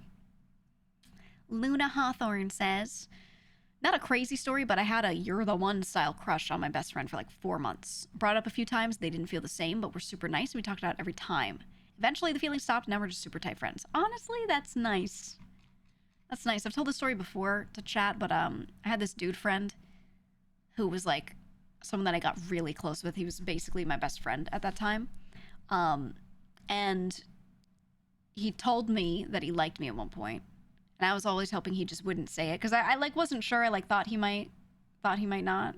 Couldn't tell. I was like, maybe we're just very close. Maybe we're not. It was one of the few where I was like, I don't know. So he says something, and I was like, fuck. Cleanly reject. And then I never saw him ever again. He ran away. He ran away. I never saw him ever again. Like, what? And we were friends for a long time. For a long time. I was like, what do you... Could have said, hey, this is awkward for me. I need space. Didn't say a word. He was just like, okay, understandable. Like, seemed normal. And then, boom, gone. I felt so betrayed because it felt like the friendship wasn't real, you know? Like, I had straight up said to him, like, hey, you're like my best friend. I want you to know that. And he was like, yeah. You know what I mean? Like he also was like, yup, you're like my best friend. And then, boom, gone. I was so pissed. And then my next best friend that was in slot number 2, you know? The spot was open, and then that person became my best friend instead. And then they were like, you know, I always wanted to tell you about that dude that I thought there was a chance that he just was as close with you as he was just because of that, but also he seemed like he genuinely was your friend, so I didn't say it, and now I regret it. I was like, yeah, promotion. Promotion. It was so sad. But then I never had that happen after that, to be honest. So, thankfully. Thank God. Ooh. Newt said, in college, I was in a group chat with several people in my year in my scholarship program, and we would chat during our shared classes. I had a girl basically straight up ask me if I was interested in her and in the group chat, and I typed back, no, I'm not really into you like that. You're a great friend, though. Newt, no. But you know what? She asked in the group chat. She gets rejected in the group chat. It's her fucking fault, you know? She could have asked you separately. She probably thought it was cute. She probably thought there was a chance, you know? It is on her, 100%. Got a wild one for you? Okay. It's from Voice in My Head. Dated a girl in high school that I bonded with watching anime. Things quickly spiraled out of control as it was clear she was manipulative and had serious attachment issues. I'm telling you, anime. Orange flag. Now he's red flag. Orange flag. Breakup got messy. Fast forward to college and she enrolls in the same college as I do. Ooh. Tried to be amicable and let the past go. Turns out she still resented me for dumping her. She posted a public message on Facebook with my name, declaring her love for me and that she would carve her name into my arm. Yeah, dude, I'm telling you. A lot of people that threaten things like that, sometimes they do. Usually, they don't even mean it. They're not actually going to do it. They're just saying crazy shit. Because they're so fucked. They're so fucked, you know, that they just, like, think it's okay to scare someone into, like, doing what they want. You know what I mean? Like, it's a control thing. They don't know how to get you to do what they want normally, which really, you can't get people to do what you want. That's the answer. But they can't handle that, so they start just saying crazy shit. I always thought that was nuts. Anyone who's like that, cut them off immediately. Always. Anime. From Pounin, my first and only girlfriend I met in high school. Took her about 8 months for me to understand that she liked me. After a friend told me. After? 8 months after? We ended up dating for 5 years in total from age 16 to 21. Even after I fought her crazy dad. Woo. He ended up getting locked up for other things. She didn't talk to me for like a month. Oh my God. Oh my God. It's crazy. I've heard so many stories from people like saying that they straight up like fought people for their person. They physically fought. And it's crazy to me that someone would fight like their own kid's boyfriend. Like physically. I don't know. It's crazy. It's crazy. Corona, I was at a work party and a friend of my coworker's sister was trying to hit it off with me the whole night. After a couple rounds of beer pong, she followed me to a couch with some other people and tried to sit in my lap. She was in high school and I was like 23. It's so awkward because like you have to reject, but like you want to be nice, but at the same time, if you're too nice, then they're gonna like put you in a really bad position, you know? So like, what do? Like kick them away? Like stick your leg out and kick them so they fall to the floor? Like, because in your mind you're like, no, no, no, no, no, no, but at the same time you don't want to be like an asshole. I had a friend do this. Oh, he was at a convention. This is a story my other friends told me after they got back. He was at a convention, and kind of similar thing. Some girl was hitting on him, and he was like a little open to it, but not too open to it because he wasn't sure of her age. So he was like being like, haha, yeah, not doing anything. And he finally gets confirmation that she was like 17, and he was like, ooh, so it's a no. Definitely not. Confirmed. Okay, glad I know that. But she keeps like, she goes up to him, she tries to hug him. He's sitting down. She tries to like hug him and like lean on him while he's sitting down. She's basically like in his lap, right? So she goes in for it, and he just takes his leg and just fucking kicks her in the stomach because he didn't know what to do, and he was kind of awkward, and he was like, no, I can't have this minor sitting on me, which is fair and good, but he kicked her in the stomach and she fell over. She started crying, and he just goes, now, for the record, this friend is very autistic. He kicks her, she falls, and she's like, why'd you do that? And he stands up and he goes, you are a minor. Like, so loud. He goes, you are a minor, and then sits back down. It was so funny. It was so funny. And my friends had a video of it because my friend, she was trying to take a video of our other friend doing a thing, and then this happened. So there's this crazy video where like she's taking a video of someone like trying to do like a shot, and she just turns as he kicks a girl and goes, you are a minor, and sits down. And to this day, we still have this video, and occasionally someone will send it in a group chat like a million years later. They'll just send it, and we all just type it in all caps, you are a minor. Oh, it was so funny. So I would play that video every year. We played every month, dude. Oh, to this, it was so funny. Just thinking about it, I'm like gonna throw up, man.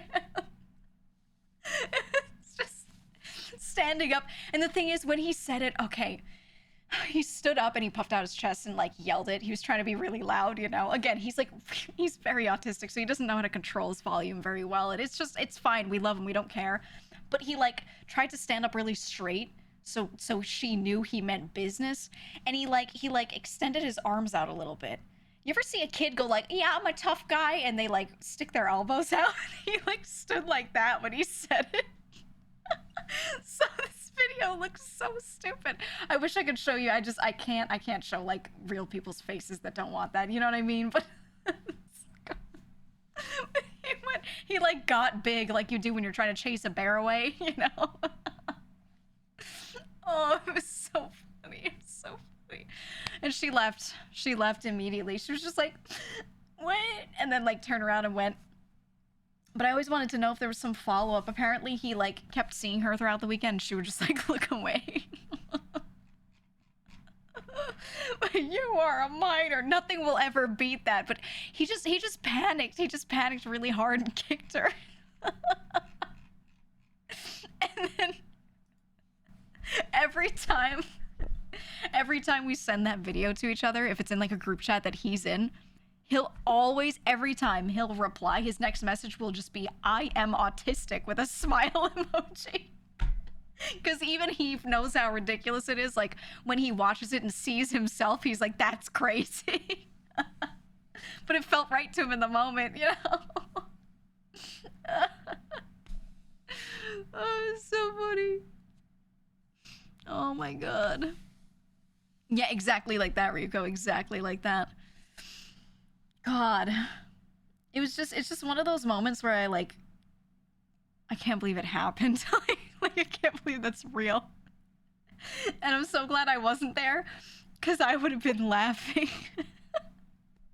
And the thing is, all of the friends that were in the room, So he kicks her and she falls, and everyone goes, oh, you know, and like the room goes cold for a second. Everyone's like, oh my God. The girl goes like, ah, you know, she falls. But then when he says that, you hear everyone go like, oh, and they're trying so hard to not laugh, but they're all laughing.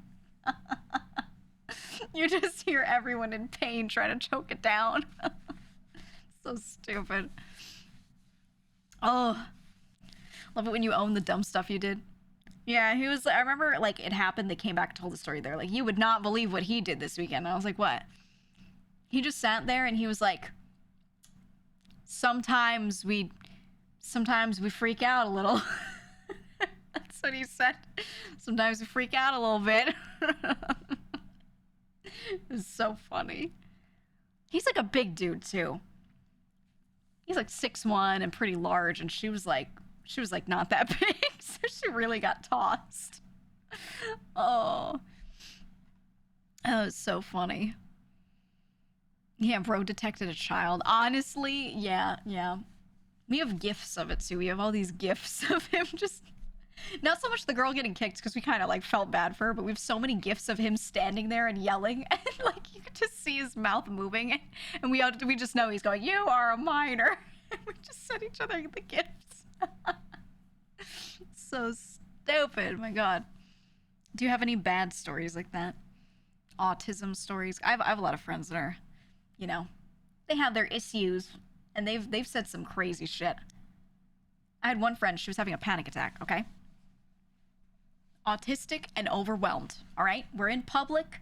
She's starting to have a panic attack because she's getting like sensory overload, right? I hate laughing, but in hindsight, it was so funny. She's freaking out a little bit. So she kind of crouches down, puts her hands like over her ears, and she's just trying to like, she starts rubbing her ears so that like she can't hear the outside sounds. She just hears the sound of her hands like, you know, like rubbing, you know? And she's like crouched down. She's looking down at the floor. She's just trying to block it out. Sensory overload moment, you know? Totally fine. Some kid, some little kid, because we're like in the middle of the city. She's like rubbing her ears, you know? I'm like starting to take my jacket off because I was going to like throw it over her, like legit just like blanket her, you know?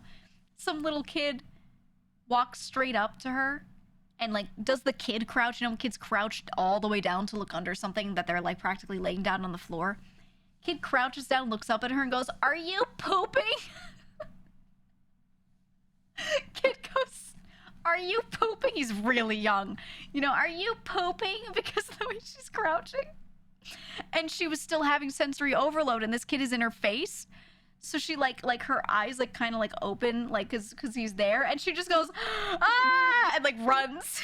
She just yells and runs. She yells in this kid's face and runs away. And she goes, there was like a little park nearby. She just goes and sits on a bench there and does the same thing. It was fine. Just witnessing it was so weird. She crouches down.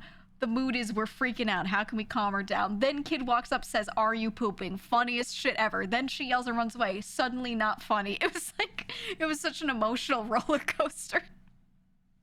I was like, no. She was fine. She needed to sit for like 1 minute. She was good. She was like, all right, back at it again. But it's so funny. "Are you pooping?" So dumb, man.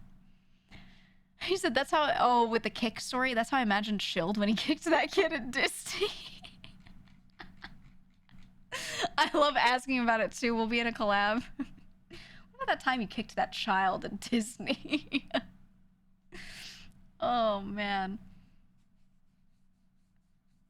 Oh, God. He said you had a girl one time walk up behind you in Walmart. You wear headphones because you get overstimmed and have anxiety attacks. Fair. So she comes up to you and puts her arm around you. You turn, push her, not knowing how strong you were, pushed her into shelving and knocked off all of the shit in the candy aisle. She took a sec, said, "I just wanted your number." You said, "Hey, I'm sorry," and sped walked away. No. Oh, no. Lost opportunity. Dude, how crazy is that if you see someone and you want to ask for their number and you go up to them and then they just like toss you into a shelf of candy? then again, you shouldn't just touch people. Completely her fault, I'm gonna be honest. Completely her fault.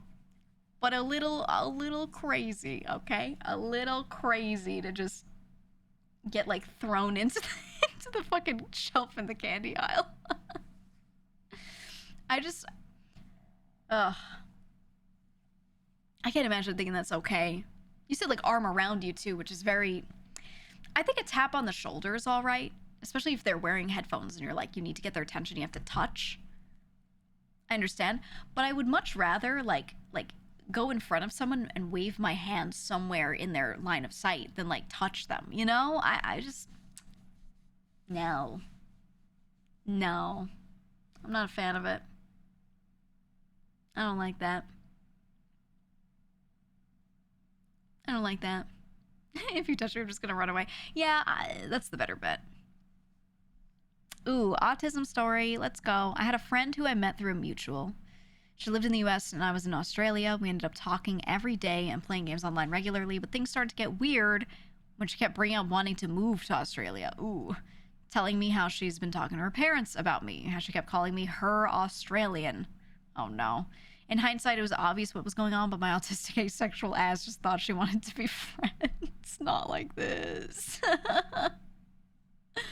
Yeah, I mean, at the same time, people should just be clear. Like, did she tell you what her intent was? Did she say it straight up? Like, that's on her for not, you know, saying it. And just being like, this is what I want from you. Do you accept? Yes or no? You know, obviously not everything's going to be said as like clinically as that, but come on, man. Come on. I think that's the thing I hate the most is when people are wishy-washy with the intent. And I think it's okay when it's early, you know, and you're not sure. It's still touch and go. You're still figuring it out. But if you're going to be like, this is my Australian, I want to move to you, like, you can't be doing that without saying something, right? Clearing it up or something like that. Just no. Just no. Ooh, you've had people rip your headphones off your head? Oh, yeah, especially if you have, like, sensory overload issues. That's gotta be infuriating. No thanks.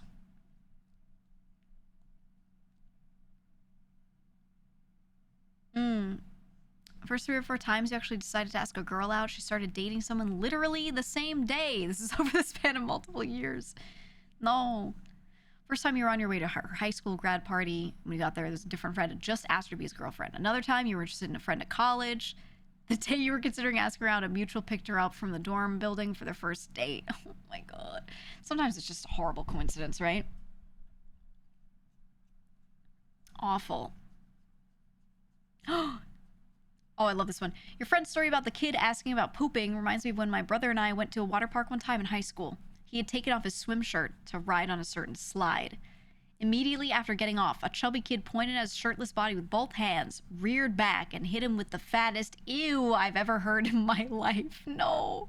Your brother promptly put back his swim shirt and refused to take it off the rest of the trip. I'm telling, it just takes like one comment for people to do that shit for their whole lives. I told you about my friend with his knees, and he thinks his knees look like screaming baby faces. And I just think they look like knees. People just, they just hold that shit, you know? Screaming baby face knees. What? You've never heard that story? I thought you've been here long enough to have heard that story. TLDR, I have a friend. His sister, I believe, once told him when they were young that she thought his knees looked like when he's standing there and like the skin kind of like bunches up. She thought that like it looked like these like screaming baby faces. And then he always remembered that. So he always wore like really long shorts or full pants or things so that you couldn't see his knees. And at some point, like, one of us, it might have been me, I think it was me, asked him straight up, like, how come you like always wear these swimming shorts that are like so long? Like, just wear normal ones. And he was like, I don't want to show my knees. And we asked why, and he says it's because my knees look like screaming baby faces. And we're like, what do you mean? So he had to explain the whole thing. And then we were like looking at his knees and we're like, I mean, I kind of see it, like if you really try, but it's not that bad. But he just like was convinced that his knees look like screaming baby faces. It's so specific. You find baby face knees in Google. I know, that's the thing. This is real. I'll show you a picture. I'll show you a picture. I'll show you a picture right now, okay? This is a thing that apparently several people believe about their own knees. This one is really good. Tell me this doesn't look like babies screaming and trapped in a person's legs. Look at your own, everyone stand up, look at your own knees right now. Do yours look like this? Get them out! Get them out! Yeah, there's an entire subreddit of pictures of people's knees that look like screaming baby faces. Okay? This is real. Thing is, I had a friend who like refused to wear anything that showed his knees ever because of this. And I was like, brother, no. No. I love it. The baby face knees. Moth says, I have a funny story. Okay. One of my best friends told during a call one day that if she hadn't met her current boyfriend, that she'd have likely asked me if I wanted to be in a relationship with her and mentioned that she'd been flirting with me occasionally. My oblivious ass never noticed and was full on having a moment of, you were flirting with me? Oh my God. One of my aunts, she got married to the man she's married to because they had a revelation like that. So apparently they were good friends in like high school and college, and he would call her all the time. And this was a long time ago. So he would like call her home phone to check in and see if she got home after, you know, like friends would disperse from wherever they were hanging out or whatever. Always checking in on her. And they like never did anything. He did this for years. And she like had no idea. He never asked her out, nothing. He was just checking in, you know. And turns out she always thought he was really cute. She really liked him. She had a picture of him that she would carry around in like a notebook as like a memento. And she really liked him, but she never said anything. She just thought he was a gentleman. So they both liked each other, okay? Never did anything. They both went off and had their lives, got married to other people, whatever. Both got divorced. They meet up like 20 years later and we're just talking. And they end up mentioning that to each other. Like, I think he mentioned it first to her. Like, oh, yeah, I used to call you all the time because I liked you so much. That was actually why. And she was like, what? And she was like, I used to carry a picture. And they ended up getting married. They got married in their older age. And they're retired together. Isn't it cute? Yeah, it's a Hallmark movie. Isn't that cute? Sucks that they had to, like, marry other people and get divorced and all that shit when they could have just been together. But, you know. That's how shit goes, man. That's how shit goes. But it was cute. Yeah, non-psychopathic Hallmark movie.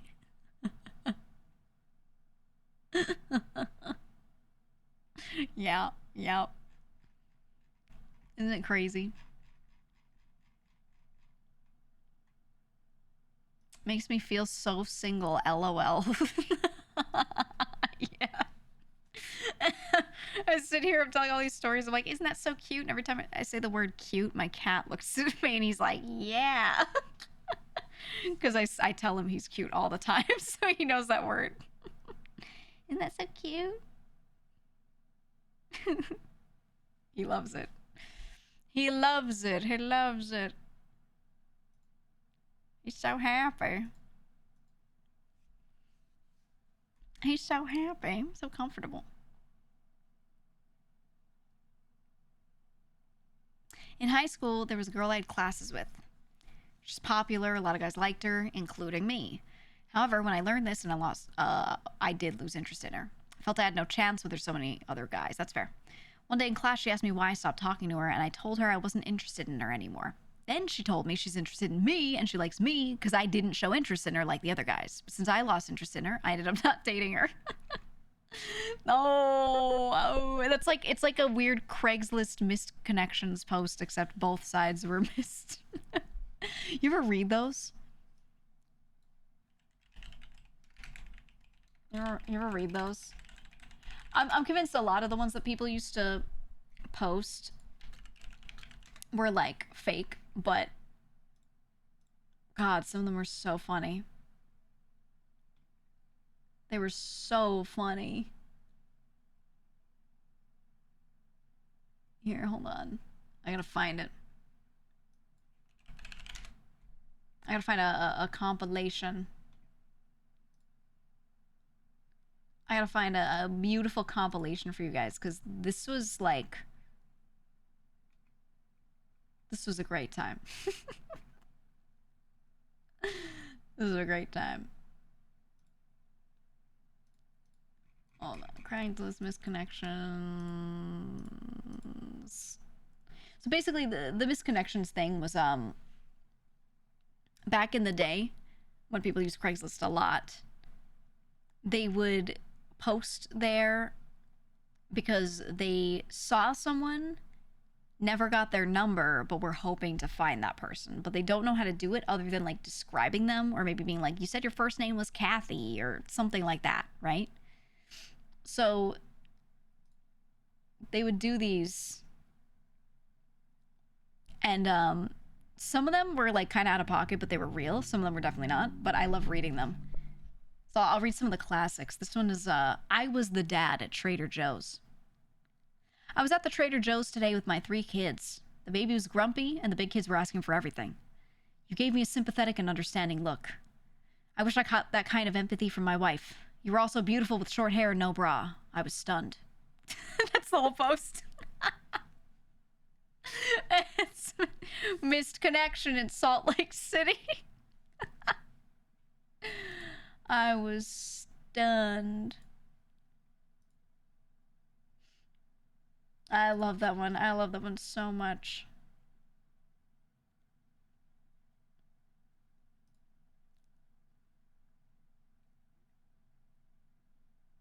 I'm gonna skip some of the ones that were more fake. Yeah, there are all these ones like you farted in Trader Joe's is a great one.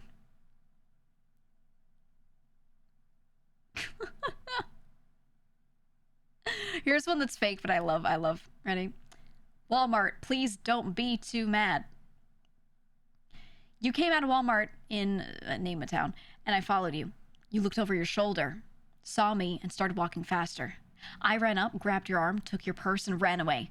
I heard you yelling for help, but let's be honest. It's this town. The only way people would come running is if you yelled, free weed! I've done many a snatch and grab, but no one has ever stuck in my mind like you. There was a quick moment when our eyes met that I felt something strong. I think you felt it too. If I wasn't so shy or so committing a crime, I would have asked your name. I, of course, later got your name from your driver's license. So Candace, if you'd like to get together for a drink sometime, get back to me.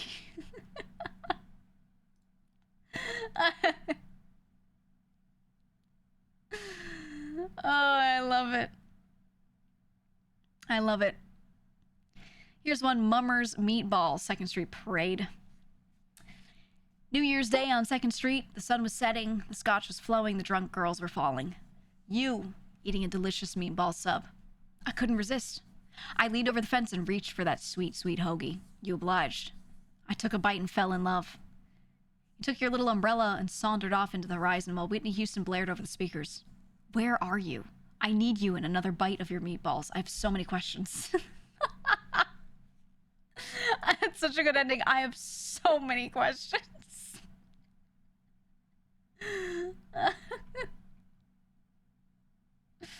Oh my god. Oh my god. Oh, this is one of my favorites. This one's a classic. This one's real. From 2009. To the beautiful lady who saw me pooping. Me. Taking a huge poop in the 15-pound pizza bathroom. You, drunk, beautiful, discovered that I forgot to lock the door in my haste. Look, I know it must have been awkward for you to see me in that state, and especially since it didn't seem to bother me that you walked in. We made eye contact for a brief moment. You have the most beautiful brown eyes, no pun intended. I said, hey, beautiful lady, right as you slammed the door, and I meant it. Everyone poops. And now that you've seen me pooping, I feel like we have already moved our relationship to a higher level. If you read this and feel the same way, respond. I hope the smell didn't offend you. I ate Indian food for lunch.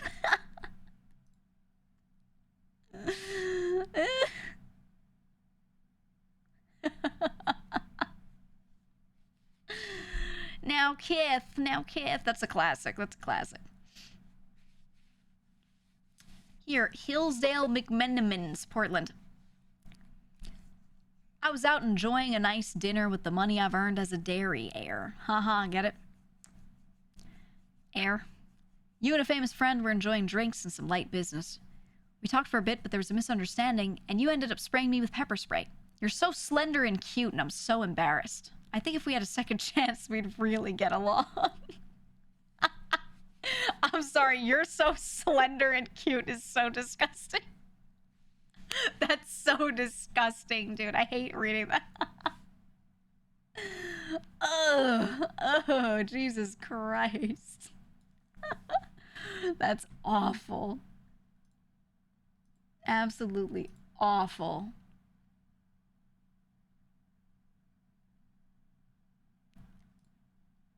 Let me see.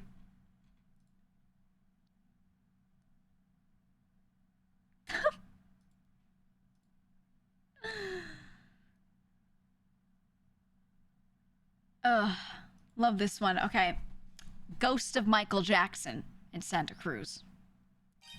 If there are any psychics or mediums on here, please reach out. I'm pretty sure I saw the ghost of Michael Jackson by the lighthouse and he was probably trying to contact me. It seemed important. Thanks. Yeah.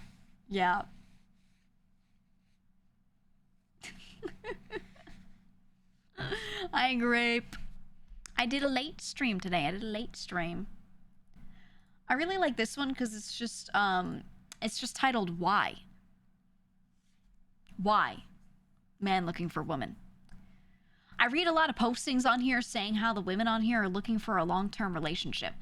But how is that when the minute you send them pics, they're communicating with you and they just don't respond at all? And when they do, it's some girl just trying to get you to sign up at a website. Look, I know I'm the best looking man on here. Instead, why don't some of you actually take the time to get to know me and not judge me by my looks? I'm here looking for random hookups. I'm looking for a long-term relationship. What, he doesn't even say, what?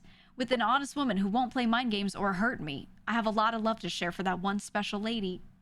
This is being said, I hope I hear from one of you that wants something real. If not, that's cool. The way it's written is so bizarre. Oh my god.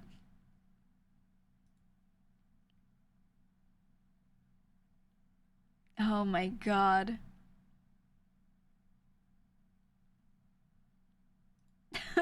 Some of these are so bad. Some of these I can't even read on stream, you know? Some of them I can't.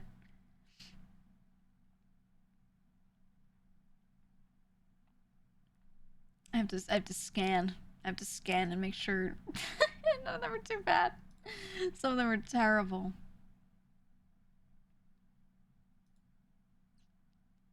Ooh. I like this one. Peach rings, Salt Lake City. We reached into the peach ring bin at the same time in the bulk section at Winco. Only few in this world that know that Winco bulk peach rings are the softest, most joyous sweets. We looked into each other's eyes, gently pulled up each other's masks off, and fed each other a single peach ring and parted ways. This is not real. I will never forget you, but I would love to see you again if possible. I've left a trail of peach rings from the Winco on State Street to my apartment. Please hurry, because I saw a group of children following and eating my trail. I'm not sure how long the guide will remain. Disgusting. Disgusting.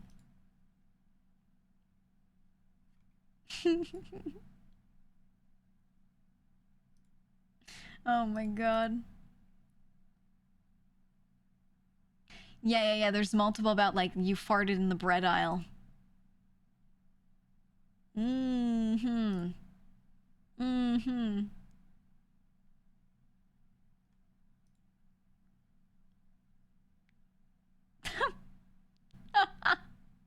Hot MILF at King's. Wow, you were gorgeous. We passed each other a few times in the produce section. We both said hello and smiled at each other. You gave me that sexy look like you were definitely interested. Gorgeous, smiley face, and the view from behind was amazing. You can sit on my face anytime. Lol, yum. Contact me here, and then his full Gmail. He said lol, yum. with the tongue emoji. I can't. LOL, lots of love. Lots of love. Oh my god. I wonder how many of these have actually, like, worked out. How many people have actually met someone from Misconnections posts and it turned into anything? I said, oh, it's food smut. This is why I read smut. You know what I miss? You know what I really miss? Speaking of reading smut, something that used to happen on our GTA RP server when the server first started back up. Okay, fresh wipe, new everything. For the first couple of months, almost every night, it was like every couple of nights a week, we would have in like the library, a bunch of people would meet up right before the server reset every night and do smut readings. And a lot of the people are playing characters, so they have like funny voices. So we would pick someone with a really funny voice who like should not be reading smut. Imagine like Gilbert Gottfried reading 50 Shades of Grey, like that, right? And there was a guy on the server who would write smut fan fiction about like old characters that weren't around anymore, or he'd just write about like random characters, and he'd hand it to these other characters that had funny voices, and they'd like open up the book and they'd just start reading it. So there's like this one girl, Nana, and she'd be like, yeah, Nana Banana. Yeah, I was just talking about her, Ecto. Nana would open up the book and she'd be like, all right, so then I said to him, you better put that thing away. The way she would say it was so funny. Oh, I miss it. I'm trying to see if we can bring it back. I'm really, really, really trying to see if we can bring it back and have like, just make like everyone read one once, you know? The smut readings were funny. That'd be a really good stream idea, actually. Grabbing some of those people and being like, hey guys, we gotta read them together. We gotta do it. It'd be so fun, man. Please tell me there was one about James Randall. I don't know. It was mostly not about characters, or it was about ones that were like gone, like they weren't back. Kermit the Frog reading smut. Well, no, but literally, there was a guy named Kermit on the server that would read them. GEEGA. Good evening, you beautiful Good lady. evening. Did you enjoy your D&D earlier? I did indeed. A request read. Did we have Delver read any of them? I think he'd be great. Did I tell you that I watched him play Orc Massage? we sat in I think I mentioned this in chat.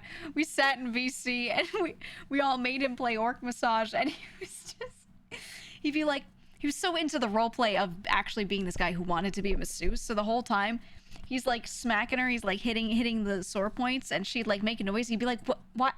Now, why is she doing that? Ma'am, why do you sound like that? You know, I just hope you have a really nice massage today, ma'am. Well, the character's like moaning on the table. It's so funny. So stupid. What a time. What a time. We gotta get him back at it, man. Gotta get him on the smut reading. We gotta. Euroid Morning Gang appreciates the late stream. Oh my god. Euroid Morning Gang. Hey, check this out.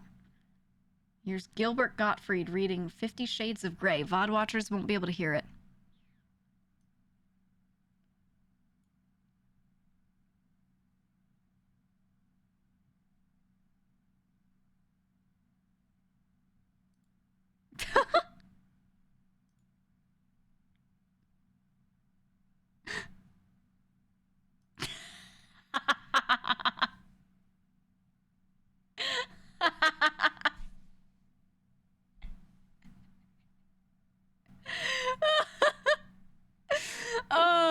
doesn't get better. It doesn't get better, man. VOD watchers gonna be like, I'm gonna hear it.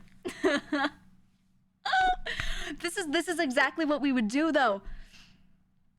This is exactly what we did. The guy that we had that was writing the smut for these read-alongs was writing like he was writing the worst dialogue. It was so cringe. It was so bad, but it was so funny.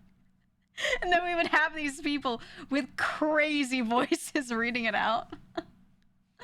I miss it. Sometimes they didn't even have crazy voices. Sometimes it's just a person you would never expect to hear this come out of their mouth, and then they'd be sitting there reading it out of a book. I miss that. I should make people do this. Smut reading night. Oh. We could do that. We could do that. Twitch does let you mark your stream for like sexual themes. We could do it. Or you could read it out and post it on YouTube. Just saying, just saying. Could do that. Oh, what stars need to align to make it happen? Nothing crazy. I'll work on it. YouTube miniseries. I feel like we'd get demonetized if I made it a series. I'm thinking about it. I'm like, oh man, a short series would go so hard. But as I'm thinking about this more, you know, 2 seconds later, I'm like, yeah, I don't know. Only if Mike is there too. Oh my God, yes. Yes. No, he'd be perfect. He's actually perfect for it. I want to play that game he was playing. The game looks really fucking funny. Dinosaur with double D's. We gotta play it. That shit looked funny as hell. Maybe we'll play it soon. Play it with Dread.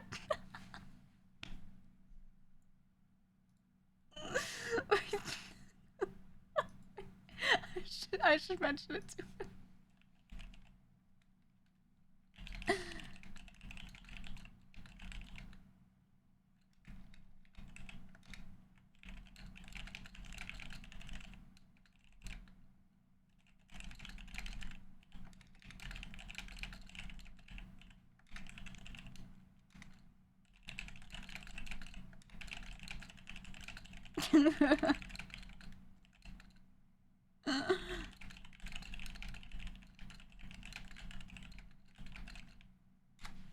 We'll see. We'll see. I'll grab some friends to do it. That game is crazy. I think it'd be so fun to get friends to hop in and out to play that game. Have them guest, and then have them, like, read half the dialogue. What do you mean, Zen couldn't finish that game? Oh. Don't worry, I'm the strongest warrior. We will play that game, and we can finish that game. No problem. No problem. I'm gonna get everyone with the worst voices for it, too.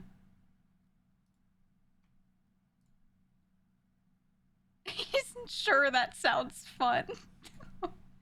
What if it's really bad smut?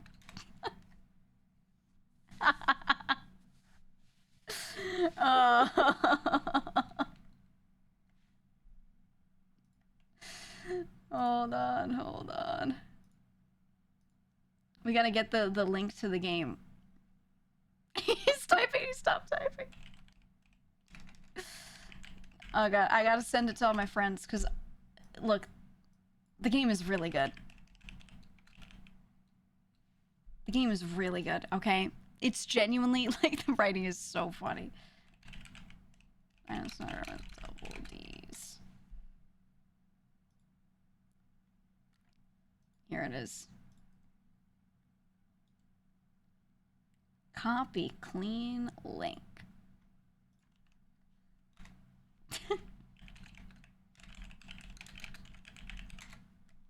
Okay, there we go. You think I'm cooking with the galaxy gas? I'm just, look. He says it's fine. Yeah! Yeah! We can get a few friends to rotate in so I don't torture them for hours. Okay, okay. Let's go. Only because chat requested, okay? Is there anyone else you guys want me to pull in? Anyone else you particularly want to hear reading anything out? Any of my friends? Xander, thank you for the 10 gifted subs. Thank you so much. Thank you for the 10 gifted subs. Michi.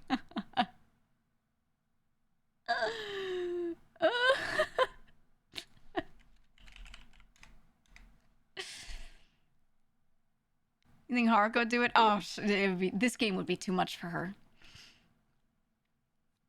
Oh my god, Shoto. Vinny, it'd be torture. No, Mike already played it. Speedy would be funny. Do you think Saeed would do it? No, I don't think Saeed would do it.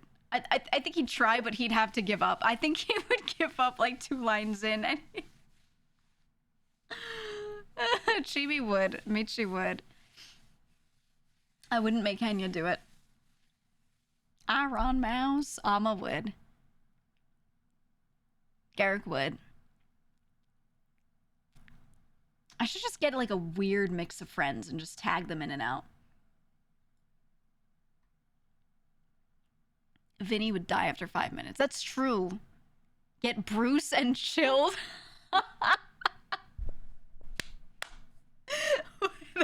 That's cursed. You mean Bruce Green, right? You mean that Bruce? I could ask Bruce. I miss him. I haven't played anything with him in a while. Fucking love Bruce, dude. What game were we talking about? Dinosaur with double D's. I was talking about getting this like weird smut visual novel. It's really funny. Okay, the writing is really funny. I was talking about getting friends to come in and out and read the dialogue with me. I could read it myself, and then just whenever they feel like tagging in, they can. Bruce's gooses rise up. Octopimp is a legit voice actor, just saying. Oh, I should ask Octo. You're right. You're right. Wait, he would be so good for this. Oh, Octo would be great. He's got the most cursed, disgusting names on Steam, for the record.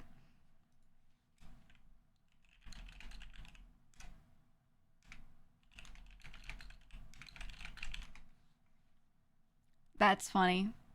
Octopimp, Walnut, and Shonic. Nightmare blunt rotation. What the fuck? I hate seeing that list. Shonic. Sean would be so funny.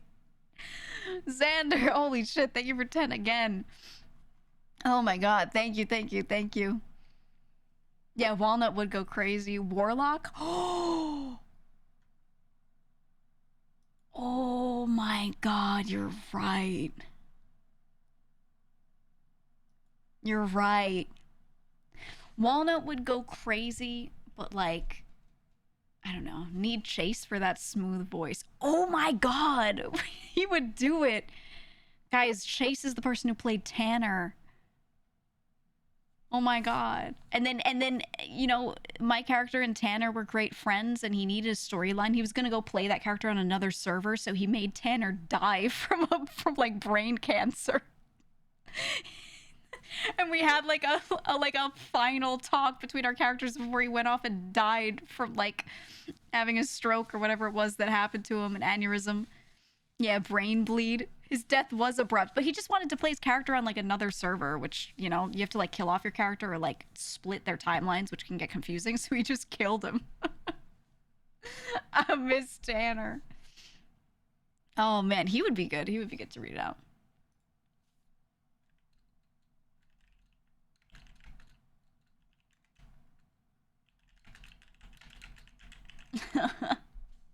I'm writing these down. I'm writing these down. Mike's playthrough was something else. Oh, I know. Oh, I know. I know. All right, well, guys, I'm going to keep this list going. I'm thinking Walnut, Octo, Dread, Tony. Tony would hate it. Wait, I could have Tony read the girl. Because he does such a good girl voice. Oh. I'll ask him. I'll ask him if he wants to do it. Did you see he's back on Twitch? I knew he was coming back soon. He actually had the shortest kick contract ever. He told me about it. I was like, oh my god, you're streaming on Kick? They give you a contract? He was like, yeah, it's only for however long. I was like, what? It was like really short. I was like, really? He's like, yep. So he's back on Twitch. Woo! And he didn't have to do, it was a 3-month contract, and he didn't have to like gamble or anything like that. He literally just had to stream there. Like, you know, like people always are like, oh, but you have to do this thing. He didn't have to at all. Very interesting that they're doing that, I guess. No gamble's great. Yeah. Yeah. You don't have to compromise anything. It's just another website. That's it. So, you know. Surefour does a good girl voice. Surefour girl voice.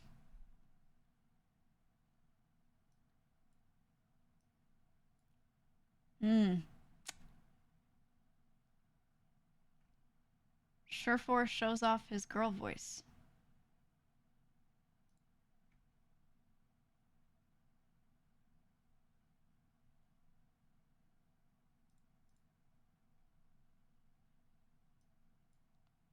It's a little low. Okay.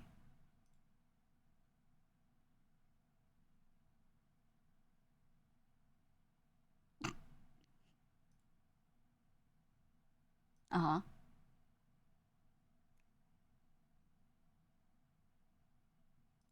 Hold on. He's cooking. Wait, I'll turn it up. I'll go. Oh my god. Wait, this is Surefour?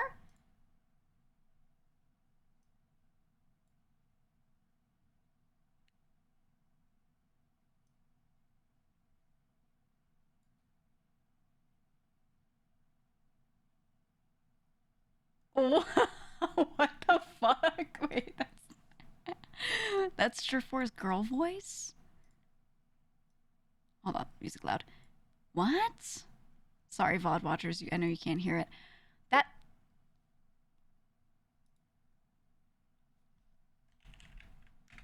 I'm messaging him. Can I hear your girl voice?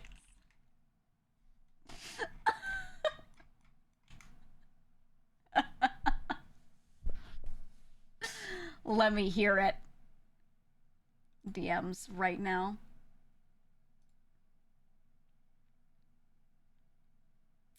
Let me hear it.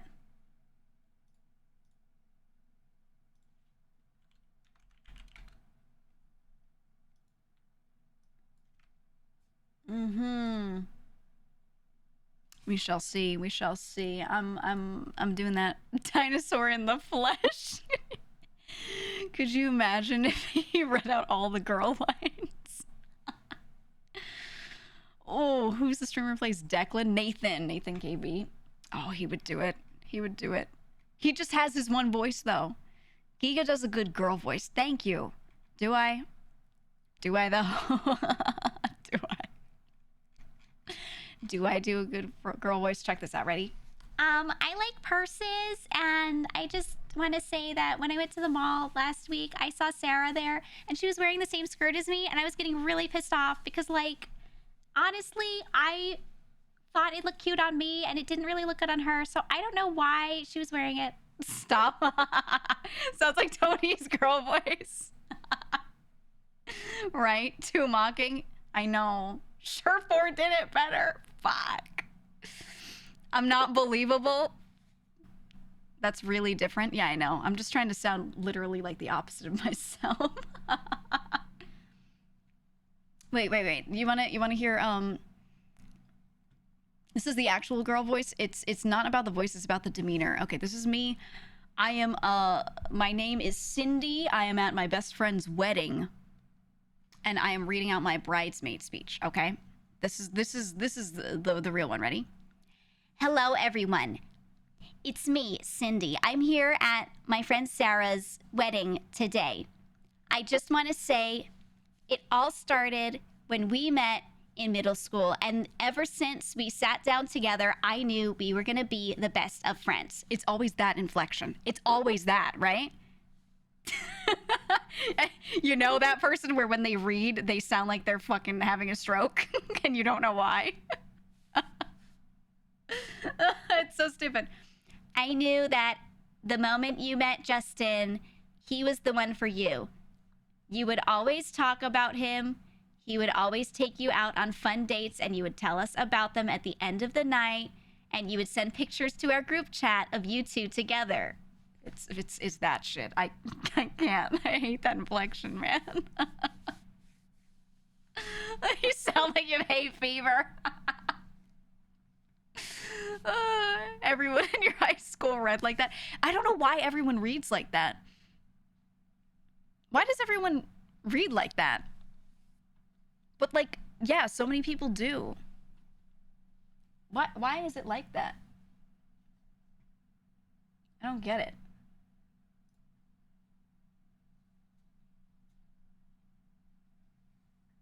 Hold on, sorry, I got a DM that there's like a weird sound people are hearing. Does my mic sound weird?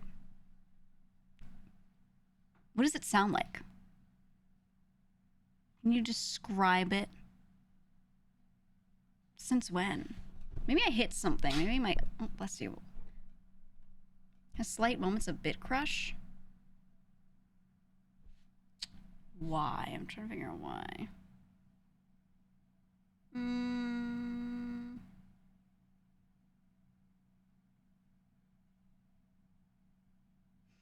It must be a wire. I'll have to, you know, after stream, I'll have to unplug everything and plug it back in. Might have been too loud. Maybe when I'm louder, something is coming through that shouldn't. Only notice it now.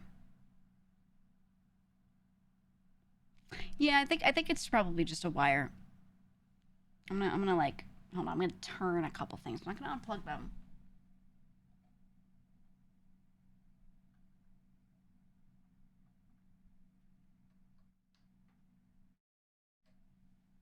Okay, and then I'm gonna do this. And then later I'll have to check if any settings change. It might be that a cat touched something. And sometimes if like a cable like is seated a little weird, it can kind of, you know, it can get a little funny. And yeah, XLR cables, when they touch other cables, sometimes if there's like a signal physically touching, it can be a little odd.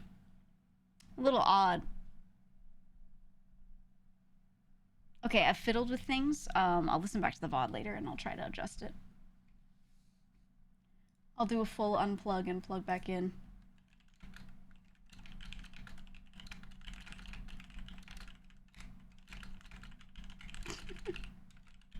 Sure, for a message.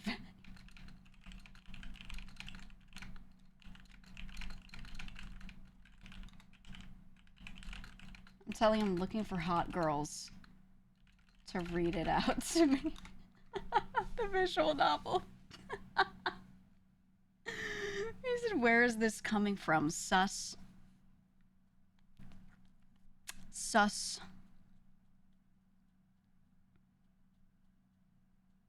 Are 97 babies millennials or Zoomers? I think they're Zoomers. Personally. I think that's the cutoff year. Maybe placebo sounds better now, but can't place how. What about if I talk like this? You probably hear it then, right? Right? Yes, no? When I got louder? Let me know if you did. Yeah. Yeah. I think it's just when I get loud, the signal's getting a little fucky. A little fucky. I'll have to, yeah. No, I definitely have to like unplug. I don't want to unplug everything midstream because sometimes when I unplug things, all of my sound sources get fucked and I have to redo them. And I'm not doing that while I'm midstream because it gets really weird. Just yell all the time so I could sound cursed. Oh yeah, oh yeah. Anyway, my name is Cindy, and I am here to be my best friend's bridesmaid today. I just don't know why they all sound like that. I just don't get it. And you know, it's that, and during these bridesmaid speeches, so many people will like, they'll read out a little speech from a piece of paper. So you know that they prepared this beforehand, and they will have written down a note about like some ex-boyfriend or something like that. They always say something fucking awkward, right? They're always like, I am glad she found you because she went through 500 ex-boyfriends that all treated her like shit and I hated them all. And I'm like, stop. Just don't say that. Just don't say that. Just don't. I'm glad they finally found you after dating 500 men. Like, it's like there's not even anything like wrong with how people live their lives, but they'll like bring it up, and I'm like, why are we doing this? I don't know. Or the guys will always be like, I remember when you first met Cindy and you said she was fucking hot, and I saw her ass and I was like, she is fucking hot. I'm so glad you're marrying her. She's still hot though. You know, they say like crazy shit. They always do that. Cindy's so fucking hot. Whenever you get divorced, call me. A lot of them make that joke too. They think it's like really quirky and funny, but they don't know how to read things out with the right comedic inflection, so it just comes out weird. Because if like you're a comedian, okay, or you're good at reading things out in that way, you might be able to read off that piece of paper in a way that just makes people laugh. It's very obvious it's just a joke. But yeah, see you guys at the next wedding.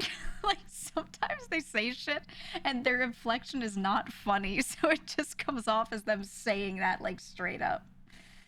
Oh, I hate it so much. I hate it. Please don't do that at anyone's wedding ever. Okay? Please don't. Yeah, like the cake topper with the dude getting dragged to the wedding by the bride. The old ball and chain, the old ball and chain. Come up with a funny anecdote like you'd only been dating a week, but I heard her. Your R2D2 ringtone and knew it was meant to be. Oh man, yeah. I had a friend who got married kind of recently, and the bridesmaid, the best man, and any other bridesmaids and groomsmen that were giving speeches, what they all did was they all wrote speeches filled with things that just didn't happen. They all got together and all wrote together a bunch of speeches about shit that just was not real and read them out. And it was so funny. It was so all really funny. I remember when I met you in a Walmart parking lot while it was raining, we both fell on our asses, and they were just like saying shit that was just insane. Yeah, a lot of inside jokes. I thought it was really good. I thought it was really good because then we're watching them read it out, and like everyone in the room is laughing because they're funny, but also we're watching them try to read it and not laugh themselves. Oh, it was good. It was really good. It was really good. ChatGPT speech. Not even. They just sat there and wrote like fake ass shit. Oh. It was perfect. It was perfect. Anyway, if anyone here ever gets married or is invited as a person to give a speech at a wedding, you should do that. You should all do that. Highly recommend. And with that, we've been at it for 5.5 hours, and it is almost 2 a.m. I should end the stream. It's time. It's time. My voice is going.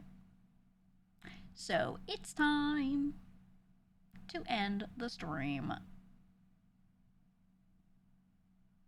Good stream. Thanks. Yeah, I figured we'd do just chatting. I've been trying to chat a little less at the beginning of stream a lot of days. We're kind of starting like an hour and a half into gaming rather than like 2.5 on a lot of days. And then what I'll do is I'll just mix in the occasional day where we only chat. I'm just balancing the time more so that like people that are EU get to see a little more gaming because I don't chat for so long first. So the hours are still there, but I'm just spreading it out differently and seeing how I like that. We'll see if I stick with it. I'm just testing it. But all right, let's go to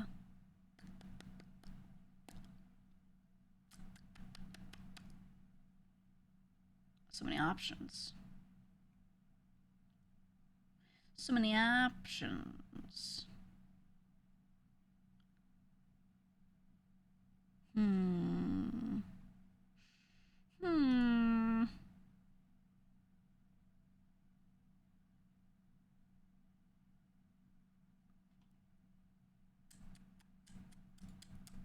I'm just scrolling through everyone, looking at what they're playing.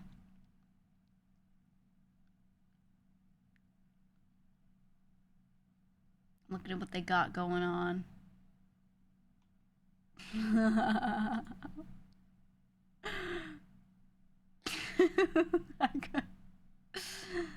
Hey, I got a banger stream for you guys. I got a banger. Oh no! I was just about to raid someone. Barky, thank you for the raid. We can talk for another couple minutes. We can talk for another few. I was gonna raid someone who's also from RP, but they're not doing RP right now. But kinda they are. It's gonna be a really cursed stream. ADMC imploding on Zed's stream. Woo! Let's go! I saw I watched for a few minutes earlier and I saw that he was like crashing out and burning stuff. So that was cool. That was great. Hope you had fun. I saw him setting the backyard on fire. I was gonna go to that backyard and keep drinking the water out of McNulty's fountain to piss him off. I want him to keep ending his shift driving home and finding me drinking out of the water fountain. Anyway, welcome on in, guys. This is my main channel. I used to play RP here all the time, and then I said, fuck that, variety and RP can't live together. They hate each other. So I made a separate channel for RP, which is not GEEGA. And this is where I chat and do variety. Welcome, welcome. Why would you do that? I'm going to become a horse. We snaw. We snaw. Also, sorry if my mic is doing a weird thing. I don't know, just today it started crackling a bit. You might not hear it unless I get loud, but here we are. Here we are. Also, RP friends, if any of you want to read out lines from a visual novel with me, I'm going to be inviting RP friends and other friends to come in and out. The game is called...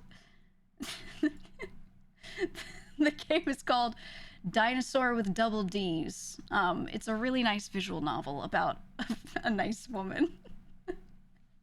And if any of my friends want to read out some of the dialogue with me, you're all welcome. I promise you, the writing is so good.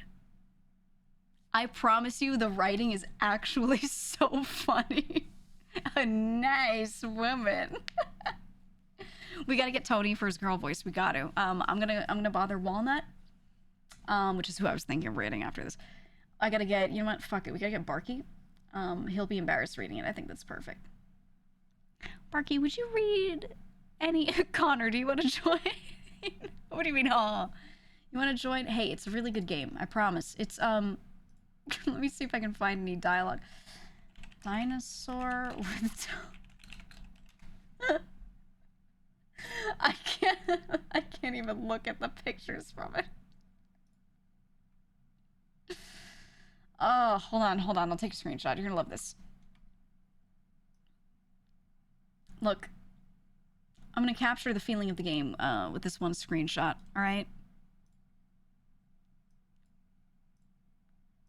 What do you think about this? What do you think about that? How does that make you feel? Is that nice? Because I think that's real nice. Cinema. we have to do it. Chat, we have to. I watched a little bit of Mike reading shit out. Hold on. Surely we can find a cursed Mike clip, right? It is peak. It is peak. Hold on. I'm just gonna go to his channel and I'm gonna look for like most viewed clips of the month. And you just know it's gonna be from this game. Stream better not awaken anything in me. Well, I gotta tell you, Mel played it. She had to stop and go to the other website. Alright. Oh my god, it's just him playing that not Sims game, the one that totally isn't Sims.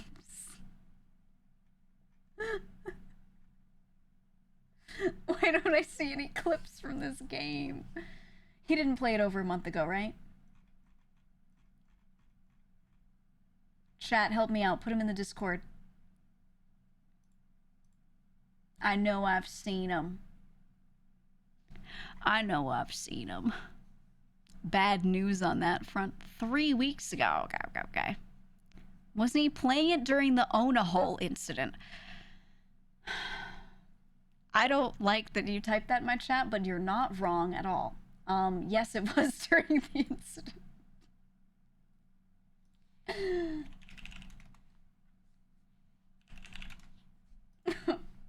You're not wrong at all. Yeah.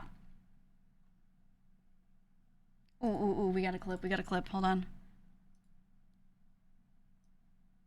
We got a bite.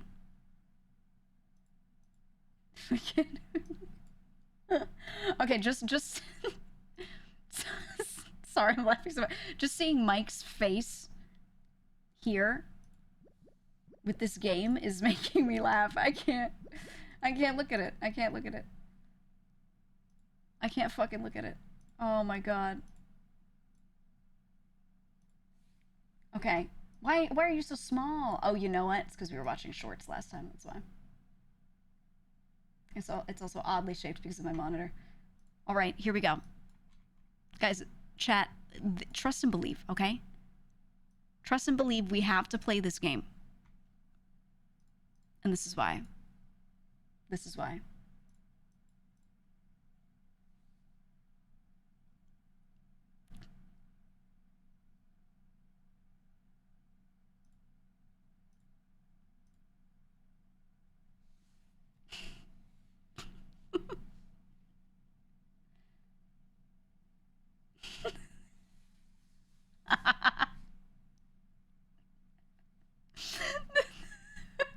I was watching when this happened and I started crying. I was crying. Oh, chat, we have to play this game.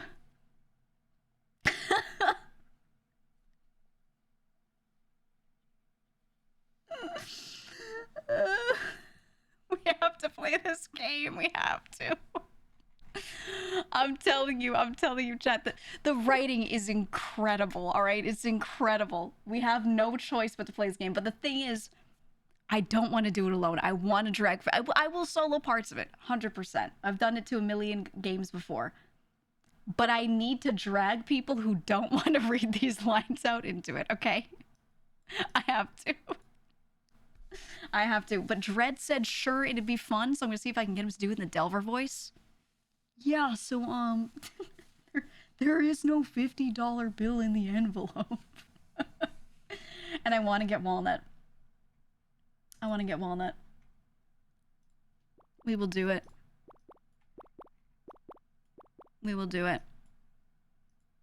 Walnut's currently playing that, like, not Sims game. So we have to rate him after this. Dredd would be perfect. I'm telling you, we watched him play the entirety of Orc Massage, and it was one of the funniest things I've ever watched, and it was not streamed. It was not recorded. It was content for a VC of like 12 friends, and that was it. And it was so good. It was one of the funniest things I'd ever watched. So, you know, we'll get there. Really Bad Teeth, thank you for the sub. Welcome on in. Welcome. All right, let's just do the raid. I need to eat food. I ate some. I need to eat more. I need to drink a lot of water. I need to conserve my voice because I keep streaming, but I'm also doing recordings and doing all these different events and things outside of my streams, so I need to do that. What you eating? That's for me to know and you to not know. I was gonna say you to find out, but that's not the intent of that. All right. Let's go here. I am pulling up his stream. Let's see. Let's listen in on him. I like to snoop before I raid now. I've been trying to do this more. Let's see what he's saying.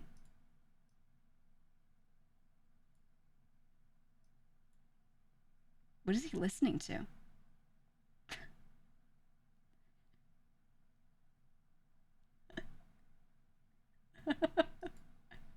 What the fuck fuck is he listening to? All right, we're rating him. Hey, if you rated from Barky Stream, thank you for coming by. I promise I'll stream later another day. Not today. I did an entire D&D event before this, so my voice is a little cooked. A little cooked.